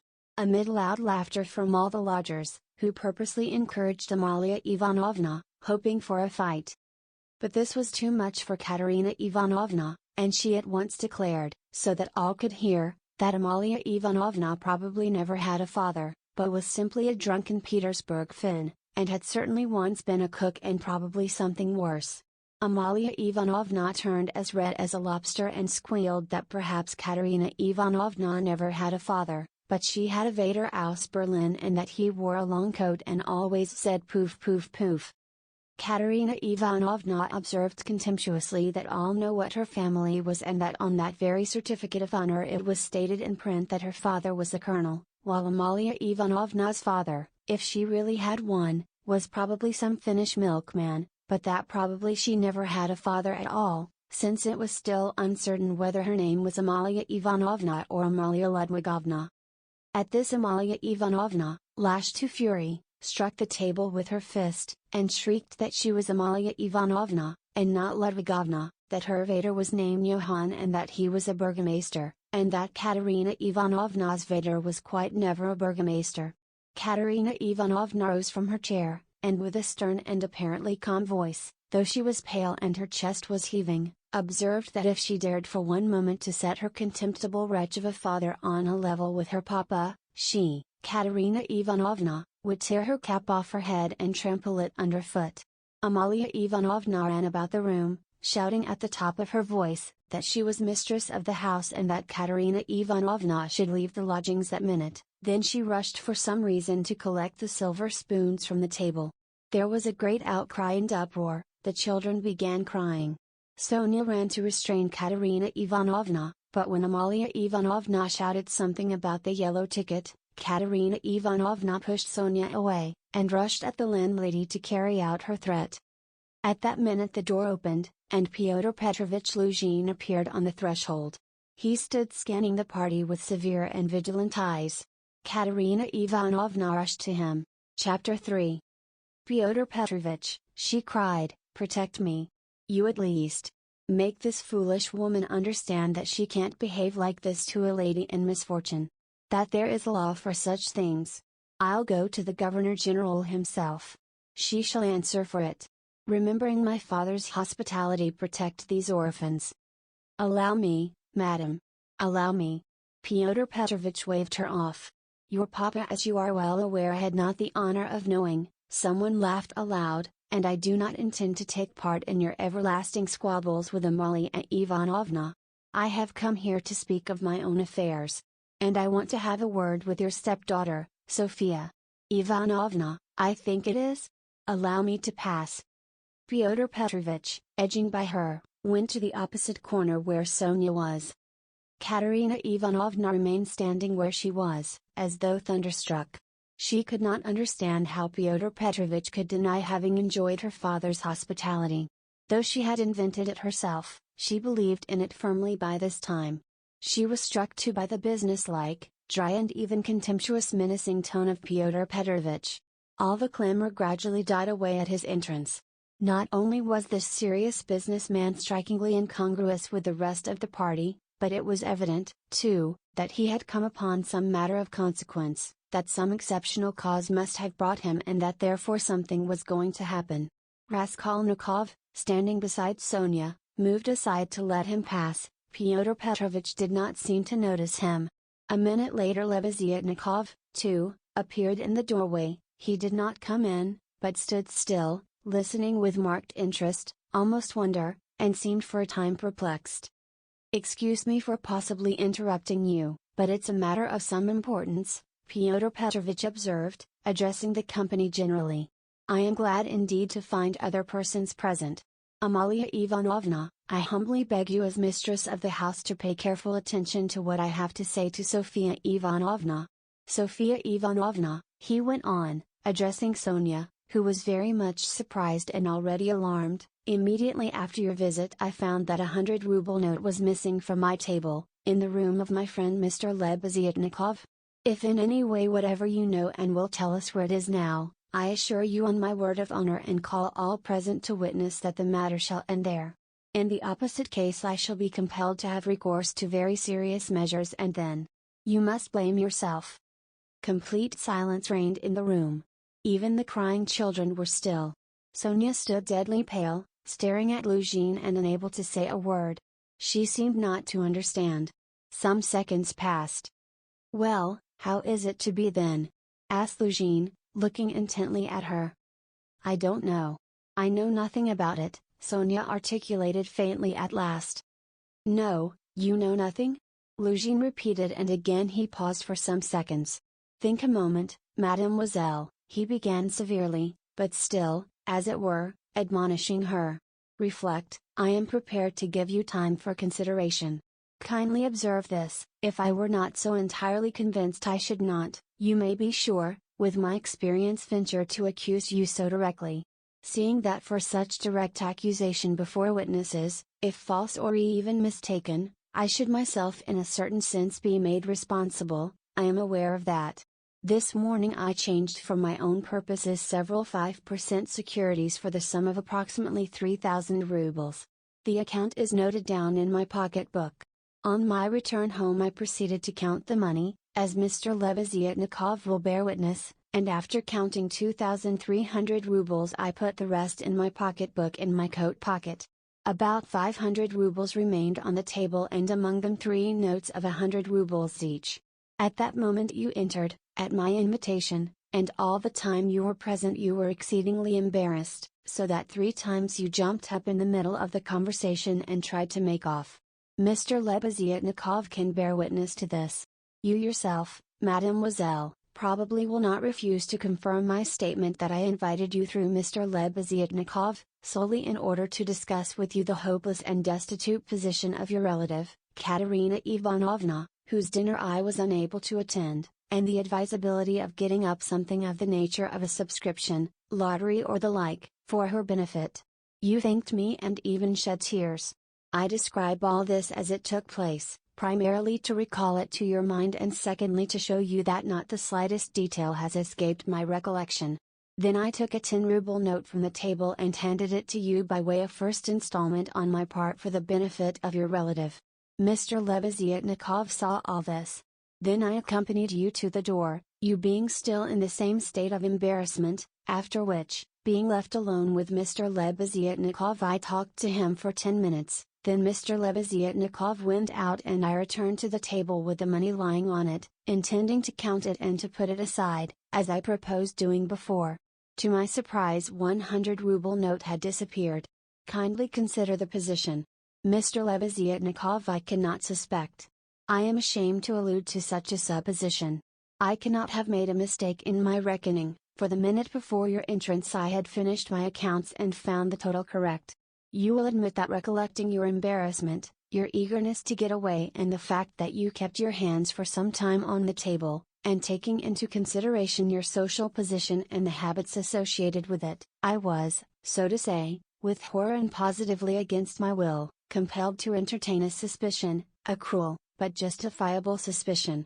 I will add further and repeat that in spite of my positive conviction, I realize that I run a certain risk in making this accusation. But as you see, I could not let it pass. I have taken action and I will tell you why, solely, madam, solely, owing to your black ingratitude. Why? I invite you for the benefit of your destitute relative, I present you with my donation of 10 rubles and you, on the spot, repay me for all that with such an action. It is too bad. You need a lesson. Reflect. Moreover, like a true friend I beg you, and you could have no better friend at this moment, think what you are doing, otherwise I shall be immovable. Well, what do you say? I have taken nothing, Sonia whispered in terror. You gave me 10 rubles, here it is, take it. Sonia pulled her handkerchief out of her pocket, untied a corner of it, took out the 10-ruble note and gave it to Luzhin. And the 100 rubles you do not confess to taking? He insisted reproachfully, not taking the note. Sonia looked about her. All were looking at her with such awful, stern, ironical, hostile eyes. She looked at Raskolnikov. He stood against the wall, with his arms crossed, looking at her with glowing eyes. Good God! Broke from Sonia. Amalia Ivanovna, we shall have to send word to the police and therefore I humbly beg you meanwhile to send for the house porter, Luzhin said softly and even kindly. Gott der Barmherzige! I knew she was the thief, cried Amalia Ivanovna, throwing up her hands. You knew it? Luzhin caught her up, then I suppose you had some reason before this for thinking so. I beg you, worthy Amalia Ivanovna, to remember your words which have been uttered before witnesses. There was a buzz of loud conversation on all sides. All were in movement. What? Cried Katerina Ivanovna, suddenly realizing the position, and she rushed at Luzhin. What? You accuse her of stealing? Sonia? Ah, the wretches, the wretches! And running to Sonia she flung her wasted arms round her and held her as in a vice. Sonia! How dared you take 10 rubles from him? Foolish girl! Give it to me. Give me the 10 rubles at once, here. And snatching the note from Sonia, Katerina Ivanovna crumpled it up and flung it straight into Luzhin's face. It hit him in the eye and fell on the ground. Amalia Ivanovna hastened to pick it up. Fyodor Petrovich lost his temper. "Hold that mad woman," he shouted. At that moment several other persons, besides Lebeziatnikov, appeared in the doorway, among them the two ladies. "What? Mad? Am I mad? Idiot!" shrieked Katerina Ivanovna. "You are an idiot yourself, pettifogging lawyer, base man. Sonia, take his money. Sonia a thief. Why, she'd give away her last penny." And Katerina Ivanovna broke into hysterical laughter. "Did you ever see such an idiot?" She turned from side to side. "And you too?" She suddenly saw the landlady. "And you too, sausage eater, you declare that she is a thief, you trashy Prussian hen's leg in a crinoline. She hasn't been out of this room, she came straight from you, you wretch, and sat down beside me, everyone saw her. She sat here, by Rodion Romanovich. Search her. Since she's not left the room, the money would have to be on her. Search her, search her. But if you don't find it, then excuse me, my dear fellow, you'll answer for it. I'll go to our sovereign, to our gracious Tsar himself, and throw myself at his feet, today, this minute. I am alone in the world. They would let me in. Do you think they wouldn't? You're wrong, I will get in. I will get in. You reckoned on her meekness. You relied upon that. But I am not so submissive, let me tell you. You've gone too far yourself. Search her, search her." And Katerina Ivanovna in a frenzy shook Luzhin and dragged him towards Sonia. "I am ready, I'll be responsible. But calm yourself, madam, calm yourself. I see that you are not so submissive. Well, but as to that," Luzhin muttered, "that ought to be before the police. Though indeed there are witnesses enough as it is. I am ready. But in any case it's difficult for a man. On account of her sex. But with the help of Amalia Ivanovna. Though, of course, it's not the way to do things. How is it to be done?" "As you will. Let anyone who likes search her," cried Katerina Ivanovna. "Sonia, turn out your pockets. See. Look, monster, the pocket is empty, here was her handkerchief. Here is the other pocket, look. Do you see, do you see?" And Katerina Ivanovna turned, or rather snatched, both pockets inside out. But from the right pocket a piece of paper flew out and describing a parabola in the air fell at Luzhin's feet. Everyone saw it, several cried out. Fyodor Petrovich stooped down, picked up the paper in 2 fingers, lifted it where all could see it and opened it. It was a 100-ruble note folded in 8. Fyodor Petrovich held up the note showing it to everyone. "Thief! Out of my lodging! Police, police!" yelled Amalia Ivanovna. "They must to Siberia be sent. Away!" Exclamations arose on all sides. Raskolnikov was silent, keeping his eyes fixed on Sonia, except for an occasional rapid glance at Luzhin. Sonia stood still, as though unconscious. She was hardly able to feel surprise. Suddenly the color rushed to her cheeks, she uttered a cry and hid her face in her hands. "No, it wasn't I. I didn't take it. I know nothing about it," she cried with a heartrending wail, and she ran to Katerina Ivanovna, who clasped her tightly in her arms, as though she would shelter her from all the world. "Sonia! Sonia! I don't believe it. You see, I don't believe it," she cried in the face of the obvious fact, swaying her to and fro in her arms like a baby, kissing her face continually, then snatching at her hands and kissing them, too. "You took it. How stupid these people are. Oh dear! You are fools, fools," she cried, addressing the whole room. You don't know what a heart she has, what a girl she is. She'd take it, she'd sell her last rag, she'd go barefoot to help you if you needed it, that's what she is. She has the yellow passport because my children were starving, she sold herself for us. Ah, husband, husband!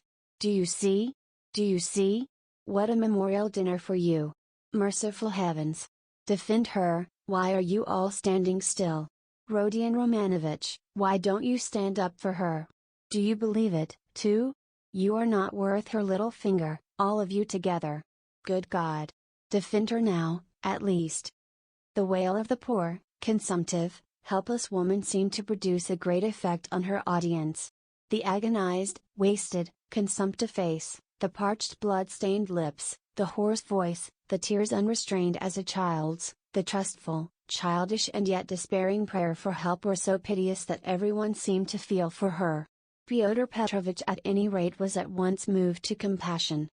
"Madam, madam, this incident does not reflect upon you," he cried impressively. "No one would take upon himself to accuse you of being an instigator or even an accomplice in it, especially as you have proved her guilt by turning out her pockets, showing that you had no previous idea of it. I am most ready to show compassion, if poverty, so to speak, drove Sophia Semyonovna to it, but why did you refuse to confess, mademoiselle? Were you afraid of the disgrace? The first step? You lost your head, perhaps? One can quite understand it. But how could you have lowered yourself to such an action? Gentlemen," he addressed the whole company, "gentlemen. Compassionate and, so to say, commiserating these people, I am ready to overlook it even now in spite of the personal insult lavished upon me. And may this disgrace be a lesson to you for the future," he said, addressing Sonia, "and I will carry the matter no further. Enough." Pyotr Petrovich stole a glance at Raskolnikov. Their eyes met, and the fire in Raskolnikov's seemed ready to reduce him to ashes. Meanwhile Katerina Ivanovna apparently heard nothing. She was kissing and hugging Sonia like a mad woman. The children, too, were embracing Sonia on all sides, and Polinka, though she did not fully understand what was wrong, was drowned in tears and shaking with sobs, as she hid her pretty little face, swollen with weeping, on Sonia's shoulder. "How vile!" a loud voice cried suddenly in the doorway. Pyotr Petrovich looked round quickly. "What vileness?" Lebeziatnikov repeated, staring him straight in the face. Pyotr Petrovich gave a positive start, I noticed it and recalled it afterwards. Lebeziatnikov strode into the room. "And you dared to call me as witness?" he said, going up to Pyotr Petrovich. "What do you mean? What are you talking about?" muttered Luzhin. "I mean that you are a slanderer, that's what my words mean," Lebeziatnikov said hotly, looking sternly at him with his short-sighted eyes. He was extremely angry. Raskolnikov gazed intently at him, as though seizing and weighing each word. Again there was a silence. Pyotr Petrovich indeed seemed almost dumbfounded for the first moment. "If you mean that for me," he began, stammering.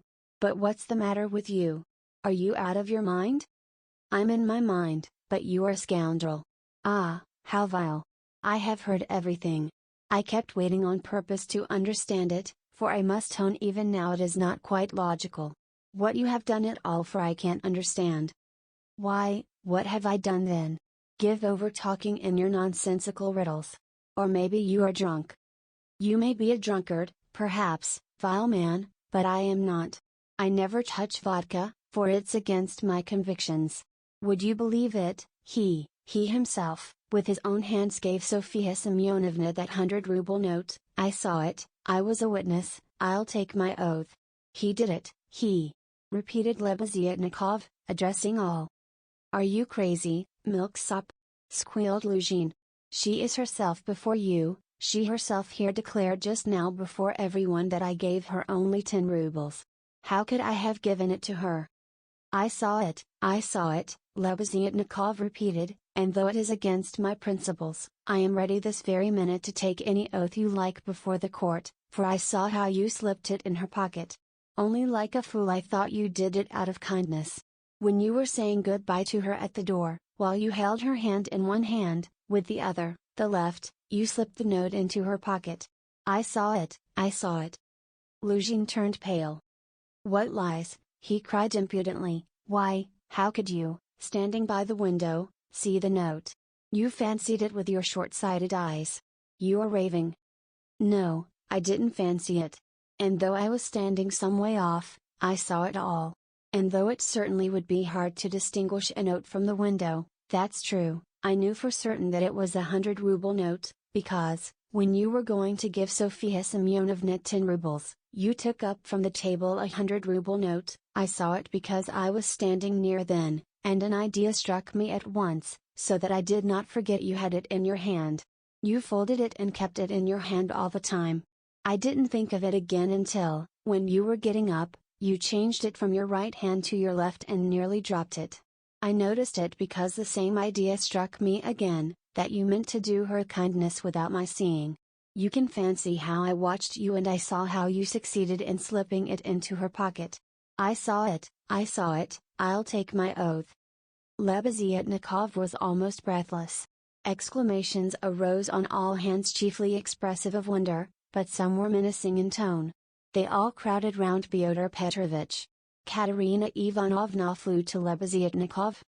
I was mistaken in you. Protect her. You are the only one to take her part. She is an orphan. God has sent you. Katerina Ivanovna, hardly knowing what she was doing, sank on her knees before him. A pack of nonsense, yelled Luzhin, roused to fury. It's all nonsense you've been talking. An idea struck you, you didn't think, you noticed. What does it amount to? So I gave it to her on the sly on purpose? What for? With what object? What have I to do with this? What for? That's what I can't understand, but that what I am telling you is the fact, that's certain. So far from my being mistaken, you infamous criminal man, I remember how, on account of it, a question occurred to me at once, just when I was thanking you and pressing your hand. What made you put it secretly in her pocket? Why you did it secretly, I mean. Could it be simply to conceal it from me, knowing that my convictions are opposed to yours and that I do not approve of private benevolence, which effects no radical cure? Well, I decided that you really were ashamed of giving such a large sum before me. Perhaps, too, I thought, he wants to give her a surprise, when she finds a whole 100-ruble note in her pocket. For I know, some benevolent people are very fond of decking out their charitable actions in that way. Then the idea struck me, too, that you wanted to test her, to see whether, when she found it, she would come to thank you. Then, too, that you wanted to avoid thanks and that, as the saying is, your right hand should not know. Something of that sort, in fact. I thought of so many possibilities that I put off considering it, but still thought it indelicate to show you that I knew your secret. But another idea struck me again, that Sophia Semyonovna might easily lose the money before she noticed it. That was why I decided to come in here to call her out of the room and to tell her that you put 100 rubles in her pocket. But on my way I went first to Madame Kobilatnikov's to take them the general treatise on the positive method, and especially to recommend Bederit's article, and also Wagner's. Then I come on here, and what a state of things I find.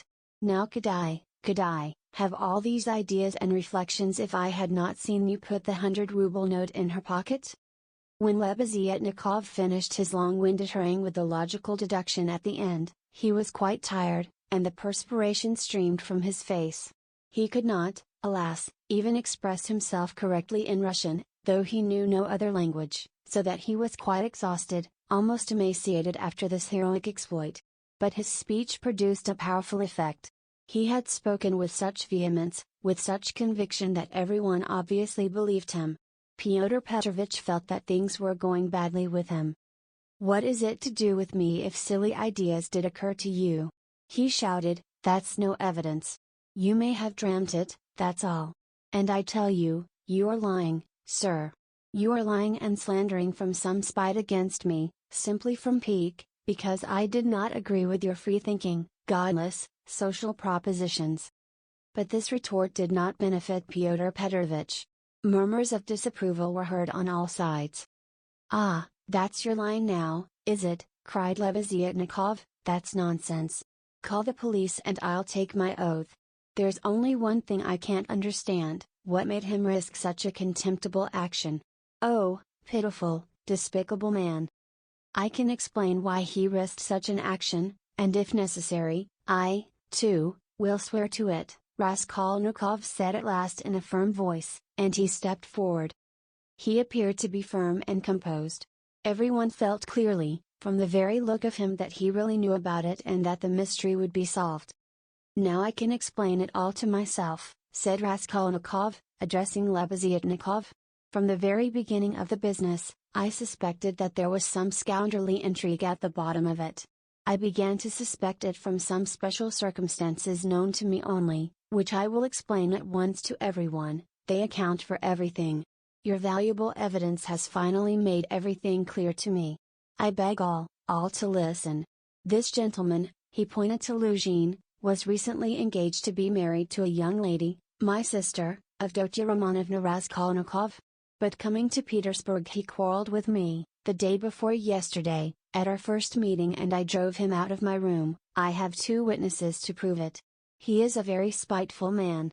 The day before yesterday I did not know that he was staying here, in your room, and that consequently on the very day we quarreled, the day before yesterday, he saw me give Katerina Ivanovna some money for the funeral, as a friend of the late Mr. Marmeladov. He at once wrote a note to my mother and informed her that I had given away all my money, not to Katerina Ivanovna but to Sofia Semyonovna, and referred in a most contemptible way to the character of Sofia Semyonovna, that is, hinted at the character of my attitude to Sofia Semyonovna. All this, you understand, was with the object of dividing me from my mother and sister, by insinuating that I was squandering on unworthy objects the money which they had sent me and which was all they had. Yesterday evening, before my mother and sister and in his presence, I declared that I had given the money to Katerina Ivanovna for the funeral and not to Sofia Semyonovna, and that I had no acquaintance with Sofia Semyonovna and had never seen her before, indeed. At the same time I added that he, Fyodor Petrovich Luzhin, with all his virtues, was not worth Sofia Semyonovna's little finger, though he spoke so ill of her. To his question, would I let Sofia Semyonovna sit down beside my sister, I answered that I had already done so that day. Irritated that my mother and sister were unwilling to quarrel with me at his insinuations, he gradually began being unpardonably rude to them. A final rupture took place and he was turned out of the house. All this happened yesterday evening. Now I beg your special attention. Consider, if he had now succeeded in proving that Sofia Semyonovna was a thief, he would have shown to my mother and sister that he was almost right in his suspicions, that he had reason to be angry at my putting my sister on a level with Sofia Semyonovna, that, in attacking me, he was protecting and preserving the honor of my sister, his betrothed. In fact, he might even, through all this, have been able to estrange me from my family, and no doubt he hoped to be restored to favor with them, to say nothing of revenging himself on me personally, for he has grounds for supposing that the honor and happiness of Sofia Semyonovna are very precious to me. That was what he was working for. That's how I understand it. That's the whole reason for it, and there can be no other. It was like this, or somewhat like this, that Raskolnikov wound up his speech, which was followed very attentively, though often interrupted by exclamations from his audience. But in spite of interruptions he spoke clearly, calmly, exactly, firmly. His decisive voice, his tone of conviction and his stern face made a great impression on everyone. Yes, that's it," Lebeziatnikov assented gleefully, "that must be it, for he asked me, as soon as Sofia Semyonovna came into our room, whether you were here, whether I had seen you among Katerina Ivanovna's guests. He called me aside to the window and asked me in secret. It was essential for him that you should be here. That's it." Luzhin smiled contemptuously and did not speak. But he was very pale. He seemed to be deliberating on some means of escape. Perhaps he would have been glad to give up everything and get away, but at the moment this was scarcely possible. It would have implied admitting the truth of the accusations brought against him. Moreover, the company, which had already been excited by drink, was now too much stirred to allow it. The commissariat clerk, though indeed he had not grasped the whole position, was shouting louder than anyone and was making some suggestions very unpleasant to Luzhin. But not all those present were drunk. Lodgers came in from all the rooms. The 3 Poles were tremendously excited and were continually shouting at him, "The pen is a lihak," and muttering threats in Polish. Sonia had been listening with strained attention, though she too seemed unable to grasp it all. She seemed as though she had just returned to consciousness. She did not take her eyes off Raskolnikov, feeling that all her safety lay in him. Katerina Ivanovna breathed hard and painfully and seemed fearfully exhausted. Amalia Ivanovna stood looking more stupid than anyone, with her mouth wide open, unable to make out what had happened. She only saw that Fyodor Petrovich had somehow come to grief. Raskolnikov was attempting to speak again, but they did not let him. Everyone was crowding round Luzhin with threats and shouts of abuse. But Fyodor Petrovich was not intimidated. Seeing that his accusation of Sonia had completely failed, he had recourse to insolence. "Allow me, gentlemen, allow me. Don't squeeze, let me pass," he said, making his way through the crowd. "And no threats, if you please. I assure you it will be useless, you will gain nothing by it. On the contrary, you'll have to answer, gentlemen, for violently obstructing the course of justice. The thief has been more than unmasked, and I shall prosecute. Our judges are not so blind and not so drunk, and will not believe the testimony of two notorious infidels, agitators, and atheists, who accuse me from motives of personal revenge which they are foolish enough to admit. Yes, allow me to pass. Don't let me find a trace of you in my room. Kindly leave at once, and everything is at an end between us. When I think of the trouble I've been taking, the way I've been expounding all this fortnight. I told you myself today that I was going, when you tried to keep me, now I will simply add that you are a fool. I advise you to see a doctor for your brains and your short sight. Let me pass, gentlemen." He forced his way through.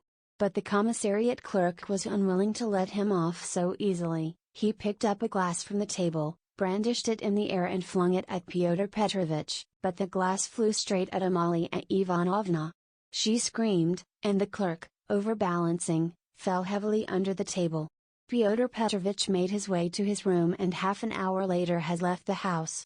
Sonia, timid by nature, had felt before that day that she could be ill-treated more easily than anyone, and that she could be wronged with impunity. Yet till that moment she had fancied that she might escape misfortune by care, gentleness and submissiveness before everyone. Her disappointment was too great. She could, of course, bear with patience and almost without murmur anything, even this. But for the first minute she felt it too bitter. In spite of her triumph and her justification, when her first terror and stupefaction had passed and she could understand it all clearly, the feeling of her helplessness and of the wrong done to her made her heart throb with anguish and she was overcome with hysterical weeping. At last, unable to bear any more, she rushed out of the room and ran home, almost immediately after Luzhin's departure. When amidst loud laughter the glass flew at Amalia Ivanovna, it was more than the landlady could endure. With a shriek she rushed like a fury at Katerina Ivanovna, considering her to blame for everything. "Out of my lodgings! At once! Quick march!" And with these words she began snatching up everything she could lay her hands on that belonged to Katerina Ivanovna, and throwing it on the floor. Katerina Ivanovna, pale, almost fainting, and gasping for breath, jumped up from the bed where she had sunk in exhaustion and darted at Amalia Ivanovna. But the battle was too unequal, the landlady waved her away like a feather. "What? As though that godless calumny was not enough, this vile creature attacks me. What? On the day of my husband's funeral I am turned out of my lodging. After eating my bread and salt she turns me into the street, with my orphans. Where am I to go?" wailed the poor woman, sobbing and gasping. "Good God," she cried with flashing eyes, "is there no justice upon earth? Whom should you protect if not us orphans? We shall see. There is law and justice on earth, there is, I will find it. Wait a bit, godless creature. Polinka, stay with the children, I'll come back. Wait for me, if you have to wait in the street. We will see whether there is justice on earth." And throwing over her head that green shawl which Marmeladov had mentioned to Raskolnikov, Katerina Ivanovna squeezed her way through the disorderly and drunken crowd of lodgers who still filled the room, and, wailing and tearful, she ran into the street, with a vague intention of going at once somewhere to find justice. Polinka with the two little ones in her arms crouched, terrified, on the trunk in the corner of the room, where she waited trembling for her mother to come back. Amalia Ivanovna raged about the room, shrieking, lamenting and throwing everything she came across on the floor. The lodgers talked incoherently, some commented to the best of their ability on what had happened, others quarreled and swore at one another, while others struck up a song. "Now it's time for me to go," thought Raskolnikov. "Well, Sophia Semyonovna, we shall see what you'll say now." And he set off in the direction of Sonia's lodgings. Chapter 4. Raskolnikov had been a vigorous and active champion of Sonia against Luzhin, although he had such a load of horror and anguish in his own heart. But having gone through so much in the morning, he found a sort of relief in a change of sensations, apart from the strong personal feeling which impelled him to defend Sonia. He was agitated too, especially at some moments, by the thought of his approaching interview with Sonia. He had to tell her who had killed Lizaveta. He knew the terrible suffering it would be to him and, as it were, brushed away the thought of it. So when he cried as he left Katerina Ivanovna's, "Well, Sophia Semyonovna, we shall see what you'll say now," he was still superficially excited, still vigorous and defiant from his triumph over Luzhin. But, strange to say, by the time he reached Sonia's lodging, he felt a sudden impotence and fear. He stood still in hesitation at the door, asking himself the strange question, must he tell her who killed Lizaveta? It was a strange question because he felt at the very time not only that he could not help telling her, but also that he could not put off the telling. He did not yet know why it must be so, he only felt it, and the agonizing sense of his impotence before the inevitable almost crushed him. To cut short his hesitation and suffering, he quickly opened the door and looked at Sonia from the doorway. She was sitting with her elbows on the table and her face in her hands, but seeing Raskolnikov she got up at once and came to meet him as though she were expecting him. "What would have become of me but for you?" she said quickly, meeting him in the middle of the room. Evidently she was in haste to say this to him. It was what she had been waiting for. Raskolnikov went to the table and sat down on the chair from which she had only just risen. She stood facing him, 2 steps away, just as she had done the day before. "Well, Sonia?" he said, and felt that his voice was trembling. "It was all due to your social position and the habits associated with it. Did you understand that just now?" Her face showed her distress. "Only don't talk to me as you did yesterday," she interrupted him. "Please don't begin it. There is misery enough without that." She made haste to smile, afraid that he might not like the reproach. "I was silly to come away from there. What is happening there now? I wanted to go back directly, but I kept thinking that you would come." He told her that Amalia Ivanovna was turning them out of their lodging and that Katerina Ivanovna had run off somewhere to seek justice. "My God," cried Sonia, "let's go at once." And she snatched up her cape. "It's everlastingly the same thing," said Raskolnikov, irritably. "You've no thought except for them. Stay a little with me." "But Katerina Ivanovna? You won't lose Katerina Ivanovna, you may be sure, she'll come to you herself since she has run out," he added peevishly. "If she doesn't find you here, you'll be blamed for it." Sonia sat down in painful suspense. Raskolnikov was silent, gazing at the floor and deliberating. "This time Luzhin did not want to prosecute you," he began, not looking at Sonia, "but if he had wanted to, if it had suited his plans, he would have sent you to prison if it had not been for Lebeziatnikov and me." "Ah?" "Yes," she assented in a faint voice. "Yes," she repeated, preoccupied and distressed. "But I might easily not have been there. And it was quite an accident Lebeziatnikov's turning up." Sonia was silent. "And if you'd gone to prison, what then? Do you remember what I said yesterday?" Again she did not answer. He waited. "I thought you would cry out again, 'Don't speak of it, leave off.'" Raskolnikov gave a laugh, but rather a forced one. "What, silence again?" he asked a minute later. "We must talk about something, you know. It would be interesting for me to know how you would decide a certain problem, as Lebeziatnikov would say." He was beginning to lose the thread. "No, really, I am serious. Imagine, Sonia, that you had known all Luzhin's intentions beforehand. Known, that is, for a fact, that they would be the ruin of Katerina Ivanovna and the children and yourself thrown in, since you don't count yourself for anything, Polinka too. For she'll go the same way. Well, if suddenly it all depended on your decision whether he or they should go on living, that is whether Luzhin should go on living and doing wicked things, or Katerina Ivanovna should die. How would you decide which of them was to die? I ask you?" Sonia looked uneasily at him. There was something peculiar in this hesitating question, which seemed approaching something in a roundabout way. "I felt that you were going to ask some question like that," she said, looking inquisitively at him. "I dare say you did. But how is it to be answered?" "Why do you ask about what could not happen?" said Sonia reluctantly. "Then it would be better for Luzhin to go on living and doing wicked things? You haven't dared to decide even that." "But I can't know the divine providence. And why do you ask what can't be answered? What's the use of such foolish questions? How could it happen that it should depend on my decision? Who has made me a judge to decide who is to live and who is not to live?" "Oh, if the divine providence is to be mixed up in it, there is no doing anything," Raskolnikov grumbled morosely. "You'd better say straight out what you want," Sonia cried in distress. "You are leading up to something again. Can you have come simply to torture me?"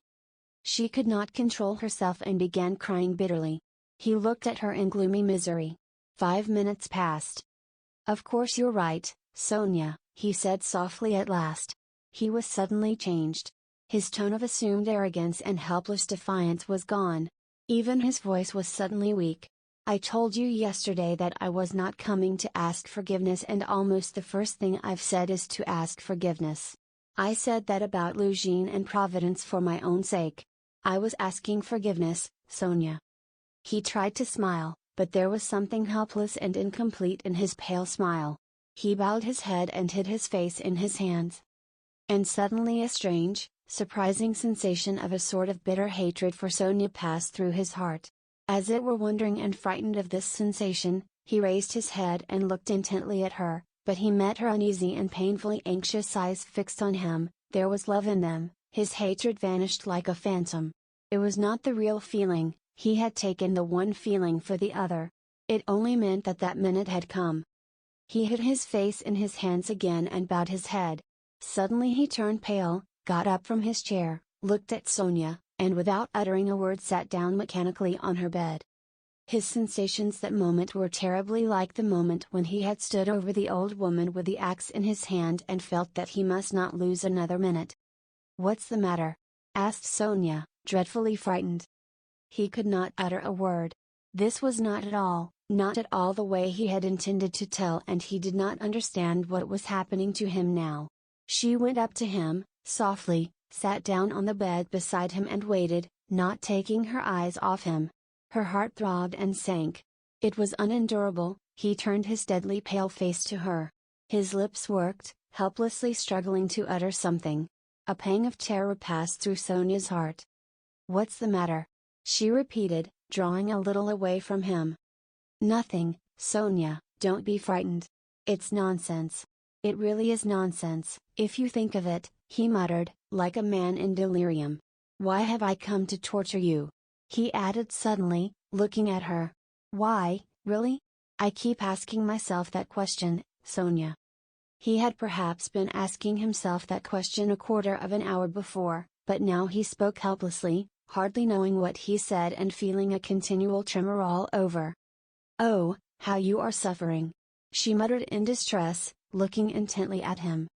"It's all nonsense. Listen, Sonia." He suddenly smiled, a pale helpless smile for 2 seconds.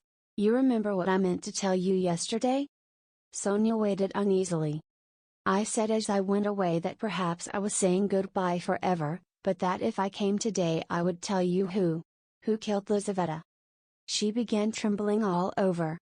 "Well, here I've come to tell you." "Then you really meant it yesterday?" she whispered with difficulty. "How do you know?" she asked quickly, as though suddenly regaining her reason. Sonia's face grew paler and paler, and she breathed painfully. "I know." She paused a minute. "Have they found him?" she asked timidly. "No." "Then how do you know about it?" she asked again, hardly audibly, and again after a minute's pause. He turned to her and looked very intently at her. "Guess," he said, with the same distorted helpless smile. A shudder passed over her. "But you. Why do you frighten me like this?" she said, smiling like a child. I must be a great friend of his. Since I know, Raskolnikov went on, still gazing into her face, as though he could not turn his eyes away. He did not mean to kill that Lizaveta. He killed her accidentally. He meant to kill the old woman when she was alone and he went there. And then Lizaveta came in. He killed her too. Another awful moment passed. Both still gazed at one another. You can't guess, then? He asked suddenly, feeling as though he were flinging himself down from a steeple. No, whispered Sonia. Take a good look. As soon as he had said this again, the same familiar sensation froze his heart. He looked at her and all at once seemed to see in her face the face of Lizaveta. He remembered clearly the expression in Lizaveta's face, when he approached her with the axe and she stepped back to the wall, putting out her hand, with childish terror in her face, looking as little children do when they begin to be frightened of something, looking intently and uneasily at what frightens them, shrinking back and holding out their little hands on the point of crying. Almost the same thing happened now to Sonia. With the same helplessness and the same terror, she looked at him for a while and, suddenly putting out her left hand, pressed her fingers faintly against his breast and slowly began to get up from the bed, moving further from him and keeping her eyes fixed even more immovably on him. Her terror infected him. The same fear showed itself on his face. In the same way he stared at her and almost with the same childish smile. Have you guessed? He whispered at last. Good God! Broke in an awful wail from her bosom. She sank helplessly on the bed with her face in the pillows, but a moment later she got up, moved quickly to him, seized both his hands and, gripping them tight in her thin fingers, began looking into his face again with the same intense stare. In this last desperate look she tried to look into him and catch some last hope. But there was no hope, there was no doubt remaining, it was all true. Later on, indeed, when she recalled that moment, she thought it strange and wondered why she had seen at once that there was no doubt. She could not have said, for instance, that she had foreseen something of the sort, and yet now, as soon as he told her, she suddenly fancied that she had really foreseen this very thing. Stop, Sonia, enough. Don't torture me, he begged her miserably. It was not at all like this he had thought of telling her, but this is how it happened. She jumped up, seeming not to know what she was doing, and, wringing her hands, walked into the middle of the room, but quickly went back and sat down again beside him, her shoulder almost touching his. All of a sudden she started as though she had been stabbed, uttered a cry and fell on her knees before him, she did not know why. What have you done? What have you done to yourself? She said in despair, and, jumping up, she flung herself on his neck, threw her arms round him, and held him tightly. Raskolnikov drew back and looked at her with a mournful smile. You are a strange girl, Sonia, you kiss me and hug me when I tell you about that. You don't think what you are doing. There is no one in the whole world now so unhappy as you, she cried in a frenzy, not hearing what he said, and she suddenly broke into violent hysterical weeping. A feeling long unfamiliar to him flooded his heart and softened it at once. He did not struggle against it. 2 tears started into his eyes and hung on his eyelashes. Then you won't leave me, Sonia? He said, looking at her almost with hope. No, no, never, nowhere, cried Sonia. I will follow you everywhere. Oh, my God! Oh, how miserable I am! Why didn't I know you before? Why didn't you come before? Oh, dear! Here I have come. Yes, now. What's to be done now? Together, together. She repeated as it were unconsciously, and she hugged him again. I'll follow you to Siberia. He recoiled at this, and the same hostile, almost haughty smile came to his lips. Perhaps I don't want to go to Siberia yet, Sonia, he said. Sonia looked at him quickly. Again after her first passionate, agonizing sympathy for the unhappy man the terrible idea of the murder overwhelmed her. In his changed tone she seemed to hear the murderer speaking. She looked at him bewildered. She knew nothing as yet, why, how, with what object it had been. Now all these questions rushed at once into her mind. And again she could not believe it, he is a murderer. Could it be true? What's the meaning of it? Where am I? She said in complete bewilderment, as though still unable to recover herself. How could you, a man like you? How could you bring yourself to it? What does it mean? Oh, well, to plunder. Leave off, Sonia, he answered wearily, almost with vexation. Sonia stood as though struck dumb, but suddenly she cried. You were hungry. It was. To help your mother? Yes? No, Sonia, no, he muttered, turning away and hanging his head. I was not so hungry. I certainly did want to help my mother, but that's not the real thing either. Don't torture me, Sonia. Sonia clasped her hands. Could it all be true? Good God, what a truth! Who could believe it? And how could you give away your last farthing and yet rob and murder? Ah, she cried suddenly, that money you gave Katerina Ivanovna. That money. Came that money? No, Sonia, he broke in hurriedly, that money was not it. Don't worry yourself. That money my mother sent me and it came when I was ill, the day I gave it to you. Razumihin saw it. He received it for me. That money was mine, my own. Sonia listened to him in bewilderment and did her utmost to comprehend. And that money? I don't even know really whether there was any money, he added softly, as though reflecting. I took a purse off her neck, made of chamois leather. A purse stuffed full of something. But I didn't look in it, I suppose I hadn't time. And the things, chains and trinkets, I buried under a stone with the purse next morning in a yard off the V. Prospect. They are all there now. Sonia strained every nerve to listen. Then why? Why, you said you did it to rob, but you took nothing. She asked quickly, catching at a straw. I don't know. I haven't yet decided whether to take that money or not, he said, musing again, and, seeming to wake up with a start, he gave a brief ironical smile. Ack, what silly stuff I am talking, eh? The thought flashed through Sonia's mind, wasn't he mad? But she dismissed it at once. No, it was something else.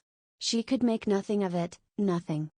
Do you know, Sonia, he said suddenly with conviction, let me tell you, if I'd simply killed because I was hungry, laying stress on every word and looking enigmatically but sincerely at her, I should be happy now. You must believe that. What would it matter to you, he cried a moment later with a sort of despair, what would it matter to you if I were to confess that I did wrong? What do you gain by such a stupid triumph over me? Ah, Sonia, was it for that I've come to you today? Again Sonia tried to say something, but did not speak. I asked you to go with me yesterday because you are all I have left. Go where? Asked Sonia timidly. Not to steal and not to murder, don't be anxious, he smiled bitterly. We are so different. And you know, Sonia, it's only now, only this moment that I understand where I asked you to go with me yesterday. Yesterday when I said it I did not know where. I asked you for one thing, I came to you for one thing, not to leave me. You won't leave me, Sonia? She squeezed his hand. And why did I tell her? Why did I let her know? He cried a minute later in despair, looking with infinite anguish at her. Here you expect an explanation from me, Sonia, you are sitting and waiting for it, I see that. But what can I tell you? You won't understand and will only suffer misery. On my account. Well, you are crying and embracing me again. Why do you do it? Because I couldn't bear my burden and have come to throw it on another, you suffer too, and I shall feel better. And can you love such a mean wretch? But aren't you suffering, too? Cried Sonia. Again a wave of the same feeling surged into his heart, and again for an instant softened it. Sonia, I have a bad heart, take note of that. It may explain a great deal. I have come because I am bad. There are men who wouldn't have come. But I am a coward and a mean wretch. But never mind. That's not the point. I must speak now, but I don't know how to begin. He paused and sank into thought. Ack, we are so different, he cried again, we are not alike. And why did I come? I shall never forgive myself that. No, it was a good thing you came, cried Sonia. It's better I should know, far better. He looked at her with anguish. What if it were really that? He said, as though reaching a conclusion. Yes, that's what it was. I wanted to become a Napoleon, that is why I killed her. Do you understand now? No, Sonia whispered naively and timidly. Only speak, speak, I shall understand in myself. She kept begging him. You'll understand? Very well, we shall see. He paused and was for some time lost in meditation. It was like this, I asked myself one day this question, what if Napoleon, for instance, had happened to be in my place, and if he had not had Toulon nor Egypt nor the passage of Mont Blanc to begin his career with, but instead of all those picturesque and monumental things, there had simply been some ridiculous old hag, a pawnbroker, who had to be murdered to get money from her trunk, for his career, you understand. Well, would he have brought himself to that if there had been no other means? Wouldn't he have felt a pang at its being so far from monumental and sinful, too? Well, I must tell you that I worried myself fearfully over that question so that I was awfully ashamed when I guessed at last, all of a sudden, somehow, that it would not have given him the least pang, that it would not even have struck him that it was not monumental. That he would not have seen that there was anything in it to pause over, and that, if he had had no other way, he would have strangled her in a minute without thinking about it. Well, I too left off thinking about it. Murdered her, following his example. And that's exactly how it was. Do you think it funny? Yes, Sonia, the funniest thing of all is that perhaps that's just how it was. Sonia did not think it at all funny. You had better tell me straight out. Without examples, she begged, still more timidly and scarcely audibly. He turned to her, looked sadly at her and took her hands. You are right again, Sonia. Of course that's all nonsense, it's almost all talk. You see, you know of course that my mother has scarcely anything, my sister happened to have a good education and was condemned to drudge as a governess. All their hopes were centered on me. I was a student, but I couldn't keep myself at the university and was forced for a time to leave it. Even if I had lingered on like that, in 10 or 12 years I might, with luck, hope to be some sort of teacher or clerk with a salary of 1,000 rubles. He repeated it as though it were a lesson, and by that time my mother would be worn out with grief and anxiety and I could not succeed in keeping her in comfort while my sister. Well, my sister might well have fared worse. And it's a hard thing to pass everything by all one's life, to turn one's back upon everything, to forget one's mother and decorously accept the insults inflicted on one's sister. Why should one? When one has buried them to burden oneself with others, wife and children, and to leave them again without a farthing. So I resolved to gain possession of the old woman's money and to use it for my first years without worrying my mother, to keep myself at the university and for a little while after leaving it, and to do this all on a broad, thorough scale, so as to build up a completely new career and enter upon a new life of independence. Well, that's all. Well, of course in killing the old woman I did wrong. Well, that's enough. He struggled to the end of his speech in exhaustion and let his head sink. Oh, that's not it, Sonia cried in distress. How could one? No, that's not right, not right. You see yourself that it's not right. But I've spoken truly, it's the truth. As though that could be the truth. Good God. I've only killed a louse, Sonia, a useless, loathsome, harmful creature. A human being, a louse. I too know it wasn't a louse, he answered, looking strangely at her. But I am talking nonsense, Sonia, he added. I've been talking nonsense a long time. That's not it, you're right there. There were quite other causes for it.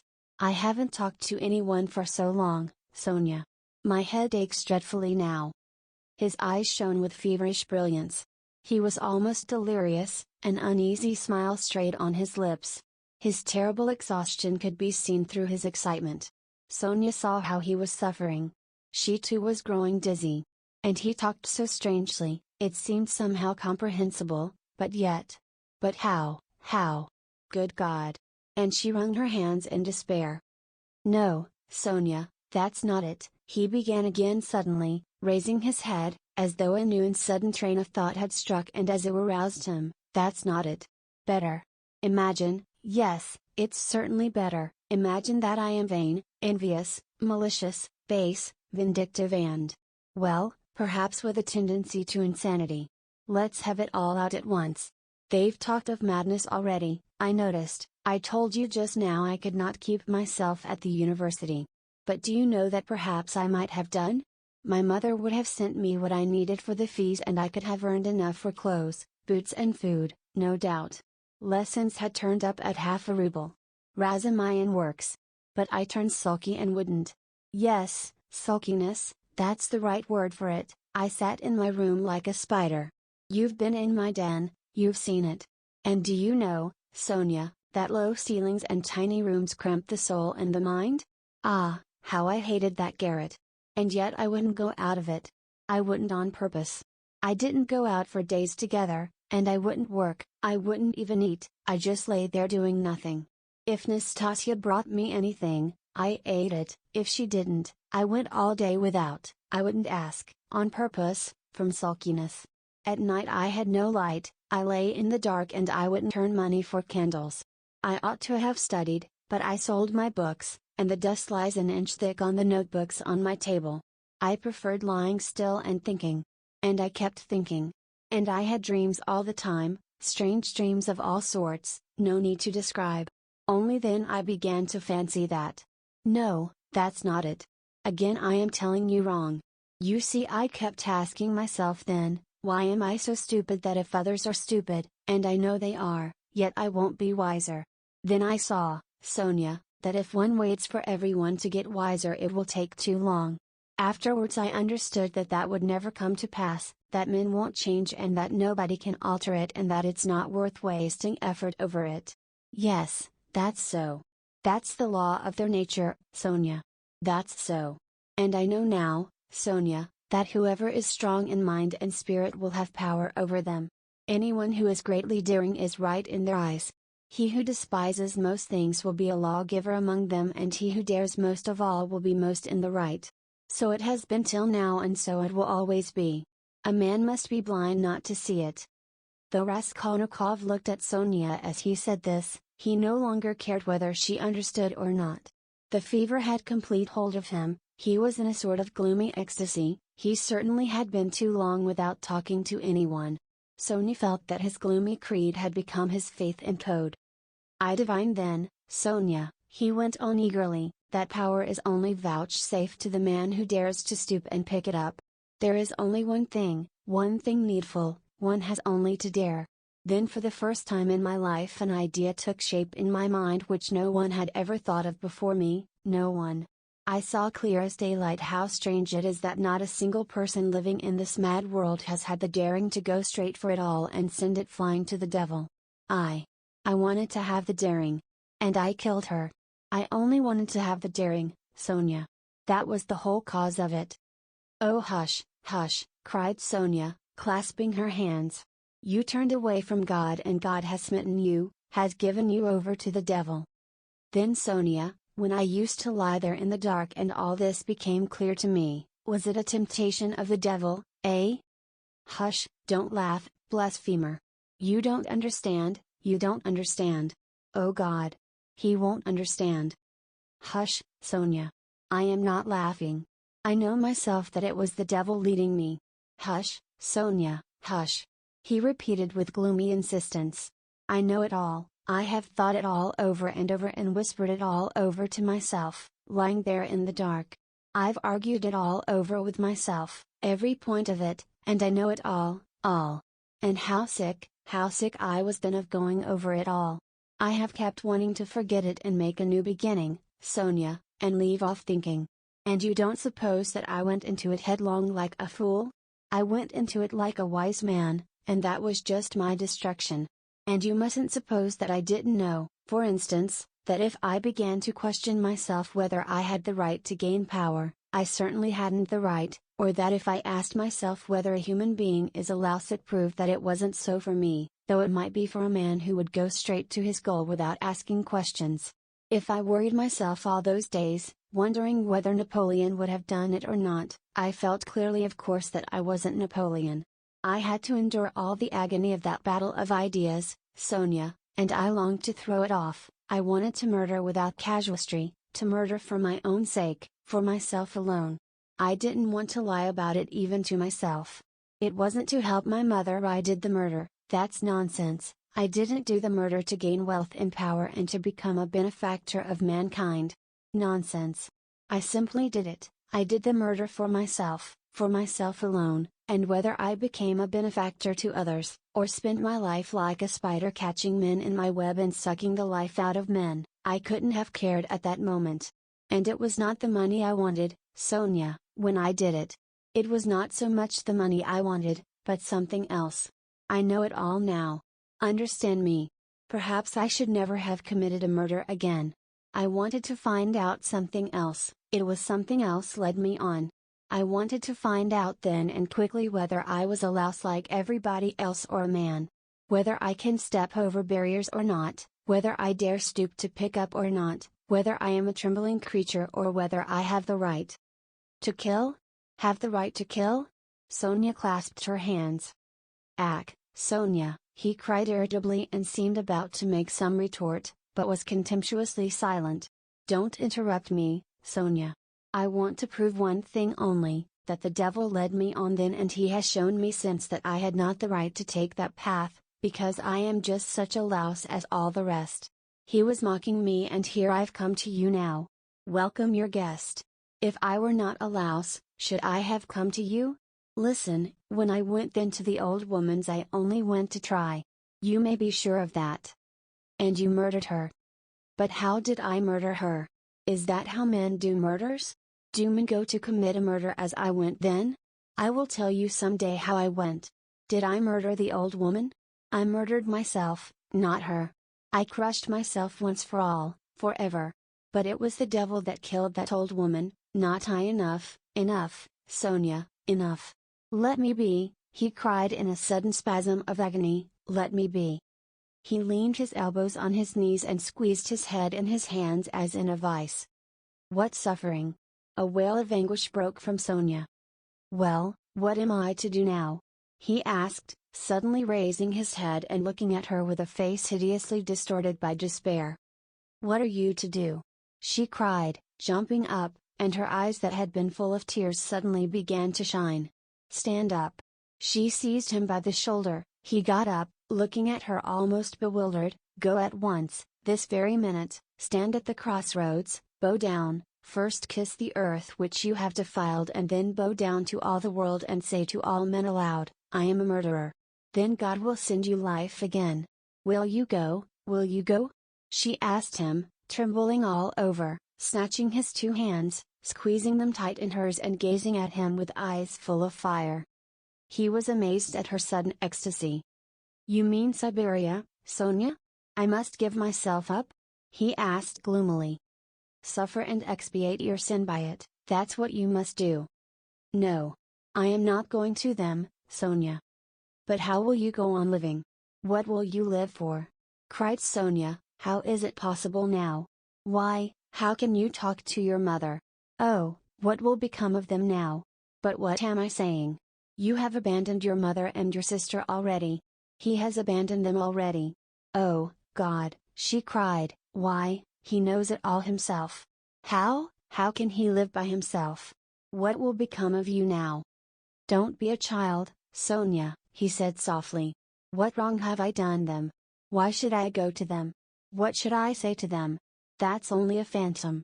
They destroy men by millions themselves and look on it as a virtue. They are knaves and scoundrels, Sonia. I am not going to them. And what should I say to them, that I murdered her, but did not dare to take the money and hid it under a stone? He added with a bitter smile. Why, they would laugh at me, and would call me a fool for not getting it. A coward and a fool. They wouldn't understand and they don't deserve to understand. Why should I go to them? I won't. Don't be a child, Sonia. It will be too much for you to bear, too much. She repeated, holding out her hands in despairing supplication. Perhaps I've been unfair to myself, he observed gloomily, pondering, perhaps after all I am a man and not a louse and I've been in too great a hurry to condemn myself. I'll make another fight for it. A haughty smile appeared on his lips. What a burden to bear! And your whole life, your whole life. I shall get used to it, he said grimly and thoughtfully. Listen, he began a minute later, stop crying, it's time to talk of the facts. I've come to tell you that the police are after me, on my track. Ack, Sonia cried in terror. Well, why do you cry out? You want me to go to Siberia and now you are frightened? But let me tell you, I shall not give myself up. I shall make a struggle for it and they won't do anything to me. They've no real evidence. Yesterday I was in great danger and believed I was lost, but today things are going better. All the facts they know can be explained two ways, that's to say I can turn their accusations to my credit, do you understand? And I shall, for I've learnt my lesson. But they will certainly arrest me. If it had not been for something that happened, they would have done so today for certain, perhaps even now they will arrest me today. But that's no matter, Sonia, they'll let me out again. For there isn't any real proof against me, and there won't be, I give you my word for it. And they can't convict a man on what they have against me. Enough. I only tell you that you may know. I will try to manage somehow to put it to my mother and sister so that they won't be frightened. My sister's future is secure, however, now, I believe. And my mother's must be too. Well, that's all. Be careful, though. Will you come and see me in prison when I'm there? Oh, I will, I will. They sat side by side, both mournful and dejected, as though they had been cast up by the tempest alone on some deserted shore. He looked at Sonia and felt how great was her love for him, and strange to say he felt it suddenly burdensome and painful to be so loved. Yes, it was a strange and awful sensation. On his way to see Sonia he had felt that all his hopes rested on her, he expected to be rid of at least part of his suffering, and now, when all her heart turned towards him, he suddenly felt that he was immeasurably unhappier than before. Sonia, he said, you'd better not come and see me when I'm in prison. Sonia did not answer, she was crying. Several minutes passed. Have you a cross on you? She asked, as though suddenly thinking of it. He did not at first understand the question. No, of course not. Here, take this one, of cypress wood. I have another, a copper one that belonged to Lizaveta. I changed with Lizaveta, she gave me her cross and I gave her my little icon. I will wear Lizaveta's now and give you this. Take it. It's mine. It's mine, you know, she begged him. We will go to suffer together, and together we will bear our cross. Give it me, said Raskolnikov. He did not want to hurt her feelings. But immediately he drew back the hand he held out for the cross. Not now, Sonia. Better later, he added to comfort her. Yes, yes, better, she repeated with conviction, when you go to meet your suffering, then put it on. You will come to me, I'll put it on you, we will pray and go together. At that moment someone knocked 3 times at the door. Sofia Semyonovna, may I come in? They heard in a very familiar and polite voice. Sonia rushed to the door in a fright. The flaxen head of Mr. Lebeziatnikov appeared at the door. Chapter 5. Lebeziatnikov looked perturbed. I've come to you, Sofia Semyonovna, he began. Excuse me. I thought I should find you, he said, addressing Raskolnikov suddenly, that is, I didn't mean anything of that sort. But I just thought. Katerina Ivanovna has gone out of her mind, he blurted out suddenly, turning from Raskolnikov to Sonia. Sonia screamed. At least it seems so. But we don't know what to do, you see. She came back, she seems to have been turned out somewhere, perhaps beaten. So it seems at least.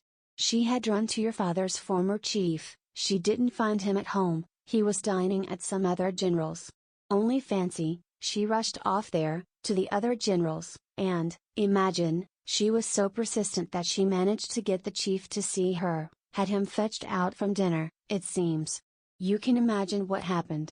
She was turned out, of course, but, according to her own story, she abused him and threw something at him. One may well believe it. How it is she wasn't taken up, I can't understand. Now she is telling everyone, including Amalia Ivanovna, but it's difficult to understand her, she is screaming and flinging herself about.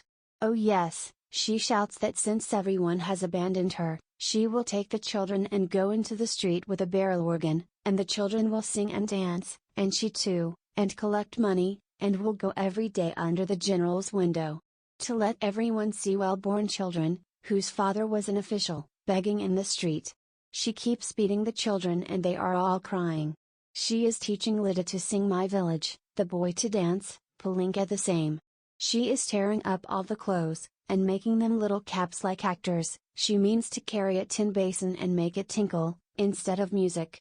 She won't listen to anything. Imagine the state of things. It's beyond anything. Lebeziatnikov would have gone on, but Sonia, who had heard him almost breathless, snatched up her cloak and hat, and ran out of the room, putting on her things as she went. Raskolnikov followed her and Lebeziatnikov came after him. "She has certainly gone mad," he said to Raskolnikov, as they went out into the street.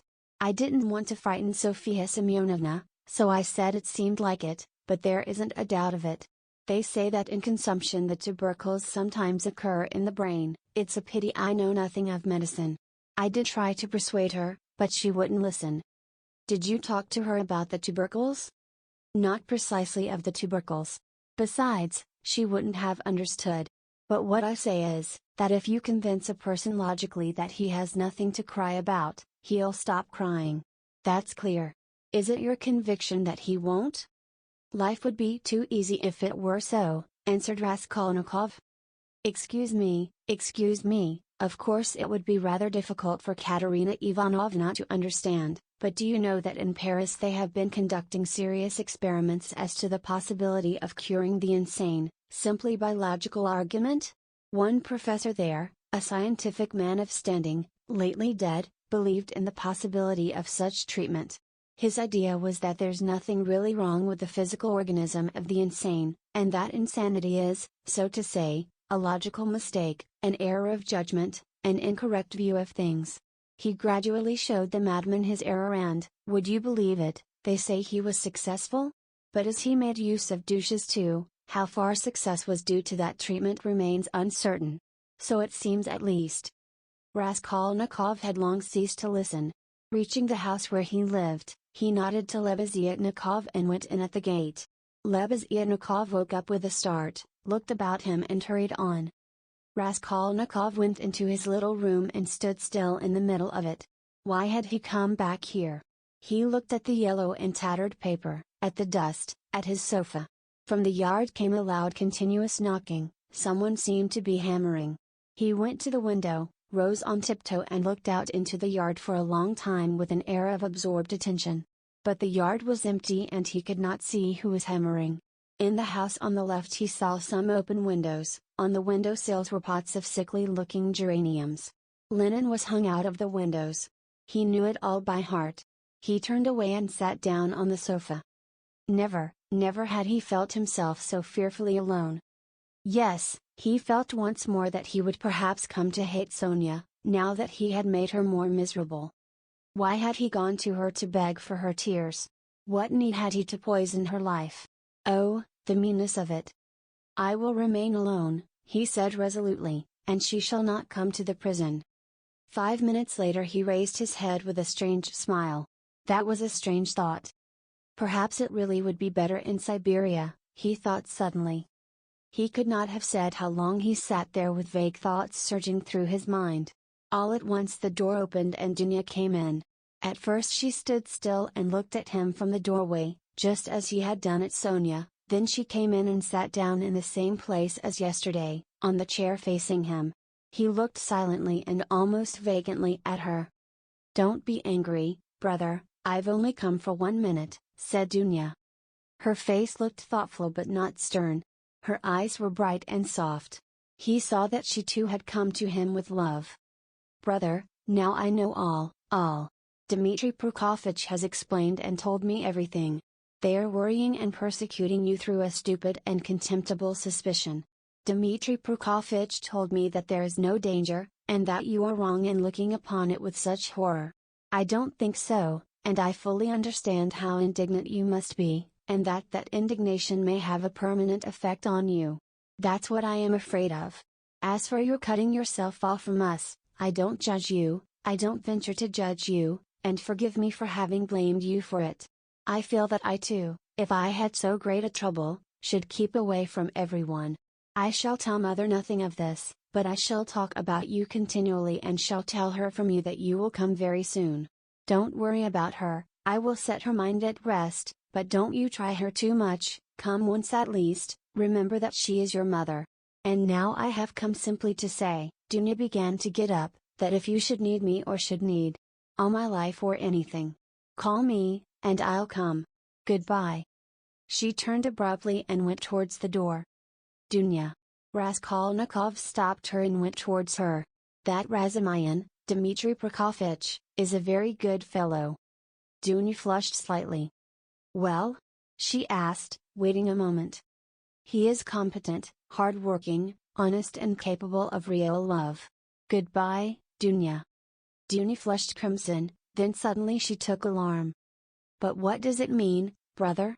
Are we really parting forever that you give me such a parting message? Never mind. Goodbye. He turned away, and walked to the window. She stood a moment, looked at him uneasily, and went out troubled. No, he was not cold to her. There was an instant, the very last one, when he had longed to take her in his arms and say goodbye to her, and even to tell her, but he had not dared even to touch her hand. Afterwards she may shudder when she remembers that I embraced her, and will feel that I stole her kiss. And would she stand that test? He went on a few minutes later to himself. No, she wouldn't, girls like that can't stand things. They never do. And he thought of Sonia. There was a breath of fresh air from the window. The daylight was fading. He took up his cap and went out. He could not, of course, and would not consider how ill he was. But all this continual anxiety and agony of mind could not but affect him.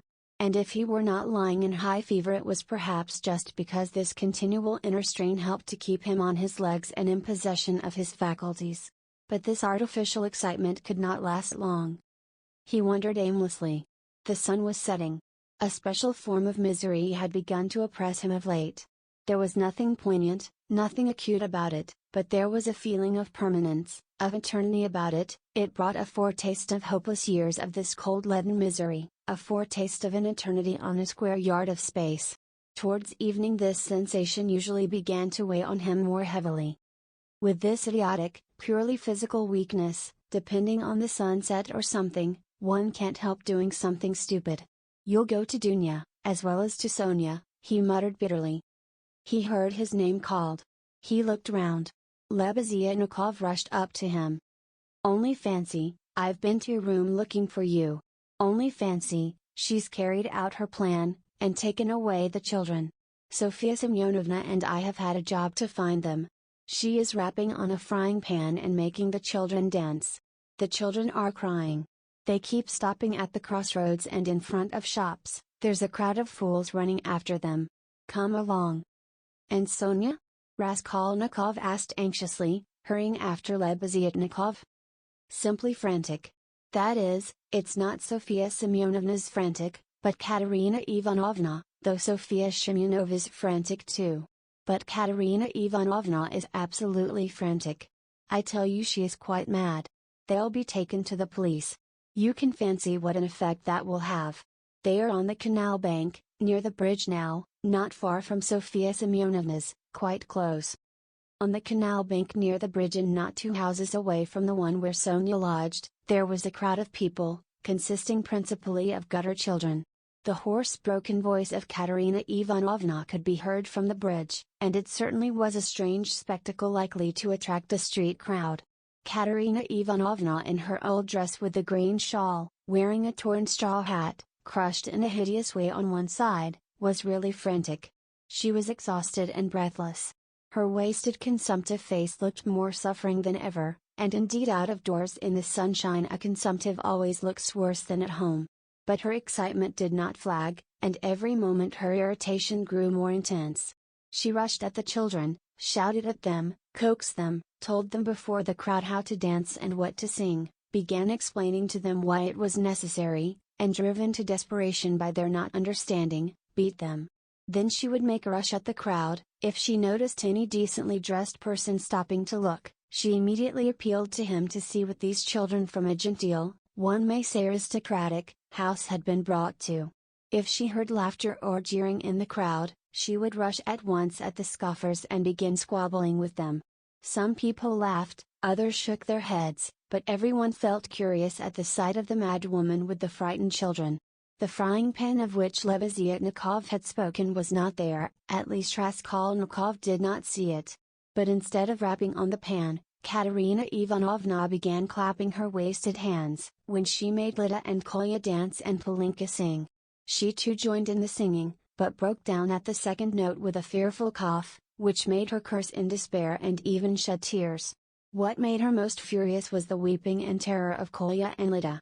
Some effort had been made to dress the children up as street singers are dressed. The boy had on a turban made of something red and white to look like a Turk. There had been no costume for Lida, she simply had a red knitted cap, or rather a nightcap that had belonged to Marmeladov, decorated with a broken piece of white ostrich feather, which had been Katerina Ivanovna's grandmother's and had been preserved as a family possession. Polinka was in her everyday dress. She looked in timid perplexity at her mother, and kept at her side, hiding her tears. She dimly realized her mother's condition, and looked uneasily about her. She was terribly frightened of the street and the crowd. Sonia followed Katerina Ivanovna, weeping and beseeching her to return home, but Katerina Ivanovna was not to be persuaded. "Leave off, Sonia, leave off," she shouted, speaking fast, panting and coughing. "You don't know what you ask, you are like a child.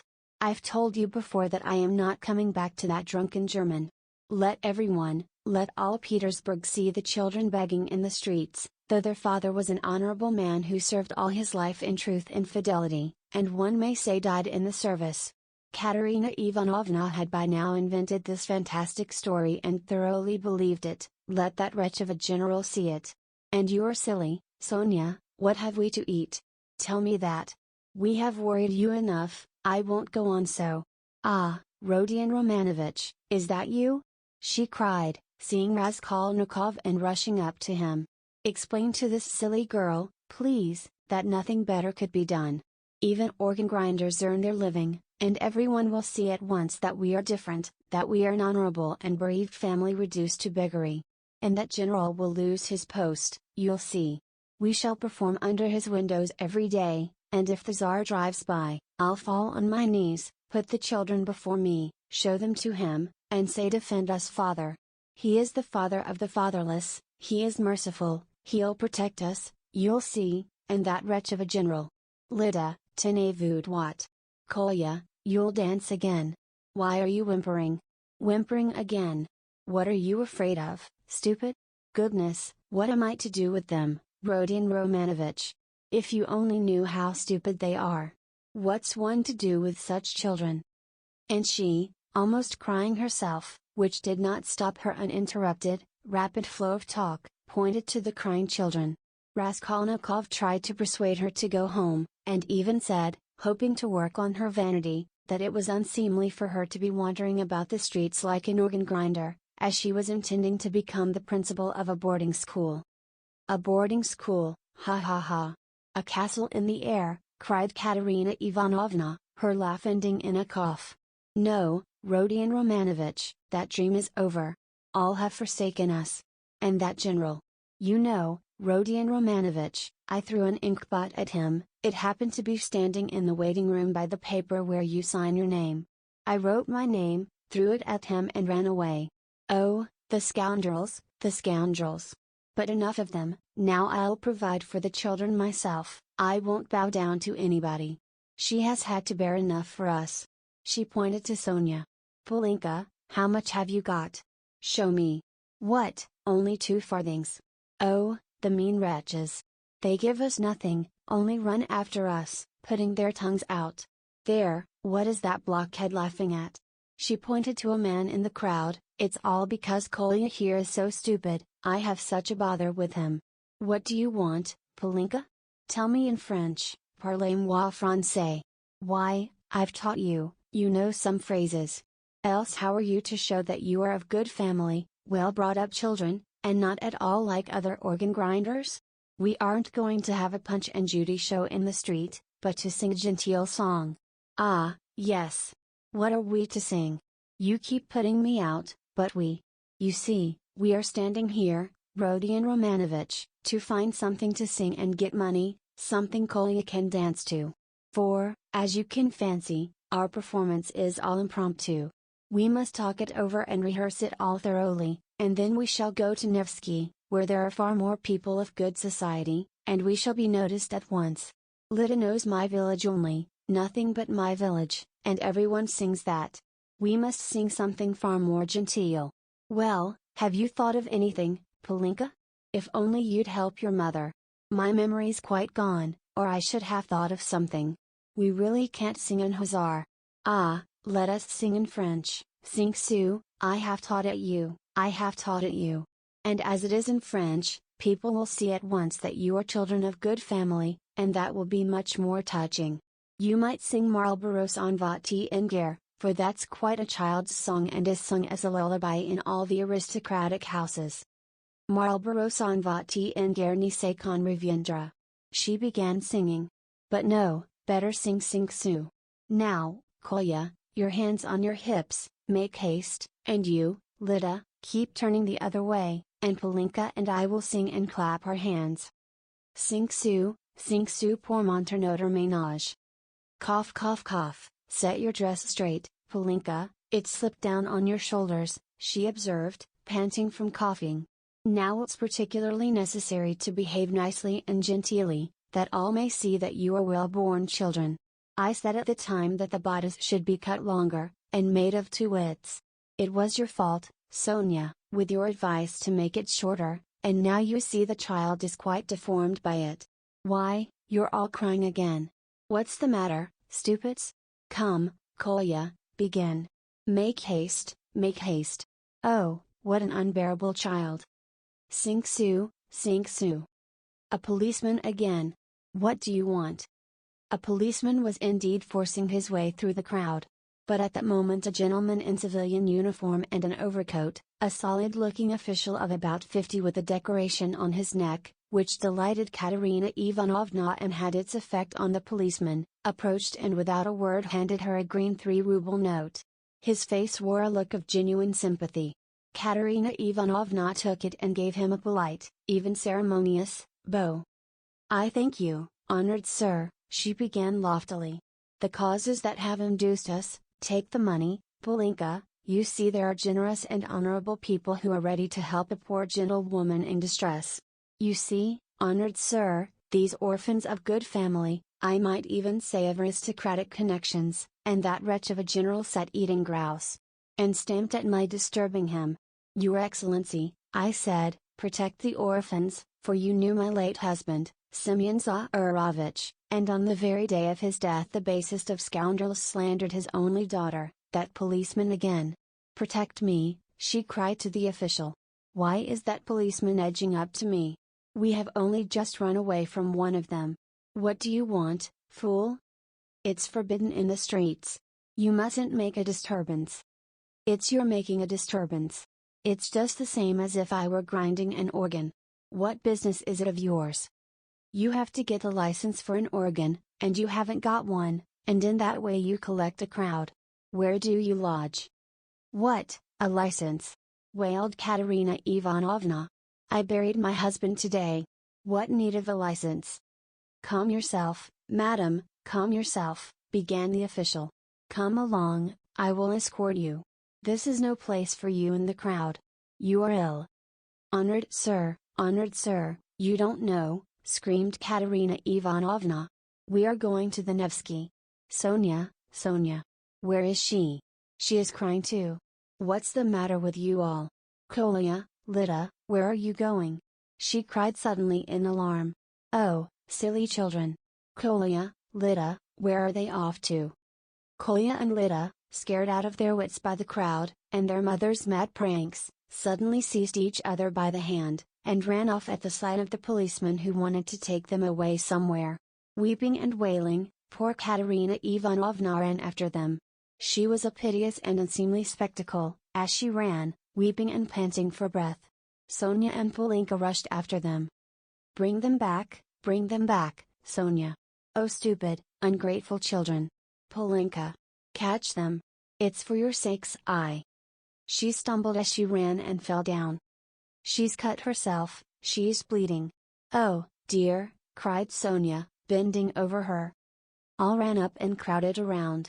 Raskolnikov and Lebeziatnikov were the first at her side, the official too hastened up, and behind him the policeman who muttered, "Bother!" with a gesture of impatience, feeling that the job was going to be a troublesome one. Pass on, he said to the crowd that pressed forward. She's dying, someone shouted. She's gone out of her mind, said another. Lord have mercy upon us, said a woman, crossing herself. Have they caught the little girl and the boy? They're being brought back, the elder ones got them. Ah, the naughty imps. When they examined Katerina Ivanovna carefully, they saw that she had not cut herself against a stone, as Sonia thought, but that the blood that stained the pavement red was from her chest. I've seen that before, muttered the official to Raskolnikov and Lebeziatnikov, that's consumption, the blood flows and chokes the patient. I saw the same thing with a relative of my own not long ago. Nearly a pint of blood, all in a minute. What's to be done though? She is dying. This way, to my room. Sonia implored. I live here. See, that house, the second from here. Come to me, make haste, she turned from one to the other. Send for the doctor. Oh, dear. Thanks to the official's efforts, this plan was adopted, the policeman even helping to carry Katerina Ivanovna. She was carried to Sonia's room, almost unconscious, and laid on the bed. The blood was still flowing, but she seemed to be coming to herself. Raskolnikov, Lebeziatnikov, and the official accompanied Sonia into the room and were followed by the policeman, who first drove back the crowd which followed to the very door. Polinka came in holding Kolya and Lida, who were trembling and weeping. Several persons came in too from the Kapernaum's room, the landlord, a lame one-eyed man of strange appearance with whiskers and hair that stood up like a brush, his wife, a woman with an everlastingly scared expression, and several open-mouthed children with wonder-struck faces. Among these, Svidrigailov suddenly made his appearance. Raskolnikov looked at him with surprise, not understanding where he had come from and not having noticed him in the crowd. A doctor and priest were spoken of. The official whispered to Raskolnikov that he thought it was too late now for the doctor, but he ordered him to be sent for. Kapernaumov ran himself. Meanwhile Katerina Ivanovna had regained her breath. The bleeding ceased for a time. She looked with sick but intent and penetrating eyes at Sonia, who stood pale and trembling, wiping the sweat from her brow with a handkerchief. At last she asked to be raised. They sat her up on the bed, supporting her on both sides. Where are the children? She said in a faint voice. You've brought them, Polinka? Oh the sillies! Why did you run away? Ugh! Once more her parched lips were covered with blood. She moved her eyes, looking about her. So that's how you live, Sonia. Never once have I been in your room. She looked at her with a face of suffering. We have been your ruin, Sonia. Polinka, Lida, Kolya, come here. Well, here they are, Sonia, take them all. I hand them over to you, I've had enough. The ball is over. Cough, lay me down, let me die in peace. They laid her back on the pillow. What, the priest? I don't want him. You haven't got a ruble to spare. I have no sins. God must forgive me without that. He knows how I have suffered. And if he won't forgive me, I don't care. She sank more and more into uneasy delirium. At times she shuddered, turned her eyes from side to side, recognized everyone for a minute, but at once sank into delirium again. Her breathing was hoarse and difficult, there was a sort of rattle in her throat. I said to him, Your Excellency, she ejaculated, gasping after each word. That Amalia Ludwigovna, ah! Lida, Kolya, hands on your hips, make haste. Glisse, glisse. Pas de basque. Tap with your heels, be a graceful child. Du hast Diamanten und Perlen. What next? That's the thing to sing. Du hast die schönsten Augenmädchen, was willst du mehr? What an idea! Was willst du mehr? What things the fool invents. Ah, yes. In the heat of midday in the Vale of Dagestan, Ah, how I loved it! I loved that song to distraction, Polinka. Your father, you know, used to sing it when we were engaged. Oh, those days! Oh, that's the thing for us to sing. How does it go? I've forgotten. Remind me. How is it?" She was violently excited and tried to sit up. At last, in a horribly hoarse, broken voice, she began, shrieking and gasping at every word, with a look of growing terror. "In the heat of midday. In the vale of Dagestan. With lead in my breast. Your Excellency," she wailed suddenly with a heartrending scream and a flood of tears, "protect the orphans. You have been their father's guest. One may say aristocratic." She started, regaining consciousness, and gazed at all with a sort of terror, but at once recognized Sonia. "Sonia, Sonia," she articulated softly and caressingly, as though surprised to find her there. "Sonia darling, are you here, too?" They lifted her up again. "Enough. It's over. Farewell, poor thing. I am done for. I am broken," she cried with vindictive despair, and her head fell heavily back on the pillow. She sank into unconsciousness again, but this time it did not last long. Her pale, yellow, wasted face dropped back, her mouth fell open, her leg moved convulsively, she gave a deep, deep sigh and died. Sonia fell upon her, flung her arms about her, and remained motionless with her head pressed to the dead woman's wasted bosom. Polinka threw herself at her mother's feet, kissing them and weeping violently. Though Kolya and Lida did not understand what had happened, they had a feeling that it was something terrible. They put their hands on each other's little shoulders, stared straight at one another and both at once opened their mouths and began screaming. They were both still in their fancy dress, one in a turban, the other in the cap with the ostrich feather. And how did the certificate of merit come to be on the bed beside Katerina Ivanovna? It lay there by the pillow. Raskolnikov saw it.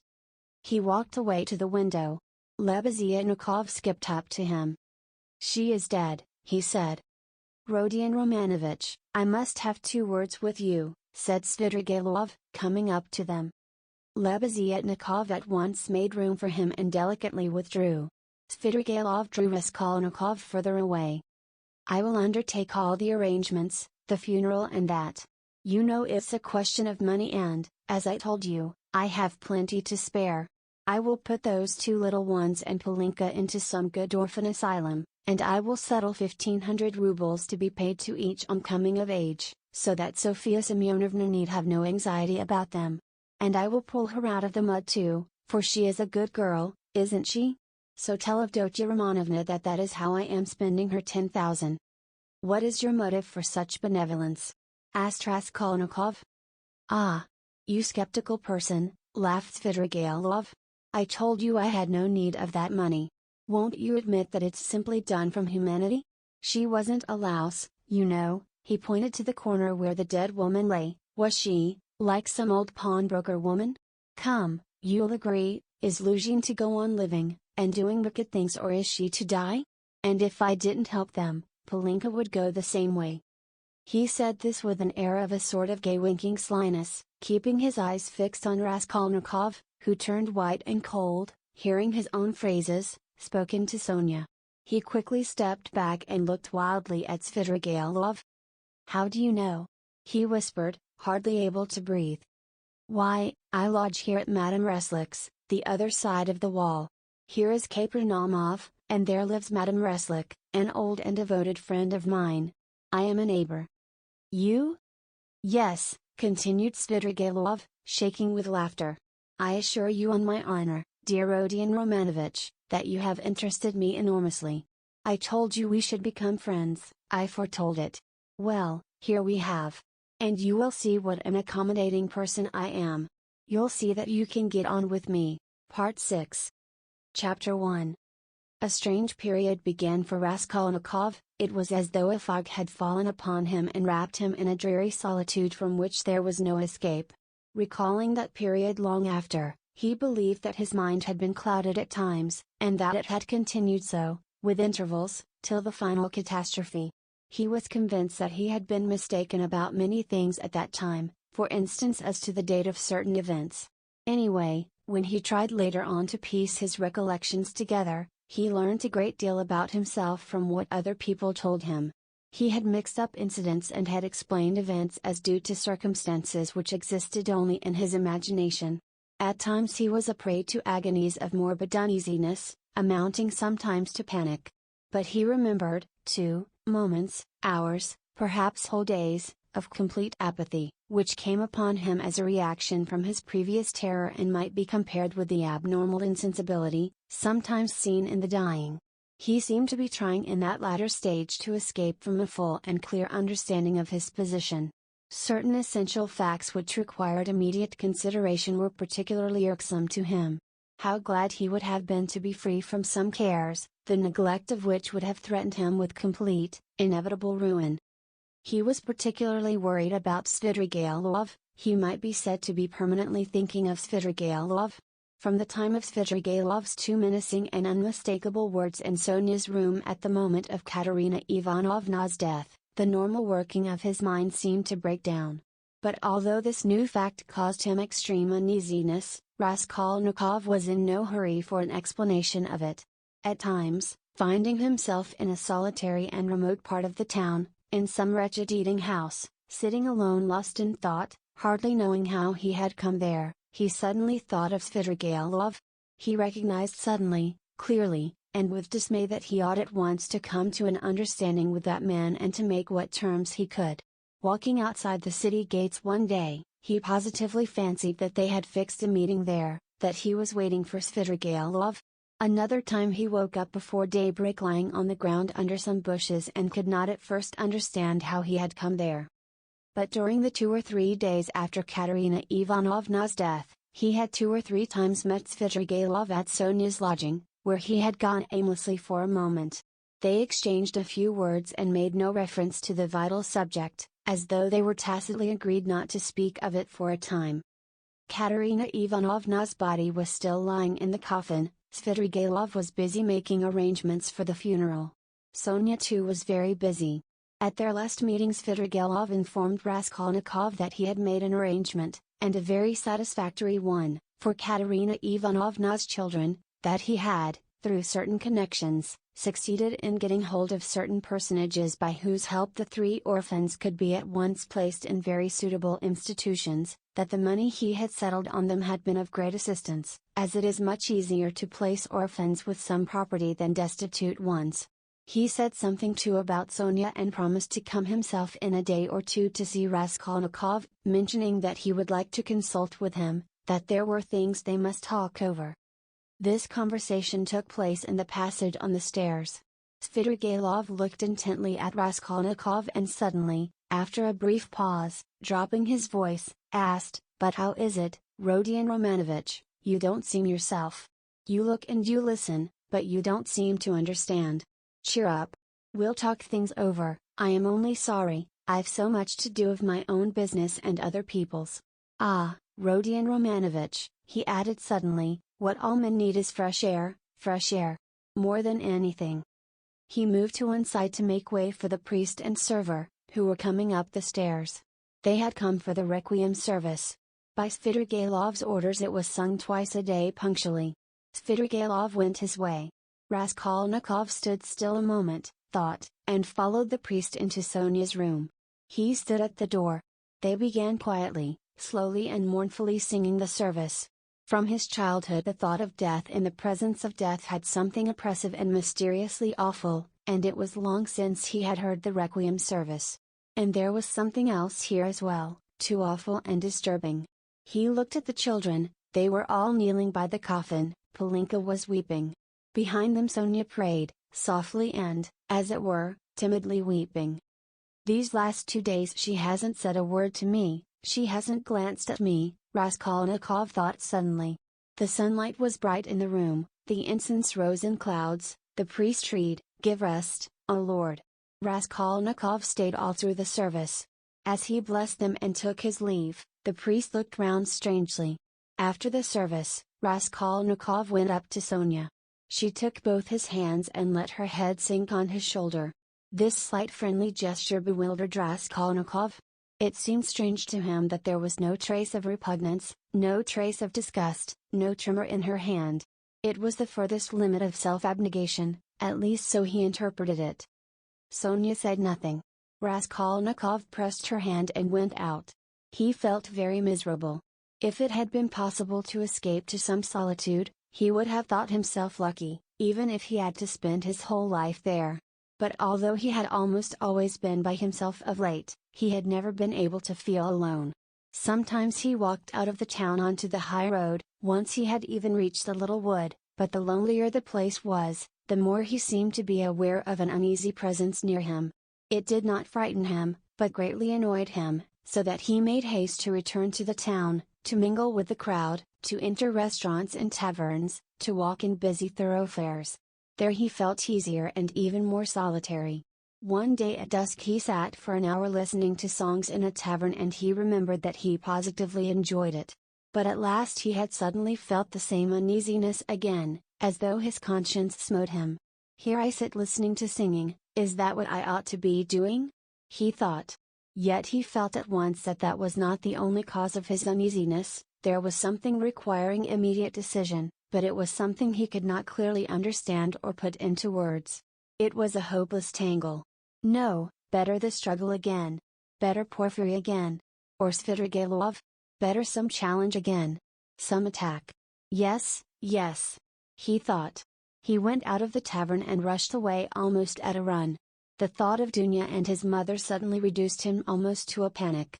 That night he woke up before morning among some bushes in Krestovsky Island, trembling all over with fever. He walked home, and it was early morning when he arrived. After some hours' sleep the fever left him, but he woke up late, 2 o'clock in the afternoon. He remembered that Katerina Ivanovna's funeral had been fixed for that day, and was glad that he was not present at it. Nastasia brought him some food. He ate and drank with appetite, almost with greediness. His head was fresher and he was calmer than he had been for the last 3 days. He even felt a passing wonder at his previous attacks of panic. The door opened and Razumihin came in. "Ah, he's eating, then he's not ill," said Razumihin. He took a chair and sat down at the table opposite Raskolnikov. He was troubled and did not attempt to conceal it. He spoke with evident annoyance, but without hurry or raising his voice. He looked as though he had some special fixed determination. "Listen," he began resolutely. "As far as I am concerned, you may all go to hell, but from what I see, it's clear to me that I can't make head or tail of it. Please don't think I've come to ask you questions. I don't want to know, hang it. If you begin telling me your secrets, I dare say I shouldn't stay to listen, I should go away cursing. I have only come to find out once for all whether it's a fact that you are mad. There is a conviction in the air that you are mad or very nearly so. I admit I've been disposed to that opinion myself, judging from your stupid, repulsive and quite inexplicable actions, and from your recent behavior to your mother and sister. Only a monster or a madman could treat them as you have, so you must be mad. When did you see them last? Just now. Haven't you seen them since then? What have you been doing with yourself? Tell me, please. I've been to you 3 times already. Your mother has been seriously ill since yesterday. She had made up her mind to come to you. Avdotya Romanovna tried to prevent her, she wouldn't hear a word. If he is ill, if his mind is giving way, who can look after him like his mother? She said. We all came here together, we couldn't let her come alone all the way. We kept begging her to be calm. We came in, you weren't here, she sat down, and stayed 10 minutes, while we stood waiting in silence. She got up and said, if he's gone out, that is, if he is well, and has forgotten his mother, it's humiliating and unseemly for his mother to stand at his door begging for kindness. She returned home and took to her bed. Now she is in a fever. I see, she said, that he has time for his girl. She means by your girl Sofia Semyonovna, your betrothed or your mistress, I don't know.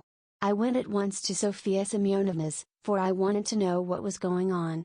I looked round, I saw the coffin, the children crying, and Sofia Semyonovna trying them on mourning dresses. No sign of you. I apologized, came away, and reported to Avdotya Romanovna. So that's all nonsense and you haven't got a girl. The most likely thing is that you are mad. But here you sit, guzzling boiled beef as though you'd not had a bite for 3 days. Though as far as that goes, Madmen eat too, but though you have not said a word to me yet. You are not mad. That I'd swear. Above all, you are not mad. So you may go to hell, all of you, for there's some mystery, some secret about it, and I don't intend to worry my brains over your secrets. So I've simply come to swear at you," he finished, getting up, "to relieve my mind. And I know what to do now." "What do you mean to do now?" "What business is it of yours what I mean to do?" "You're going in for a drinking bout." "How? How did you know?" "Why, it's pretty plain."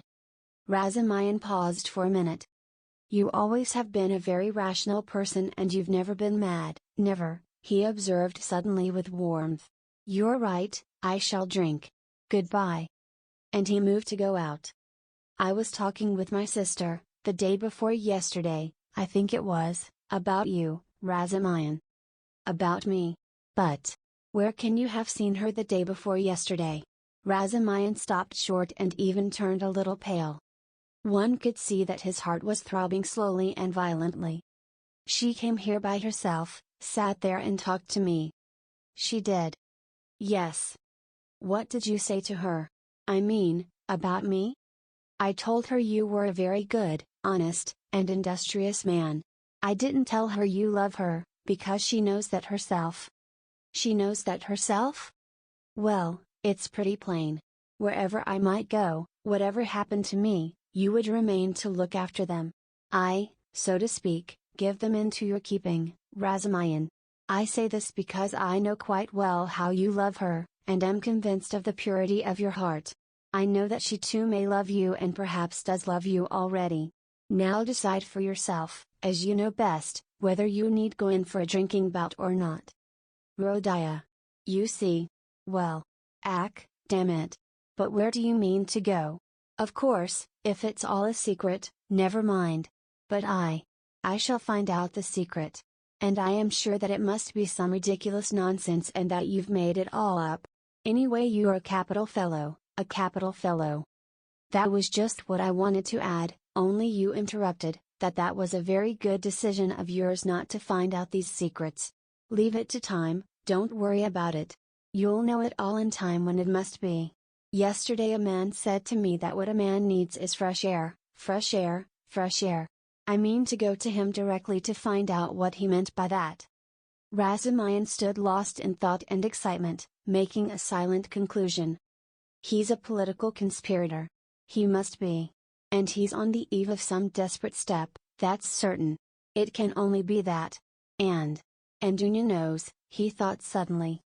"So if Dodya Romanovna comes to see you," he said, weighing each syllable, "and you're going to see a man who says we need more air, and so of course that letter. That too must have something to do with it," he concluded to himself. "What letter?" "She got a letter today. It upset her very much indeed. Too much so. I began speaking of you, she begged me not to. Then she said that perhaps we should very soon have to part. Then she began warmly thanking me for something, then she went to her room and locked herself in." "She got a letter?" Raskolnikov asked thoughtfully. "Yes, and you didn't know?" They were both silent. "Goodbye, Rodion. There was a time, brother, when I—" "Never mind, goodbye. You see, there was a time. Well, goodbye. I must be off too. I am not going to drink. There's no need now. That's all stuff." He hurried out, but when he had almost closed the door behind him, he suddenly opened it again, and said, looking away. "Oh, by the way, do you remember that murder, you know Porfiry's, that old woman? Do you know the murderer has been found, he has confessed and given the proofs. It's one of those very workmen, the painter, only fancy. Do you remember I defended them here? Would you believe it, all that scene of fighting and laughing with his companions on the stairs while the porter and the two witnesses were going up, he got up on purpose to disarm suspicion. The cunning, the presence of mind of the young dog. One can hardly credit it, but it's his own explanation, he has confessed it all. And what a fool I was about it. Well, he's simply a genius of hypocrisy and resourcefulness in disarming the suspicions of the lawyers, so there's nothing much to wonder at, I suppose. Of course people like that are always possible. And the fact that he couldn't keep up the character, but confessed, makes him easier to believe in. But what a fool I was. I was frantic on their side. Tell me, please, from whom did you hear that, and why does it interest you so? Raskolnikov asked with unmistakable agitation. What next? You ask me why it interests me. Well, I heard it from Porfiry, among others. It was from him I heard almost all about it. From Porfiry? From Porfiry. What? What did he say? Raskolnikov asked in dismay. He gave me a capital explanation of it. Psychologically, after his fashion. He explained it? Explained it himself? Yes, yes, goodbye. I'll tell you all about it another time, but now I'm busy. There was a time when I fancied. But no matter, another time. What need is there for me to drink now? You have made me drunk without wine. I am drunk, Rodia. Goodbye, I'm going. I'll come again very soon. He went out. He's a political conspirator, there's not a doubt about it, Razumihin decided, as he slowly descended the stairs. And he's drawn his sister in, that's quite in keeping with Avdotia Romanovna's character. There are interviews between them. She hinted at it too. So many of her words and hints bear that meaning. And how else can all this tangle be explained? And I was almost thinking. Good heavens, what I thought. Yes, I took leave of my senses and I wronged him. It was his doing, under the lamp in the corridor that day. Phew. What a crude, nasty, vile idea on my part. Nikolai is a brick, for confessing.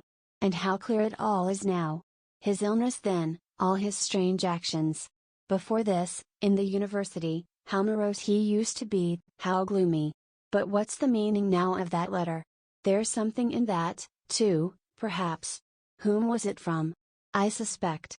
No, I must find out. He thought of Dunya, realizing all he had heard, and his heart throbbed, and he suddenly broke into a run. As soon as Razumihin went out, Raskolnikov got up, turned to the window, walked into one corner and then into another, as though forgetting the smallness of his room, and sat down again on the sofa. He felt, so to speak, renewed, again the struggle, so a means of escape had come. Yes, a means of escape had come. It had been too stifling, too cramping, the burden had been too agonizing.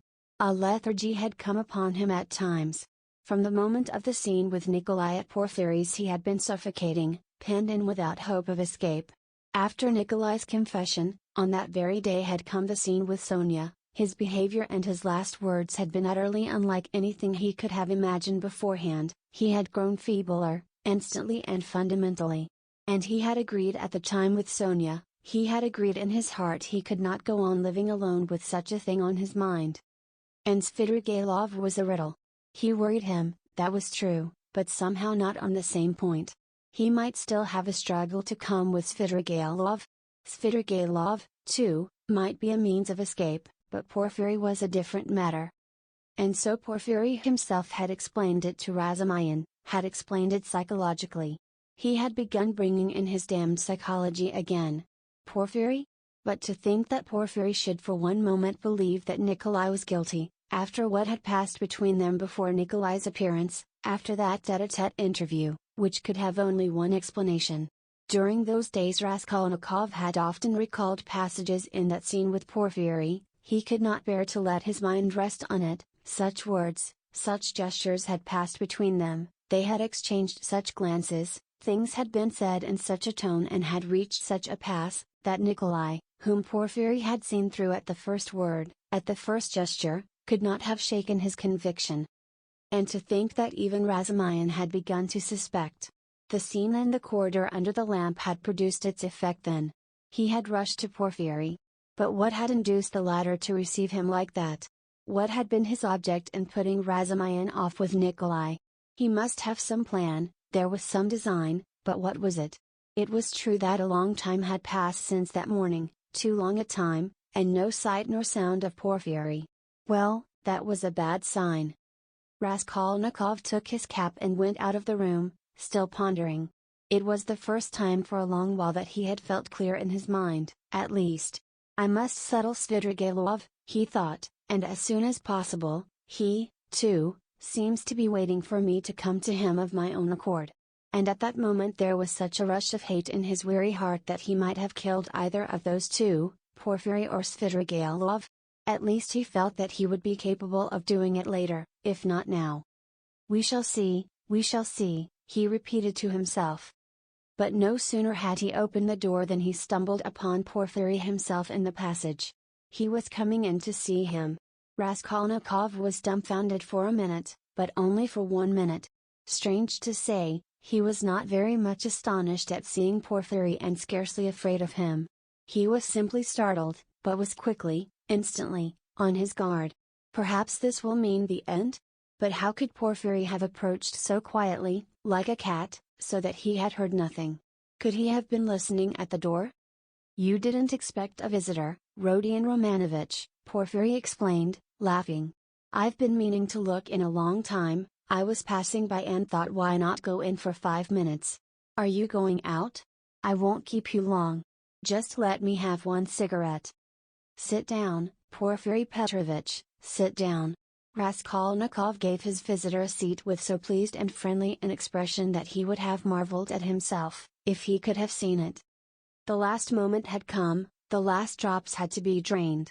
So a man will sometimes go through half an hour of mortal terror with a brigand, yet when the knife is at his throat at last, he feels no fear. Raskolnikov seated himself directly facing Porfiry, and looked at him without flinching. Porfiry screwed up his eyes and began lighting a cigarette. Speak, speak, seemed as though it would burst from Raskolnikov's heart. Come, why don't you speak? Chapter 2. Ah, these cigarettes! Porfiry Petrovich ejaculated at last, having lighted one. They are pernicious, positively pernicious, and yet I can't give them up. I cough, I begin to have tickling in my throat and a difficulty in breathing. You know I am a coward. I went lately to Dr. B.N. He always gives at least half an hour to each patient.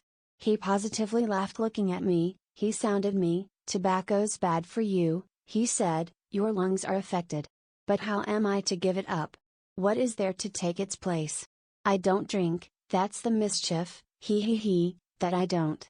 Everything is relative, Rodion Romanovich, everything is relative. Why, he's playing his professional tricks again, Raskolnikov thought with disgust. All the circumstances of their last interview suddenly came back to him, and he felt a rush of the feeling that had come upon him then.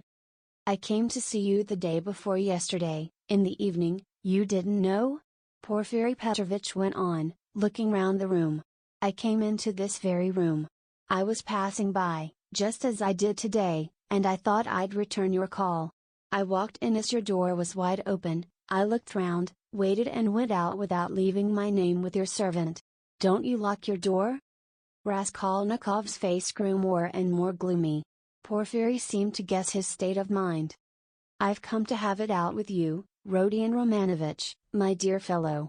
I owe you an explanation and must give it to you, he continued with a slight smile, just patting Raskolnikov's knee. But almost at the same instant a serious and careworn look came into his face. To his surprise Raskolnikov saw a touch of sadness in it. He had never seen and never suspected such an expression in his face. A strange scene passed between us last time we met, Rodion Romanovich. Our first interview, too, was a strange one, but then. And one thing after another. This is the point, I have perhaps acted unfairly to you, I feel it. Do you remember how we parted? Your nerves were unhinged and your knees were shaking and so were mine. And, you know, our behavior was unseemly, even ungentlemanly. And yet we are gentlemen, above all, in any case, gentlemen, that must be understood. Do you remember what we came to? And it was quite indecorous. What is he up to, what does he take me for? Raskolnikov asked himself in amazement, raising his head and looking with open eyes on Porfiry. I've decided openness is better between us, Porfiry Petrovich went on, turning his head away and dropping his eyes, as though unwilling to disconcert his former victim and as though disdaining his former wiles. Yes, such suspicions and such scenes cannot continue for long. Nikolai put a stop to it, or I don't know what we might not have come to. That damned workman was sitting at the time in the next room, can you realize that? You know that, of course, and I am aware that he came to you afterwards. But what you supposed then was not true. I had not sent for anyone, I had made no kind of arrangements. You ask why I hadn't? What shall I say to you? It had all come upon me so suddenly. I had scarcely sent for the porters, you noticed them as you went out, I dare say. An idea flashed upon me, I was firmly convinced at the time, you see, Rodion Romanovich. Come, I thought, even if I let one thing slip for a time, I shall get hold of something else, I shan't lose what I want, anyway. You are nervously irritable, Rodion Romanovich, by temperament, it's out of proportion with other qualities of your heart and character, which I flatter myself I have to some extent divined. Of course I did reflect even then that it does not always happen that a man gets up and blurts out his whole story. It does happen sometimes, if you make a man lose all patience, though even then it's rare. I was capable of realizing that. If I only had a fact, I thought, the least little fact to go upon, something I could lay hold of, something tangible, not merely psychological. For if a man is guilty, you must be able to get something substantial out of him. One may reckon upon most surprising results indeed. I was reckoning on your temperament, Rodion Romanovich, on your temperament above all things. I had great hopes of you at that time. But what are you driving at now? Raskolnikov muttered at last, asking the question without thinking. What is he talking about? He wondered distractedly, does he really take me to be innocent? What am I driving at? I've come to explain myself. I consider it my duty, so to speak. I want to make clear to you how the whole business, the whole misunderstanding arose. I've caused you a great deal of suffering, Rodion Romanovich. I am not a monster. I understand what it must mean for a man who has been unfortunate, but who is proud, imperious and above all, impatient, to have to bear such treatment. I regard you in any case as a man of noble character and not without elements of magnanimity, though I don't agree with all your convictions. I wanted to tell you this first, frankly and quite sincerely, for above all I don't want to deceive you. When I made your acquaintance, I felt attracted by you. Perhaps you will laugh at my saying so. You have a right to. I know you disliked me from the first and indeed you've no reason to like me. You may think what you like, but I desire now to do all I can to efface that impression and to show that I am a man of heart and conscience. I speak sincerely. Porfiry Petrovitch made a dignified pause. Raskolnikov felt a rush of renewed alarm. The thought that Porfiry believed him to be innocent began to make him uneasy. It's scarcely necessary to go over everything in detail, Porfiry Petrovitch went on. Indeed, I could scarcely attempt it. To begin with, there were rumors. Through whom, how, and when those rumors came to me, and how they affected you, I need not go into. My suspicions were aroused by a complete accident, which might just as easily not have happened. What was it? I believe there is no need to go into that either. Those rumors and that accident led to one idea in my mind. I admit it openly, for one may as well make a clean breast of it, I was the first to pitch on you. The old woman's notes on the pledges and the rest of it, that all came to nothing. Yours was one of 100. I happened, too, to hear of the scene at the office, from a man who described it capitally, unconsciously reproducing the scene with great vividness. It was just one thing after another, Rodion Romanovich, my dear fellow. How could I avoid being brought to certain ideas? From 100 rabbits you can't make a horse, 100 suspicions don't make a proof, as the English proverb says, but that's only from the rational point of view. You can't help being partial, for after all a lawyer is only human. I thought, too, of your article in that journal, do you remember, on your first visit we talked of it? I jeered at you at the time, but that was only to lead you on. I repeat, Rodion Romanovich, you are ill and impatient. That you were bold, headstrong, in earnest and had felt a great deal I recognized long before. I, too, have felt the same, so that your article seemed familiar to me. It was conceived on sleepless nights, with a throbbing heart, in ecstasy and suppressed enthusiasm. And that proud suppressed enthusiasm in young people is dangerous. I jeered at you then, but let me tell you that, As a literary amateur, I am awfully fond of such first essays, full of the heat of youth. There is a mistiness and a chord vibrating in the mist. Your article is absurd and fantastic, but there's a transparent sincerity, a youthful incorruptible pride and the daring of despair in it. It's a gloomy article, but that's what's fine in it. I read your article and put it aside, thinking as I did so that man won't go the common way. Well, I ask you, after that as a preliminary, how could I help being carried away by what followed? Oh, dear, I am not saying anything, I am not making any statement now. I simply noted it at the time. What is there in it? I reflected. There's nothing in it, that is really nothing and perhaps absolutely nothing. And it's not at all the thing for the prosecutor to let himself be carried away by notions. Here I have Nikolai on my hands with actual evidence against him. You may think what you like of it, but it's evidence.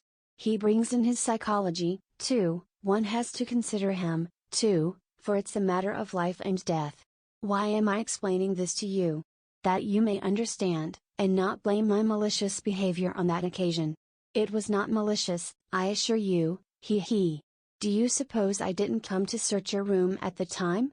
I did, he. I was here when you were lying ill in bed, not officially, not in my own person, but I was here. Your room was searched to the last thread at the first suspicion, but Humsinsed. I thought to myself, now that man will come of himself and quickly, too, if he's guilty, he's sure to come. Another man wouldn't, but he will. And you remember how Mr. Razumyan began discussing the subject with you? We arranged that to excite you, so we purposely spread rumors, that he might discuss the case with you, and Razumyan is not a man to restrain his indignation. Mr. Zametov was tremendously struck by your anger and your open daring. Think of blurting out in a restaurant, I killed her. It was too daring, too reckless. I thought so myself, if he is guilty he will be a formidable opponent. That was what I thought at the time. I was expecting you. But you simply bowled Zametov over and… Well, you see, it all lies in this, that this damnable psychology can be taken two ways. Well, I kept expecting you, and so it was, you came. My heart was fairly throbbing. Ack. Now, why need you have come? Your laughter, too, as you came in, do you remember? I saw it all plain as daylight, but if I hadn't expected you so specially, I should not have noticed anything in your laughter. You see what influence a mood has. Mr. Razumyan then, that stone under which the things were hidden. I seem to see it somewhere in a kitchen garden. It was in a kitchen garden, you told Zametov, and afterwards you repeated that in my office? And when we began picking your article to pieces, how you explained it. One could take every word of yours in two senses, as though there were another meaning hidden. So in this way, Rodion Romanovich, I reached the furthest limit, and knocking my head against a post, I pulled myself up, asking myself what I was about. After all, I said, you can take it all in another sense if you like, and it's more natural so, indeed. I couldn't help admitting it was more natural. I was bothered. No, I'd better get hold of some little fact, I said. So when I heard of the bell ringing, I held my breath and was all in a tremor. Here is my little fact, thought I, and I didn't think it over, I simply wouldn't. I would have given 1,000 rubles at that minute to have seen you with my own eyes, when you walked 100 paces beside that workman, after he had called you murderer to your face, and you did not dare to ask him a question all the way. And then what about your trembling, what about your bell ringing in your illness, in semi-delirium? And so, Rodion Romanovich, can you wonder that I played such pranks on you? And what made you come at that very minute? Someone seemed to have sent you, by Jove. And if Nikolai had not parted us. And do you remember Nikolai at the time? Do you remember him clearly? It was a thunderbolt, a regular thunderbolt. And how I met him. I didn't believe in the thunderbolt, not for a minute. You could see it for yourself, and how could I? Even afterwards, when you had gone and he began making very, very plausible answers on certain points, so that I was surprised at him myself, even then I didn't believe his story. You see what it is to be as firm as a rock. No, thought I, Morgenfrau. What has Nikolai got to do with it? Razumihin told me just now that you think Nikolai guilty and had yourself assured him of it. His voice failed him, and he broke off. He had been listening in indescribable agitation, as this man who had seen through and through him, went back upon himself. He was afraid of believing it and did not believe it. In those still ambiguous words he kept eagerly looking for something more definite and conclusive. "Mr. Razumihin," cried Porfiry Petrovitch, seeming glad of a question from Raskolnikov, who had till then been silent. He. But I had to put Mr. Razumihin off, 2 is company, 3 is none. Mr. Razumihin is not the right man, besides he is an outsider. He came running to me with a pale face. But never mind him, why bring him in? To return to Nikolai, would you like to know what sort of a type he is, how I understand him, that is? To begin with, he is still a child and not exactly a coward, but something by way of an artist. Really, don't laugh at my describing him so. He is innocent and responsive to influence. He has a heart, and is a fantastic fellow. He sings and dances, he tells stories, they say, so that people come from other villages to hear him. He attends school too, and laughs till he cries if you hold up a finger to him. He will drink himself senseless, not as a regular vice, but at times, when people treat him like a child. And he stole, too, then, without knowing it himself, for how can it be stealing, if one picks it up? And do you know he is an old believer, or rather a sinner? There have been wanderers, in his family, and he was for 2 years in his village under the spiritual guidance of a certain elder. I learnt all this from Nikolai and from his fellow villagers. And what's more, he wanted to run into the wilderness. He was full of fervor, prayed at night, read the old books, the true ones, and read himself crazy. A religious sect. Translator's note. Petersburg had a great effect upon him, especially the women and the wine. He responds to everything and he forgot the elder and all that. I learnt that an artist here took a fancy to him, and used to go and see him, and now this business came upon him. Well, he was frightened, he tried to hang himself. He ran away. How can one get over the idea the people have of Russian legal proceedings? The very word trial frightens some of them. Whose fault is it? We shall see what the new juries will do. God grant they do good. Well, in prison, it seems, he remembered the venerable elder, the Bible, too, made its appearance again. Do you know, Rodion Romanovich, the force of the word suffering among some of these people? It's not a question of suffering for someone's benefit, but simply, one must suffer. If they suffer at the hands of the authorities, so much the better. In my time there was a very meek and mild prisoner who spent a whole year in prison always reading his Bible on the stove at night, and he read himself crazy, and so crazy, do you know, that one day, apropos of nothing, he seized a brick and flung it at the governor, though he had done him no harm. And the way he threw it too, aimed it a yard on one side on purpose, for fear of hurting him. Well, we know what happens to a prisoner who assaults an officer with a weapon. So he took his suffering. So I suspect now that Nikolai wants to take his suffering or something of the sort. I know it for certain from facts, indeed. Only he doesn't know that I know. What, you don't admit that there are such fantastic people among the peasants? Lots of them. The elder now has begun influencing him, especially since he tried to hang himself. But he'll come and tell me all himself. You think he'll hold out? Wait a bit, he'll take his words back. I am waiting from hour to hour for him to come and abjure his evidence. I have come to like that Nikolai and am studying him in detail. And what do you think? He answered me very plausibly on some points. He obviously had collected some evidence and prepared himself cleverly. But on other points he is simply at sea, knows nothing and doesn't even suspect that he doesn't know. No, Rodion Romanovich, Nikolai doesn't come in.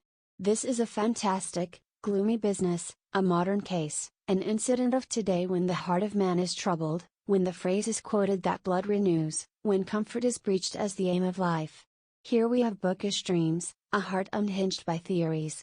Here we see resolution in the first stage, but resolution of a special kind. He resolved to do it like jumping over a precipice or from a bell tower, and his legs shook as he went to the crime. He forgot to shut the door after him, and murdered 2 people for a theory. He committed the murder and couldn't take the money, and what he did manage to snatch up he hid under a stone. It wasn't enough for him to suffer agony behind the door while they battered at the door and rung the bell. No, he had to go to the empty lodging, half delirious, to recall the bell ringing. He wanted to feel the cold shiver over again. Well, that we grant, was through illness, but consider this, he is a murderer, but looks upon himself as an honest man, despises others, poses as injured innocence. No, that's not the work of a Nikolai, my dear Rodion Romanovich. All that had been said before had sounded so like a recantation that these words were too great a shock. Raskolnikov shuddered as though he had been stabbed. Then? Who then? Is the murderer? He asked in a breathless voice, unable to restrain himself. Porfiry Petrovich sank back in his chair, as though he were amazed at the question. Who is the murderer? He repeated, as though unable to believe his ears.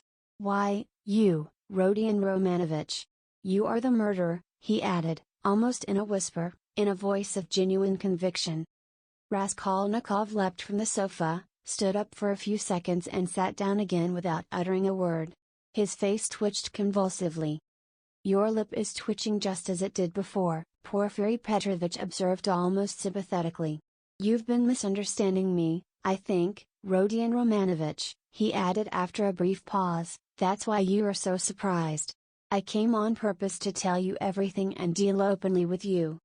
It was not I murdered her, Raskolnikov whispered like a frightened child caught in the act.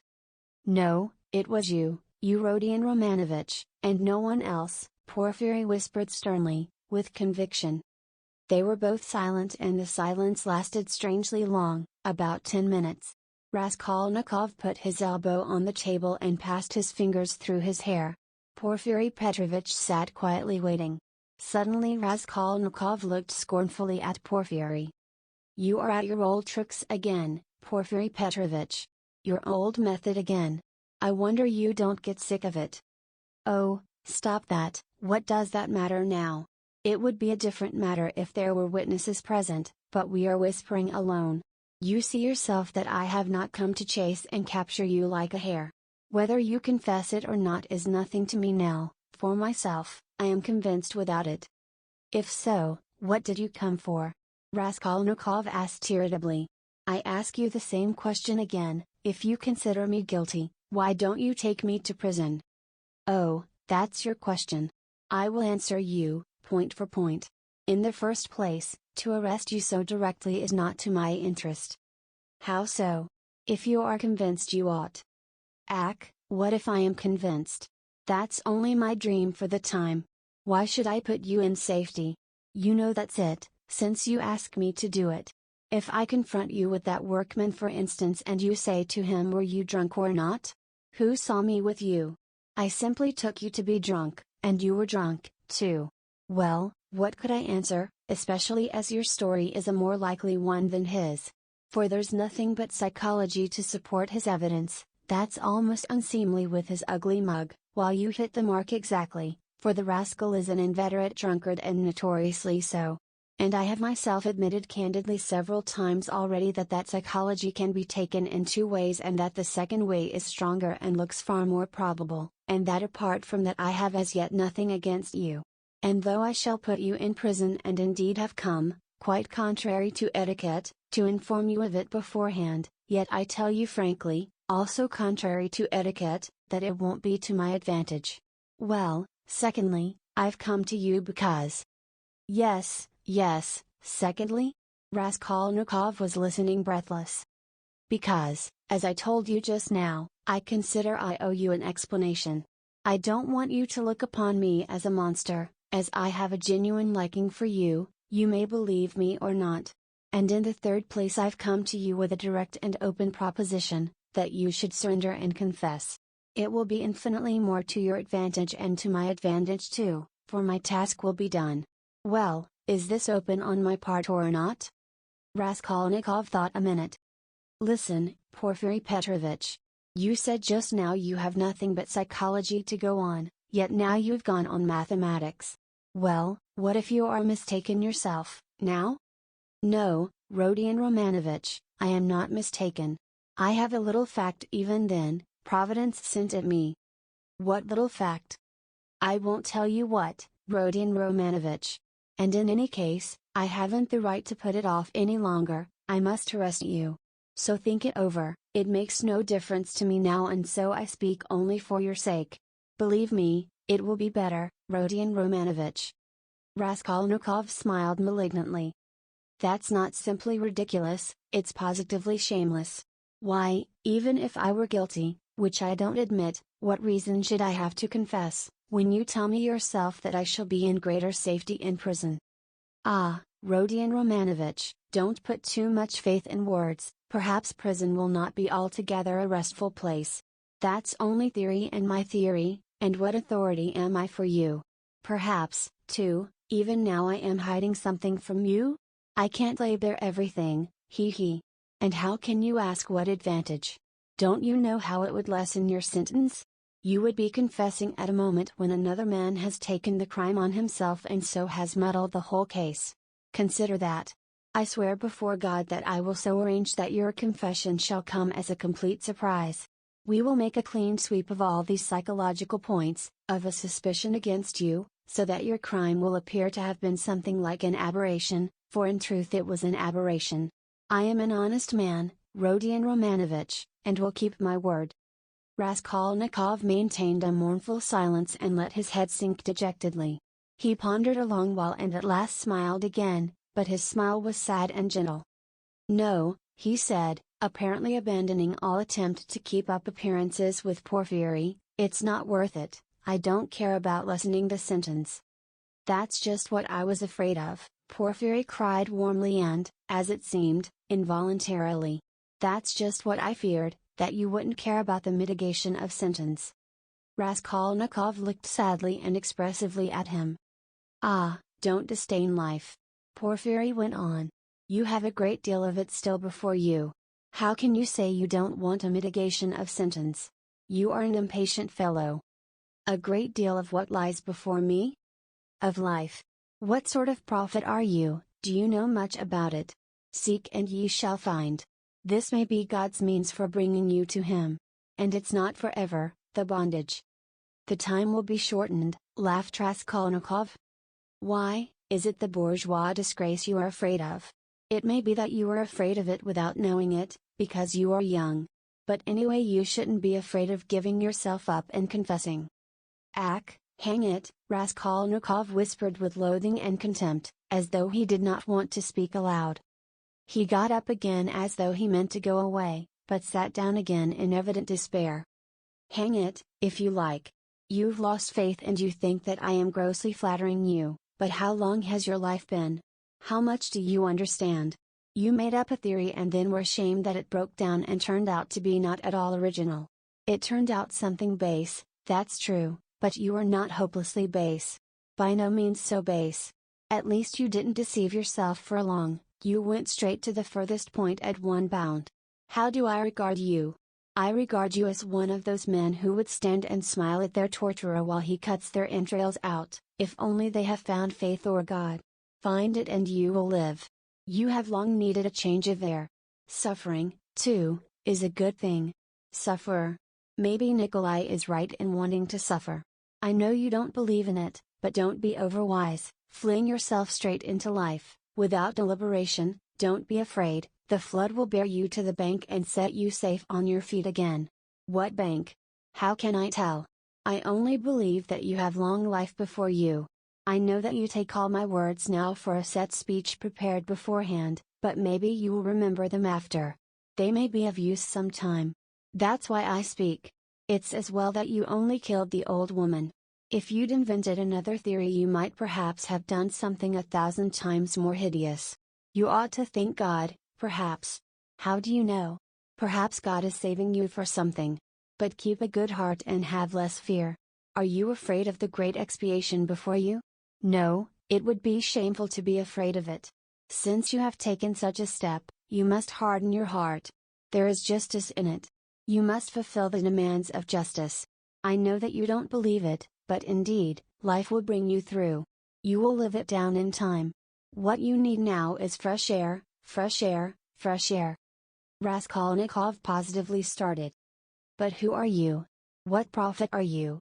From the height of what majestic calm do you proclaim these words of wisdom? Who am I? I am a man with nothing to hope for, that's all. A man perhaps of feeling and sympathy, maybe of some knowledge too, but my day is over. But you are a different matter, there is life waiting for you. Though, who knows? Maybe your life, too, will pass off in smoke and come to nothing. Come, what does it matter, that you will pass into another class of men? It's not comfort you regret, with your heart. What of it that perhaps no one will see you for so long? It's not time, but yourself that will decide that. Be the sun and all will see you. The sun has before all to be the sun. Why are you smiling again?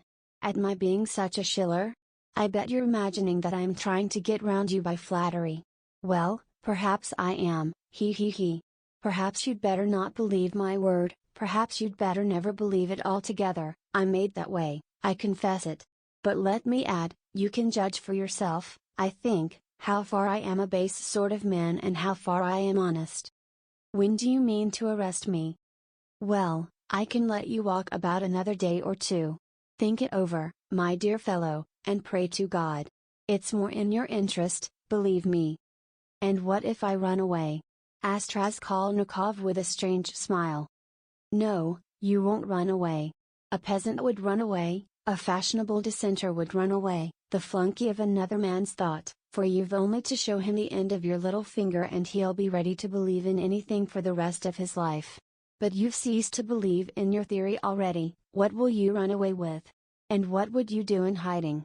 It would be hateful and difficult for you, and what you need more than anything in life is a definite position, an atmosphere to suit you. And what sort of atmosphere would you have? If you ran away, you'd come back to yourself. You can't get on without us. And if I put you in prison, say you've been there a month, or 2, or 3, remember my word, you'll confess of yourself and perhaps to your own surprise. You won't know an hour beforehand that you are coming with a confession. I am convinced that you will decide to take your suffering. You don't believe my words now, but you'll come to it of yourself. For suffering, Rodion Romanovich, is a great thing. Never mind my having grown fat, I know all the same. Don't laugh at it, there's an idea in suffering, Nikolai is right. No, you won't run away, Rodion Romanovich. Raskolnikov got up and took his cap. Porfiry Petrovich also rose. Are you going for a walk? The evening will be fine, if only we don't have a storm. Though it would be a good thing to freshen the air. He, too, took his cap. Porfiry Petrovich, please don't take up the notion that I have confessed to you today, Raskolnikov pronounced with sullen insistence. You're a strange man and I have listened to you from simple curiosity. But I have admitted nothing, remember that. Oh, I know that, I'll remember. Look at him, he's trembling. Don't be uneasy, my dear fellow, have it your own way. Walk about a bit, you won't be able to walk too far.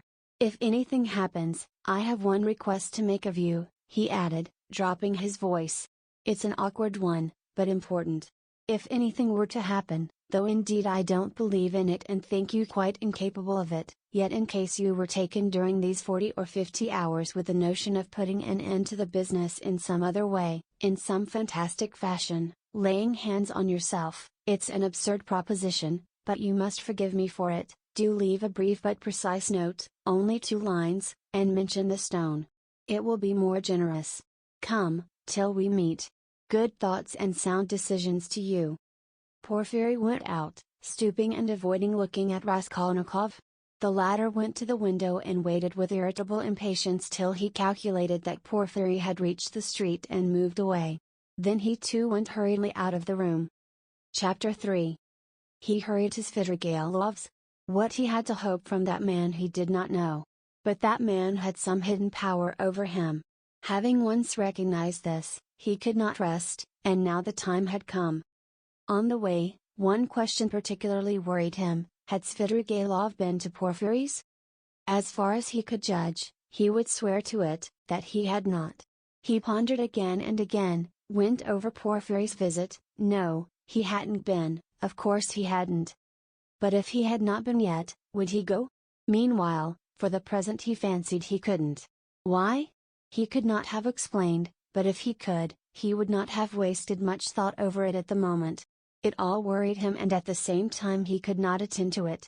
Strange to say, none would have believed it perhaps, but he only felt a faint vague anxiety about his immediate future. Another, much more important anxiety tormented him. It concerned himself, but in a different, more vital way. Moreover, he was conscious of immense moral fatigue, though his mind was working better that morning than it had done of late. And was it worthwhile, after all that had happened, to contend with these new trivial difficulties? Was it worthwhile, for instance, to maneuver that Svidrigailov should not go to Porphyry's? Was it worthwhile to investigate, to ascertain the facts, to waste time over anyone like Svidrigailov? Oh, how sick he was of it all! And yet he was hastening to Svidrigailov. Could he be expecting something new from him, information, or means of escape? Men will catch at straws. Was it destiny or some instinct bringing them together? Perhaps it was only fatigue, despair, perhaps it was not Svidrigailov but some other whom he needed, and Svidrigailov had simply presented himself by chance. Sonia? But what should he go to Sonia for now? To beg her tears again? He was afraid of Sonia, too. Sonia stood before him as an irrevocable sentence. He must go his own way or hers. At that moment especially he did not feel equal to seeing her. No, would it not be better to try Svidrigailov? And he could not help inwardly owning that he had long felt that he must see him for some reason. But what could they have in common? Their very evil-doing could not be of the same kind. The man, moreover, was very unpleasant, evidently depraved, undoubtedly cunning and deceitful, possibly malignant. Such stories were told about him. It is true he was befriending Katerina Ivanovna's children, but who could tell with what motive and what it meant? The man always had some design, some project. There was another thought which had been continually hovering of late about Raskolnikov's mind, and causing him great uneasiness. It was so painful that he made distinct efforts to get rid of it. He sometimes thought that Svidrigailov was dogging his footsteps. Svidrigailov had found out his secret and had designs on Dunya. What if he had them still? Wasn't it practically certain that he had? And what if, having learned his secret and so having gained power over him, he were to use it as a weapon against Dunya? This idea sometimes even tormented his dreams, but it had never presented itself so vividly to him as on his way to Svidrigailov. The very thought moved him to gloomy rage. To begin with, this would transform everything, even his own position. He would have at once to confess his secret to Dunya. Would he have to give himself up perhaps to prevent Dunya from taking some rash step? The letter? This morning Dunya had received a letter. From whom could she get letters in Petersburg? Luzhin, perhaps? It's true Razumihin was there to protect her, but Razumihin knew nothing of the position. Perhaps it was his duty to tell Razumihin? He thought of it with repugnance. In any case he must see Svidrigailov as soon as possible, he decided finally. Thank God, the details of the interview were of little consequence, if only he could get at the root of the matter, but if Svidrigailov were capable, if he were intriguing against Dunya, then… Raskolnikov was so exhausted by what he had passed through that month that he could only decide such questions in one way. Then I shall kill him, he thought in cold despair. A sudden anguish oppressed his heart. He stood still in the middle of the street and began looking about to see where he was and which way he was going. He found himself in X Prospect, 30 or 40 paces from the Haymarket, through which he had come. The whole second story of the house on the left was used as a tavern. All the windows were wide open. Judging from the figures moving at the windows, the rooms were full to overflowing. There were sounds of singing, of clarinet and violin, and the boom of a Turkish drum. He could hear women shrieking. He was about to turn back wondering why he had come to the X Prospect, when suddenly at one of the inn windows he saw Svidrigailov, sitting at a tea table right in the open window with a pipe in his mouth. Raskolnikov was dreadfully taken aback, almost terrified. Svidrigailov was silently watching and scrutinizing him and, what struck Raskolnikov at once, seemed to be meaning to get up and slip away unobserved. Raskolnikov at once pretended not to have seen him, but to be looking absent-mindedly away, while he watched him out of the corner of his eye. His heart was beating violently. Yet, it was evident that Svidrigailov did not want to be seen. He took the pipe out of his mouth and was on the point of concealing himself, but as he got up and moved back his chair, he seemed to have become suddenly aware that Raskolnikov had seen him, and was watching him. What had passed between them was much the same as what happened at their first meeting in Raskolnikov's room. A sly smile came into Svidrigailov's face and grew broader and broader. Each knew that he was seen and watched by the other. At last Svidrigailov broke into a loud laugh. "Well, well, come in if you want me, I am here," he shouted from the window. Raskolnikov went up into the tavern. He found Svidrigailov in a tiny back room, adjoining the saloon in which merchants, clerks and numbers of people of all sorts were drinking tea at 20 little tables to the desperate bawling of a chorus of singers. The click of billiard balls could be heard in the distance. On the table before Svidrigailov stood an open bottle and a glass half full of champagne. In the room he found also a boy with a little hand organ, a healthy-looking red-cheeked girl of 18, wearing a tucked-up striped skirt, and a Tyrolese hat with ribbons. In spite of the chorus in the other room, she was singing some servants' hall song in a rather husky contralto, to the accompaniment of the organ. "Come, that's enough," Svidrigailov stopped her at Raskolnikov's entrance. The girl at once broke off and stood waiting respectfully. She had sung her guttural rhymes, too, with a serious and respectful expression in her face. "Hey, Philip, a glass," shouted Svidrigailov. "I won't drink anything," said Raskolnikov. "As you like, I didn't mean it for you. Drink, Katya. I don't want anything more today, you can go." He poured her out a full glass, and laid down a yellow note. Katya drank off her glass of wine, as women do, without putting it down, in 20 gulps, took the note and kissed Svidrigailov's hand, which he allowed quite seriously. She went out of the room and the boy trailed after her with the organ. Both had been brought in from the street. Svidrigailov had not been a week in Petersburg, but everything about him was already, so to speak, on a patriarchal footing. The waiter, Philip, was by now an old friend and very obsequious. The door leading to the saloon had a lock on it. Svidrigailov was at home in this room and perhaps spent whole days in it. The tavern was dirty and wretched, not even second-rate. "I was going to see you and looking for you," Raskolnikov began, "but I don't know what made me turn from the Haymarket into the X-Prospect just now. I never take this turning. I turn to the right from the Haymarket. And this isn't the way to you. I simply turned and here you are. It is strange. Why don't you say at once it's a miracle?" "Because it may be only chance." "Oh, that's the way with all you folk," laughed Svidrigailov.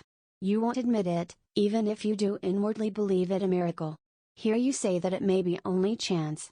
And what cowards they all are here, about having an opinion of their own, you can't fancy, Rodion Romanovitch.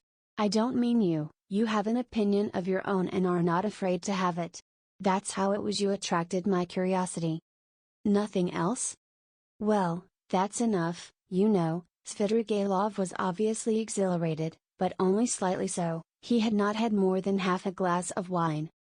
"I fancy you came to see me before you knew that I was capable of having what you call an opinion of my own," observed Raskolnikov. "Oh, well, it was a different matter. Everyone has his own plans. And apropos of the miracle, let me tell you that I think you have been asleep for the last 2 or 3 days. I told you of this tavern myself. There is no miracle in your coming straight here. I explained the way myself, told you where it was, and the hours you could find me here. Do you remember?" "I don't remember," answered Raskolnikov with surprise. "I believe you. I told you twice. The address has been stamped mechanically on your memory. You turned this way mechanically and yet precisely according to the direction, though you were not aware of it. When I told you then, I hardly hoped you understood me. You give yourself away too much, Rodion Romanovitch. And another thing, I'm convinced there are lots of people in Petersburg who talk to themselves as they walk. This is a town of crazy people. If only we had scientific men, doctors, lawyers and philosophers might make most valuable investigations in Petersburg, each in his own line. There are few places where there are so many gloomy, strong and queer influences on the soul of man as in Petersburg. The mere influences of climate mean so much. And it's the administrative center of all Russia, and its character must be reflected on the whole country. But that is neither here nor there now. The point is that I have several times watched you. You walk out of your house, holding your head high, 20 paces from home you let it sink, and fold your hands behind your back. You look and evidently see nothing before nor beside you. At last you begin moving your lips and talking to yourself, and sometimes you wave one hand and declaim, and at last stand still in the middle of the road. That's not at all the thing. Someone may be watching you besides me, and it won't do you any good. It's nothing really to do with me, and I can't cure you, but, of course, you understand me. Do you know that I am being followed? Asked Raskolnikov, looking inquisitively at him. No, I know nothing about it, said Svidrigailov, seeming surprised. Well, then, let us leave me alone, Raskolnikov muttered, frowning. Very good, let us leave you alone. You had better tell me, if you come here to drink, and directed me twice to come here to you, why did you hide, and try to get away just now when I looked at the window from the street? I saw it. He. And why was it you lay on your sofa with closed eyes and pretended to be asleep, though you were wide awake while I stood in your doorway? I saw it. I may have had reasons. You know that yourself. And I may have had my reasons, though you don't know them. Raskolnikov dropped his right elbow on the table, leaned his chin in the fingers of his right hand, and stared intently at Svidrigailov. For a full minute he scrutinized his face, which had impressed him before. It was a strange face, like a mask, white and red, with bright red lips, with a flaxen beard, and still thick flaxen hair. His eyes were somehow too blue and their expression somehow too heavy and fixed. There was something awfully unpleasant in that handsome face, which looked so wonderfully young for his age. Svidrigailov was smartly dressed in light summer clothes and was particularly dainty in his linen. He wore a huge ring with a precious stone in it. Have I got to bother myself about you, too, now? Said Raskolnikov suddenly, coming with nervous impatience straight to the point. Even though perhaps you are the most dangerous man if you care to injure me, I don't want to put myself out any more. I will show you at once that I don't prize myself as you probably think I do. I've come to tell you at once that if you keep to your former intentions with regard to my sister, and if you think to derive any benefit in that direction from what has been discovered of late, I will kill you before you get me locked up. You can reckon on my word. You know that I can keep it. And in the second place, if you want to tell me anything, for I keep fancying all this time that you have something to tell me, make haste and tell it, for time is precious and very likely it will soon be too late. Why in such haste? Asked Svidrigailov, looking at him curiously. Everyone has his plans, Raskolnikov answered gloomily and impatiently. You urged me yourself to frankness just now, and at the first question you refused to answer, Svidrigailov observed with a smile. You keep fancying that I have aims of my own, and so you look at me with suspicion. Of course it's perfectly natural in your position. But though I should like to be friends with you, I shan't trouble myself to convince you of the contrary. The game isn't worth the candle, and I wasn't intending to talk to you about anything special. What did you want me for, then? It was you who came hanging about me. Why, simply as an interesting subject for observation. I liked the fantastic nature of your position, that's what it was. Besides, you are the brother of a person who greatly interested me, and from that person I had in the past heard a very great deal about you, from which I gathered that you had a great influence over her. Isn't that enough? Ha ha ha. Still, I must admit that your question is rather complex, and is difficult for me to answer. Here, you, for instance, have come to me not only for a definite object, but for the sake of hearing something new. Isn't that so? Isn't that so? Persisted Svidrigailov with a sly smile. Well, can't you fancy then that I, too, on my way here in the train was reckoning on you, on your telling me something new, and on my making some profit out of you? You see what rich men we are. What profit could you make? How can I tell you? How do I know? You see in what a tavern I spend all my time, and it's my enjoyment. That's to say, it's no great enjoyment, but one must sit somewhere. That poor Katya now, you saw her? If only I had been a glutton now, a club gourmand, but you see I can eat this." He pointed to a little table in the corner where the remnants of a terrible-looking beefsteak and potatoes lay on a tin dish. "Have you dined, by the way? I've had something and want nothing more. I don't drink, for instance, at all. Except for champagne I never touch anything, and not more than a glass of that all the evening, and even that is enough to make my head ache. I ordered it just now to wind myself up, for I am just going off somewhere and you see me in a peculiar state of mind. That was why I hid myself just now like a schoolboy, for I was afraid you would hinder me. But I believe," he pulled out his watch, "I can spend an hour with you. It's 4:30 now. If only I'd been something, a landowner, a father, a cavalry officer, a photographer, a journalist. I am nothing, no specialty, and sometimes I am positively bored.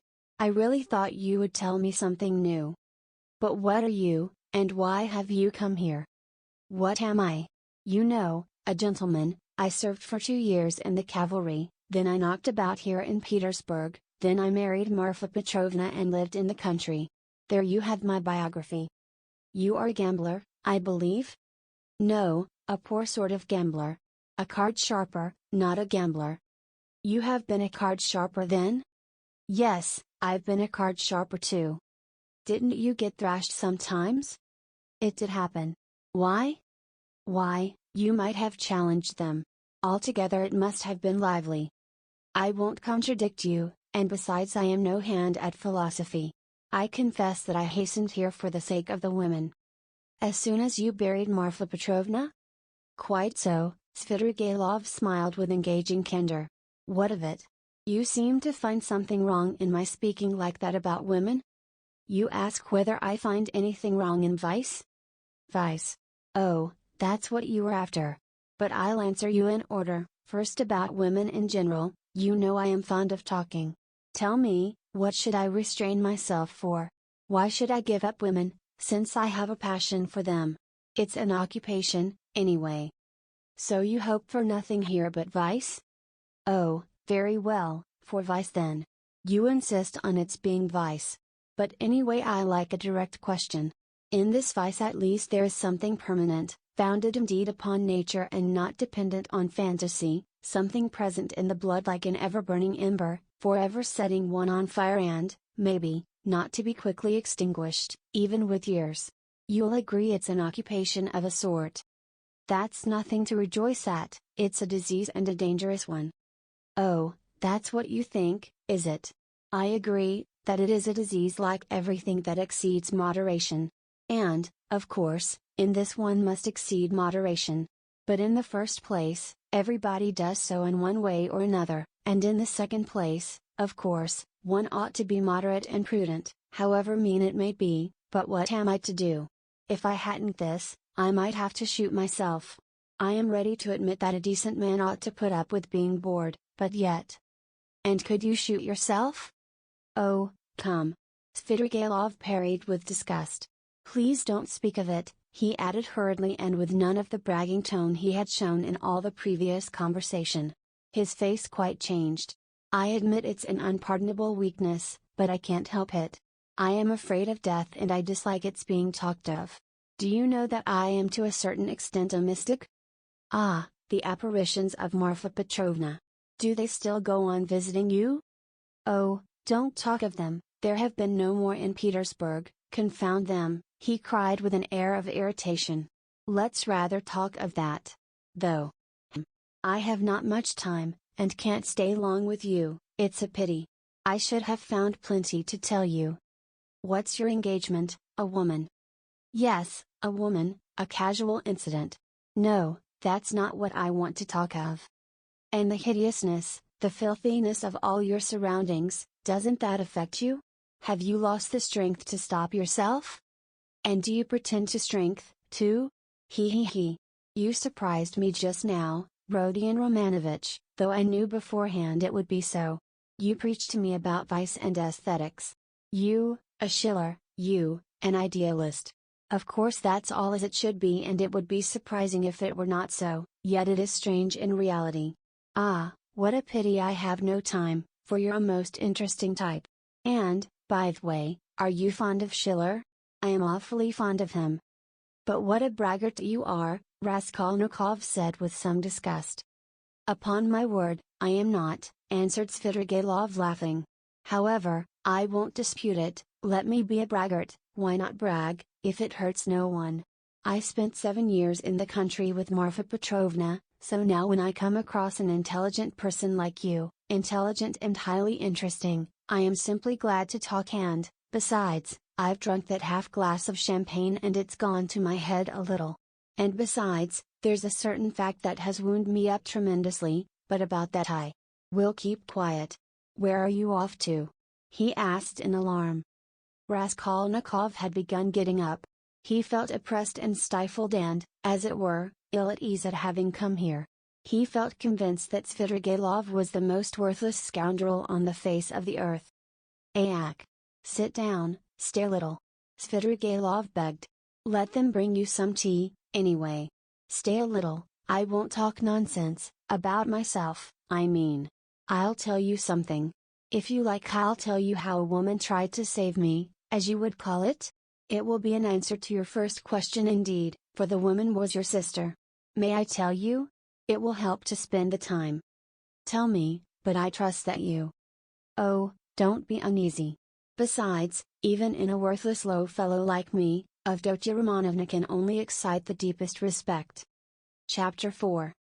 "You know perhaps, yes, I told you myself," began Svidrigailov, "that I was in the debtor's prison here, for an immense sum, and had not any expectation of being able to pay it. There's no need to go into particulars how Marfa Petrovna bought me out. Do you know to what a point of insanity a woman can sometimes love? She was an honest woman, and very sensible, although completely uneducated. Would you believe that this honest and jealous woman, after many scenes of hysterics and reproaches, condescended to enter into a kind of contract with me which she kept throughout our married life? She was considerably older than I, and besides, she always kept a clove or something in her mouth. There was so much swinishness in my soul and honesty too, of a sort, as to tell her straight out that I couldn't be absolutely faithful to her. This confession drove her to frenzy, but yet she seems in a way to have liked my brutal frankness. She thought it showed I was unwilling to deceive her if I warned her like this beforehand, and for a jealous woman, you know, that's the first consideration.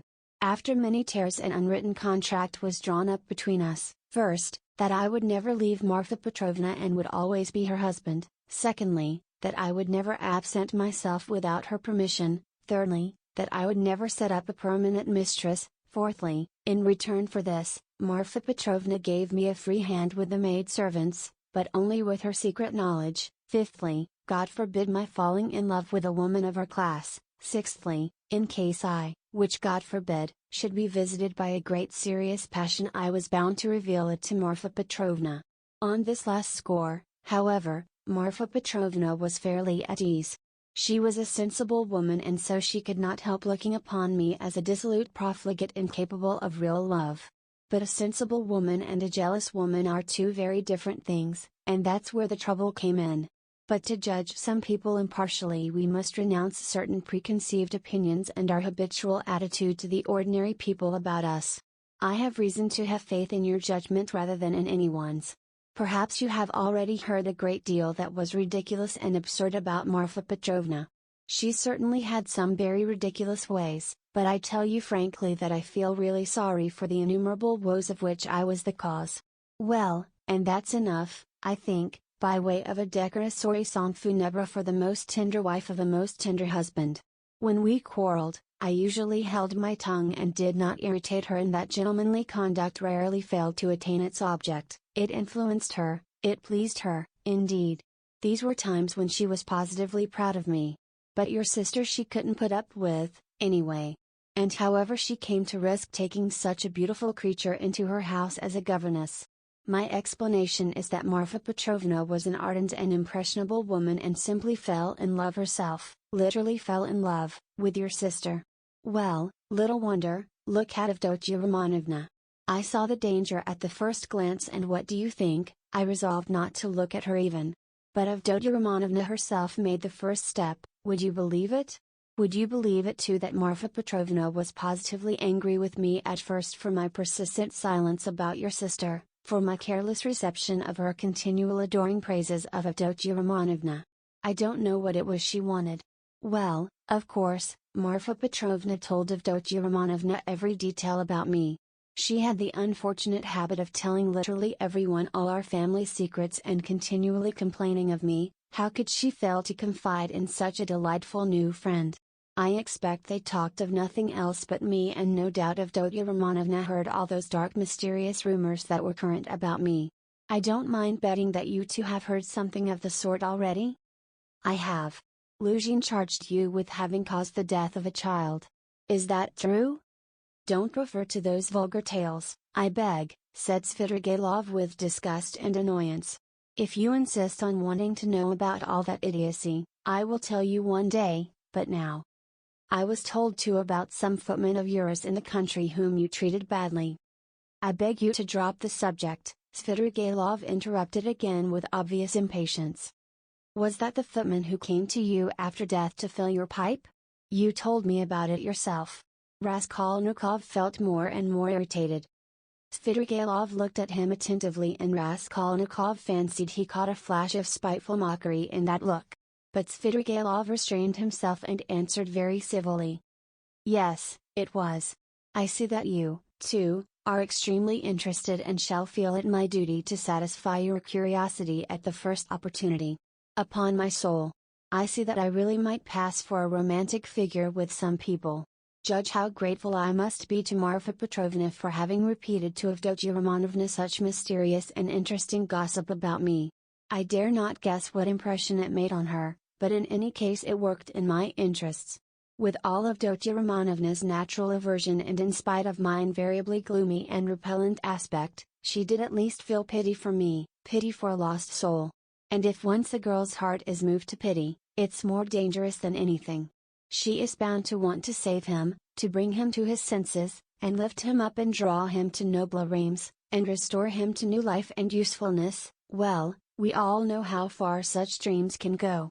I saw at once that the bird was flying into the cage of herself. And I too made ready. I think you are frowning, Rodion Romanovich? There's no need. As you know, it all ended in smoke. Hang it all, what a lot I am drinking. Do you know, I always, from the very beginning, regretted that it wasn't your sister's fate to be born in the 2nd or 3rd century AD, as the daughter of a reigning prince or some governor or proconsul in Asia Minor. She would undoubtedly have been one of those who would endure martyrdom and would have smiled when they branded her bosom with hot pincers. And she would have gone to it of herself. And in the 4th or 5th century she would have walked away into the Egyptian desert and would have stayed there 30 years living on roots and ecstasies and visions. She is simply thirsting to face some torture for someone, and if she can't get her torture, she'll throw herself out of a window. I've heard something of a Mr. Razumihin. He's said to be a sensible fellow, his surname suggests it, indeed. He's probably a divinity student. Well, he'd better look after your sister. I believe I understand her, and I am proud of it. But at the beginning of an acquaintance, as you know, one is apt to be more heedless and stupid. One doesn't see clearly. Hang it all, why is she so handsome? It's not my fault. In fact, it began on my side with a most irresistible physical desire. Avdotia Romanovna is awfully chaste, incredibly and phenomenally so. Take note, I tell you this about your sister as a fact. She is almost morbidly chaste, in spite of her broad intelligence, and it will stand in her way. There happened to be a girl in the house then, Parasha, a black-eyed wench, whom I had never seen before. She had just come from another village, very pretty, but incredibly stupid. She burst into tears, wailed so that she could be heard all over the place and caused scandal. One day after dinner Avdotia Romanovna followed me into an avenue in the garden and with flashing eyes insisted on my leaving poor Parasha alone. It was almost our first conversation by ourselves. I, of course, was only too pleased to obey her wishes, tried to appear disconcerted, embarrassed, in fact played my part not badly. Then came interviews, mysterious conversations, exhortations, entreaties, supplications, even tears. Would you believe it, even tears? Think what the passion for propaganda will bring some girls to. I, of course, threw it all on my destiny, posed as hungering and thirsting for light, and finally resorted to the most powerful weapon in the subjection of the female heart, a weapon which never fails one. It's the well-known resource, flattery. Nothing in the world is harder than speaking the truth and nothing easier than flattery. If there's the 100th part of a false note in speaking the truth, it leads to a discord, and that leads to trouble. But if all, to the last note, is false in flattery, it is just as agreeable, and is heard not without satisfaction. It may be a coarse satisfaction, but still a satisfaction. And however coarse the flattery, at least half will be sure to seem true. That's so for all stages of development and classes of society. A vestal virgin might be seduced by flattery. I can never remember without laughter how I once seduced a lady who was devoted to her husband, her children, and her principles. What fun it was and how little trouble. And the lady really had principles, of her own, anyway. All my tactics lay in simply being utterly annihilated and prostrate before her purity.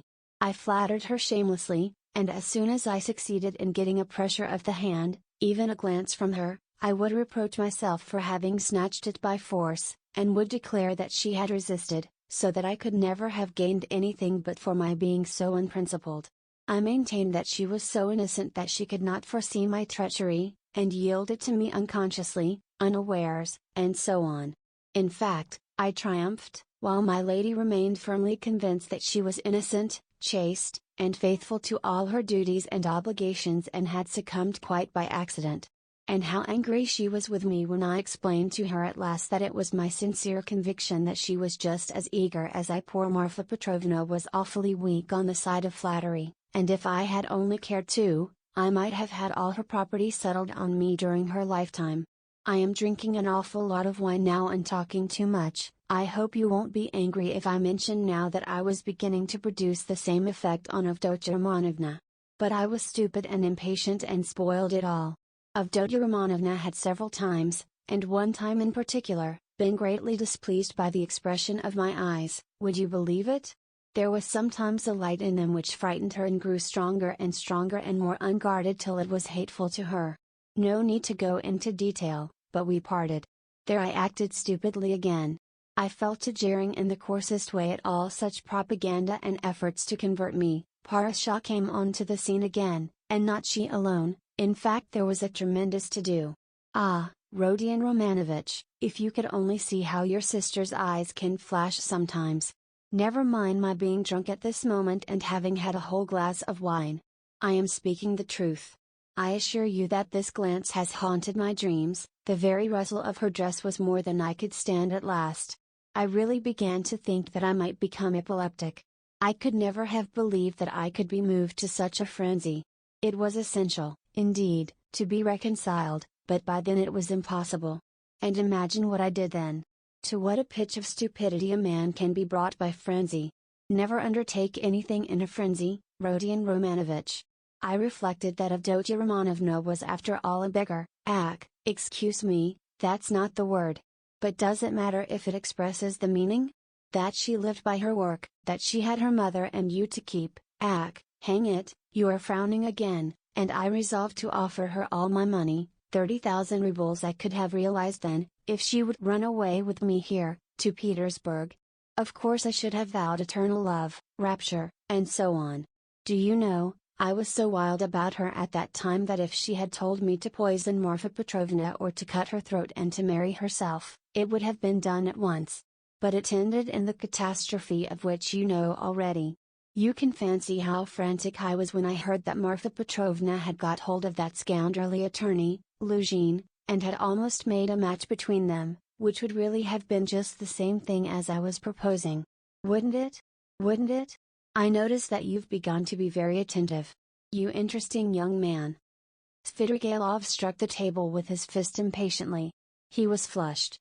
Raskolnikov saw clearly that the glass or glass and a half of champagne that he had sipped almost unconsciously was affecting him, and he resolved to take advantage of the opportunity. He felt very suspicious of Svidrigailov.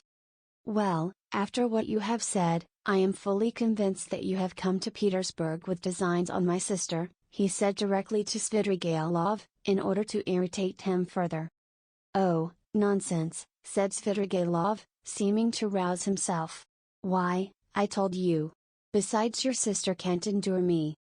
Yes, I am certain that she can't, but that's not the point. Are you so sure that she can't? Svidrigailov screwed up his eyes and smiled mockingly. You are right, she doesn't love me, but you can never be sure of what has passed between husband and wife or lover and mistress. There's always a little corner which remains a secret to the world and is only known to those two. Will you answer for it that Avdotya Romanovna regarded me with aversion? From some words you've dropped, I notice that you still have designs, and of course evil ones, on Dunya and mean to carry them out promptly. What, have I dropped words like that? Svidrigailov asked in naive dismay, taking not the slightest notice of the epithet bestowed on his designs. Why, you are dropping them even now. Why are you so frightened? What are you so afraid of now? Me, afraid? Afraid of you? You have rather to be afraid of me, cher ami. But what nonsense. I've drunk too much though, I see that. I was almost saying too much again. Damn the wine. Hi. There, water. He snatched up the champagne bottle and flung it without ceremony out of the window. Philip brought the water. That's all nonsense, said Svidrigailov, wetting a towel and putting it to his head. But I can answer you in one word and annihilate all your suspicions. Do you know that I am going to get married? You told me so before. Did I? I've forgotten. But I couldn't have told you so for certain, for I had not even seen my betrothed, I only meant to. But now I really have a betrothed and it's a settled thing, and if it weren't that I have business that can't be put off, I would have taken you to see them at once, for I should like to ask your advice. Ack, hang it, only 10 minutes left. See, look at the watch. But I must tell you, for it's an interesting story, my marriage, in its own way. Where are you off to? Going again? No, I'm not going away now. Not at all? We shall see. I'll take you there, I'll show you my betrothed, only not now. For you'll soon have to be off. You have to go to the right and I to the left. Do you know that Madame Reslick, the woman I am lodging with now, eh? I know what you are thinking, that she's the woman whose girl they say drowned herself in the winter. Come, are you listening? She arranged it all for me. You're bored, she said, you want something to fill up your time. For, you know, I am a gloomy, depressed person. Do you think I'm light-hearted? No, I'm gloomy. I do no harm, but sit in a corner without speaking a word for 3 days at a time. And that Reslick is a sly hussy, I tell you. I know what she has got in her mind. She thinks I shall get sick of it, abandon my wife and depart, and she'll get hold of her and make a profit out of her, in our class, of course, or higher.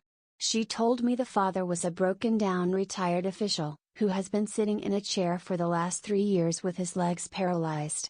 The mama, she said, was a sensible woman. There is a son serving in the provinces, but he doesn't help. There is a daughter, who is married, but she doesn't visit them.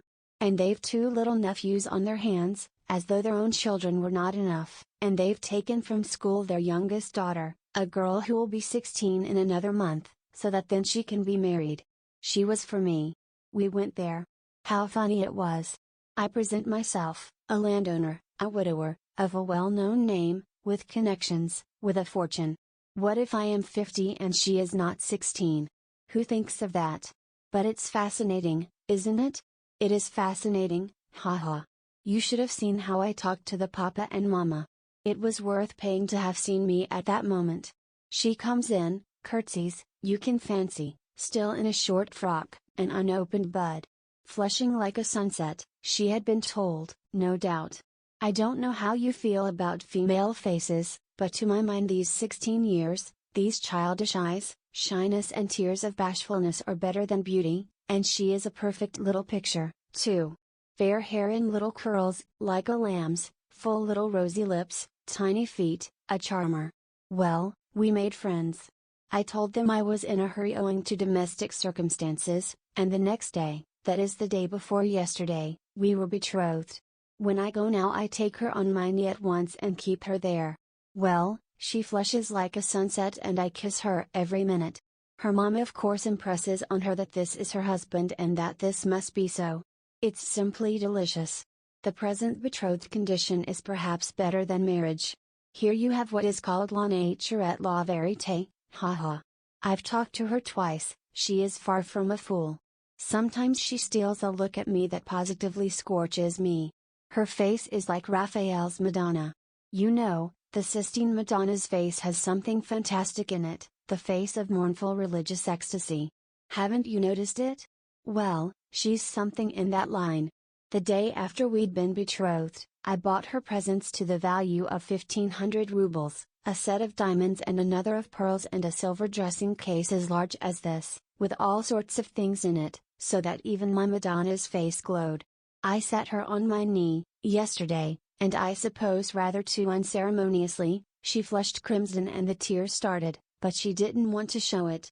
We were left alone, she suddenly flung herself on my neck, for the first time of her own accord, put her little arms round me, kissed me, and vowed that she would be an obedient, faithful, and good wife, would make me happy, would devote all her life, every minute of her life, would sacrifice everything, and that all she asks in return is my respect, and that she wants nothing, nothing more from me, no presents.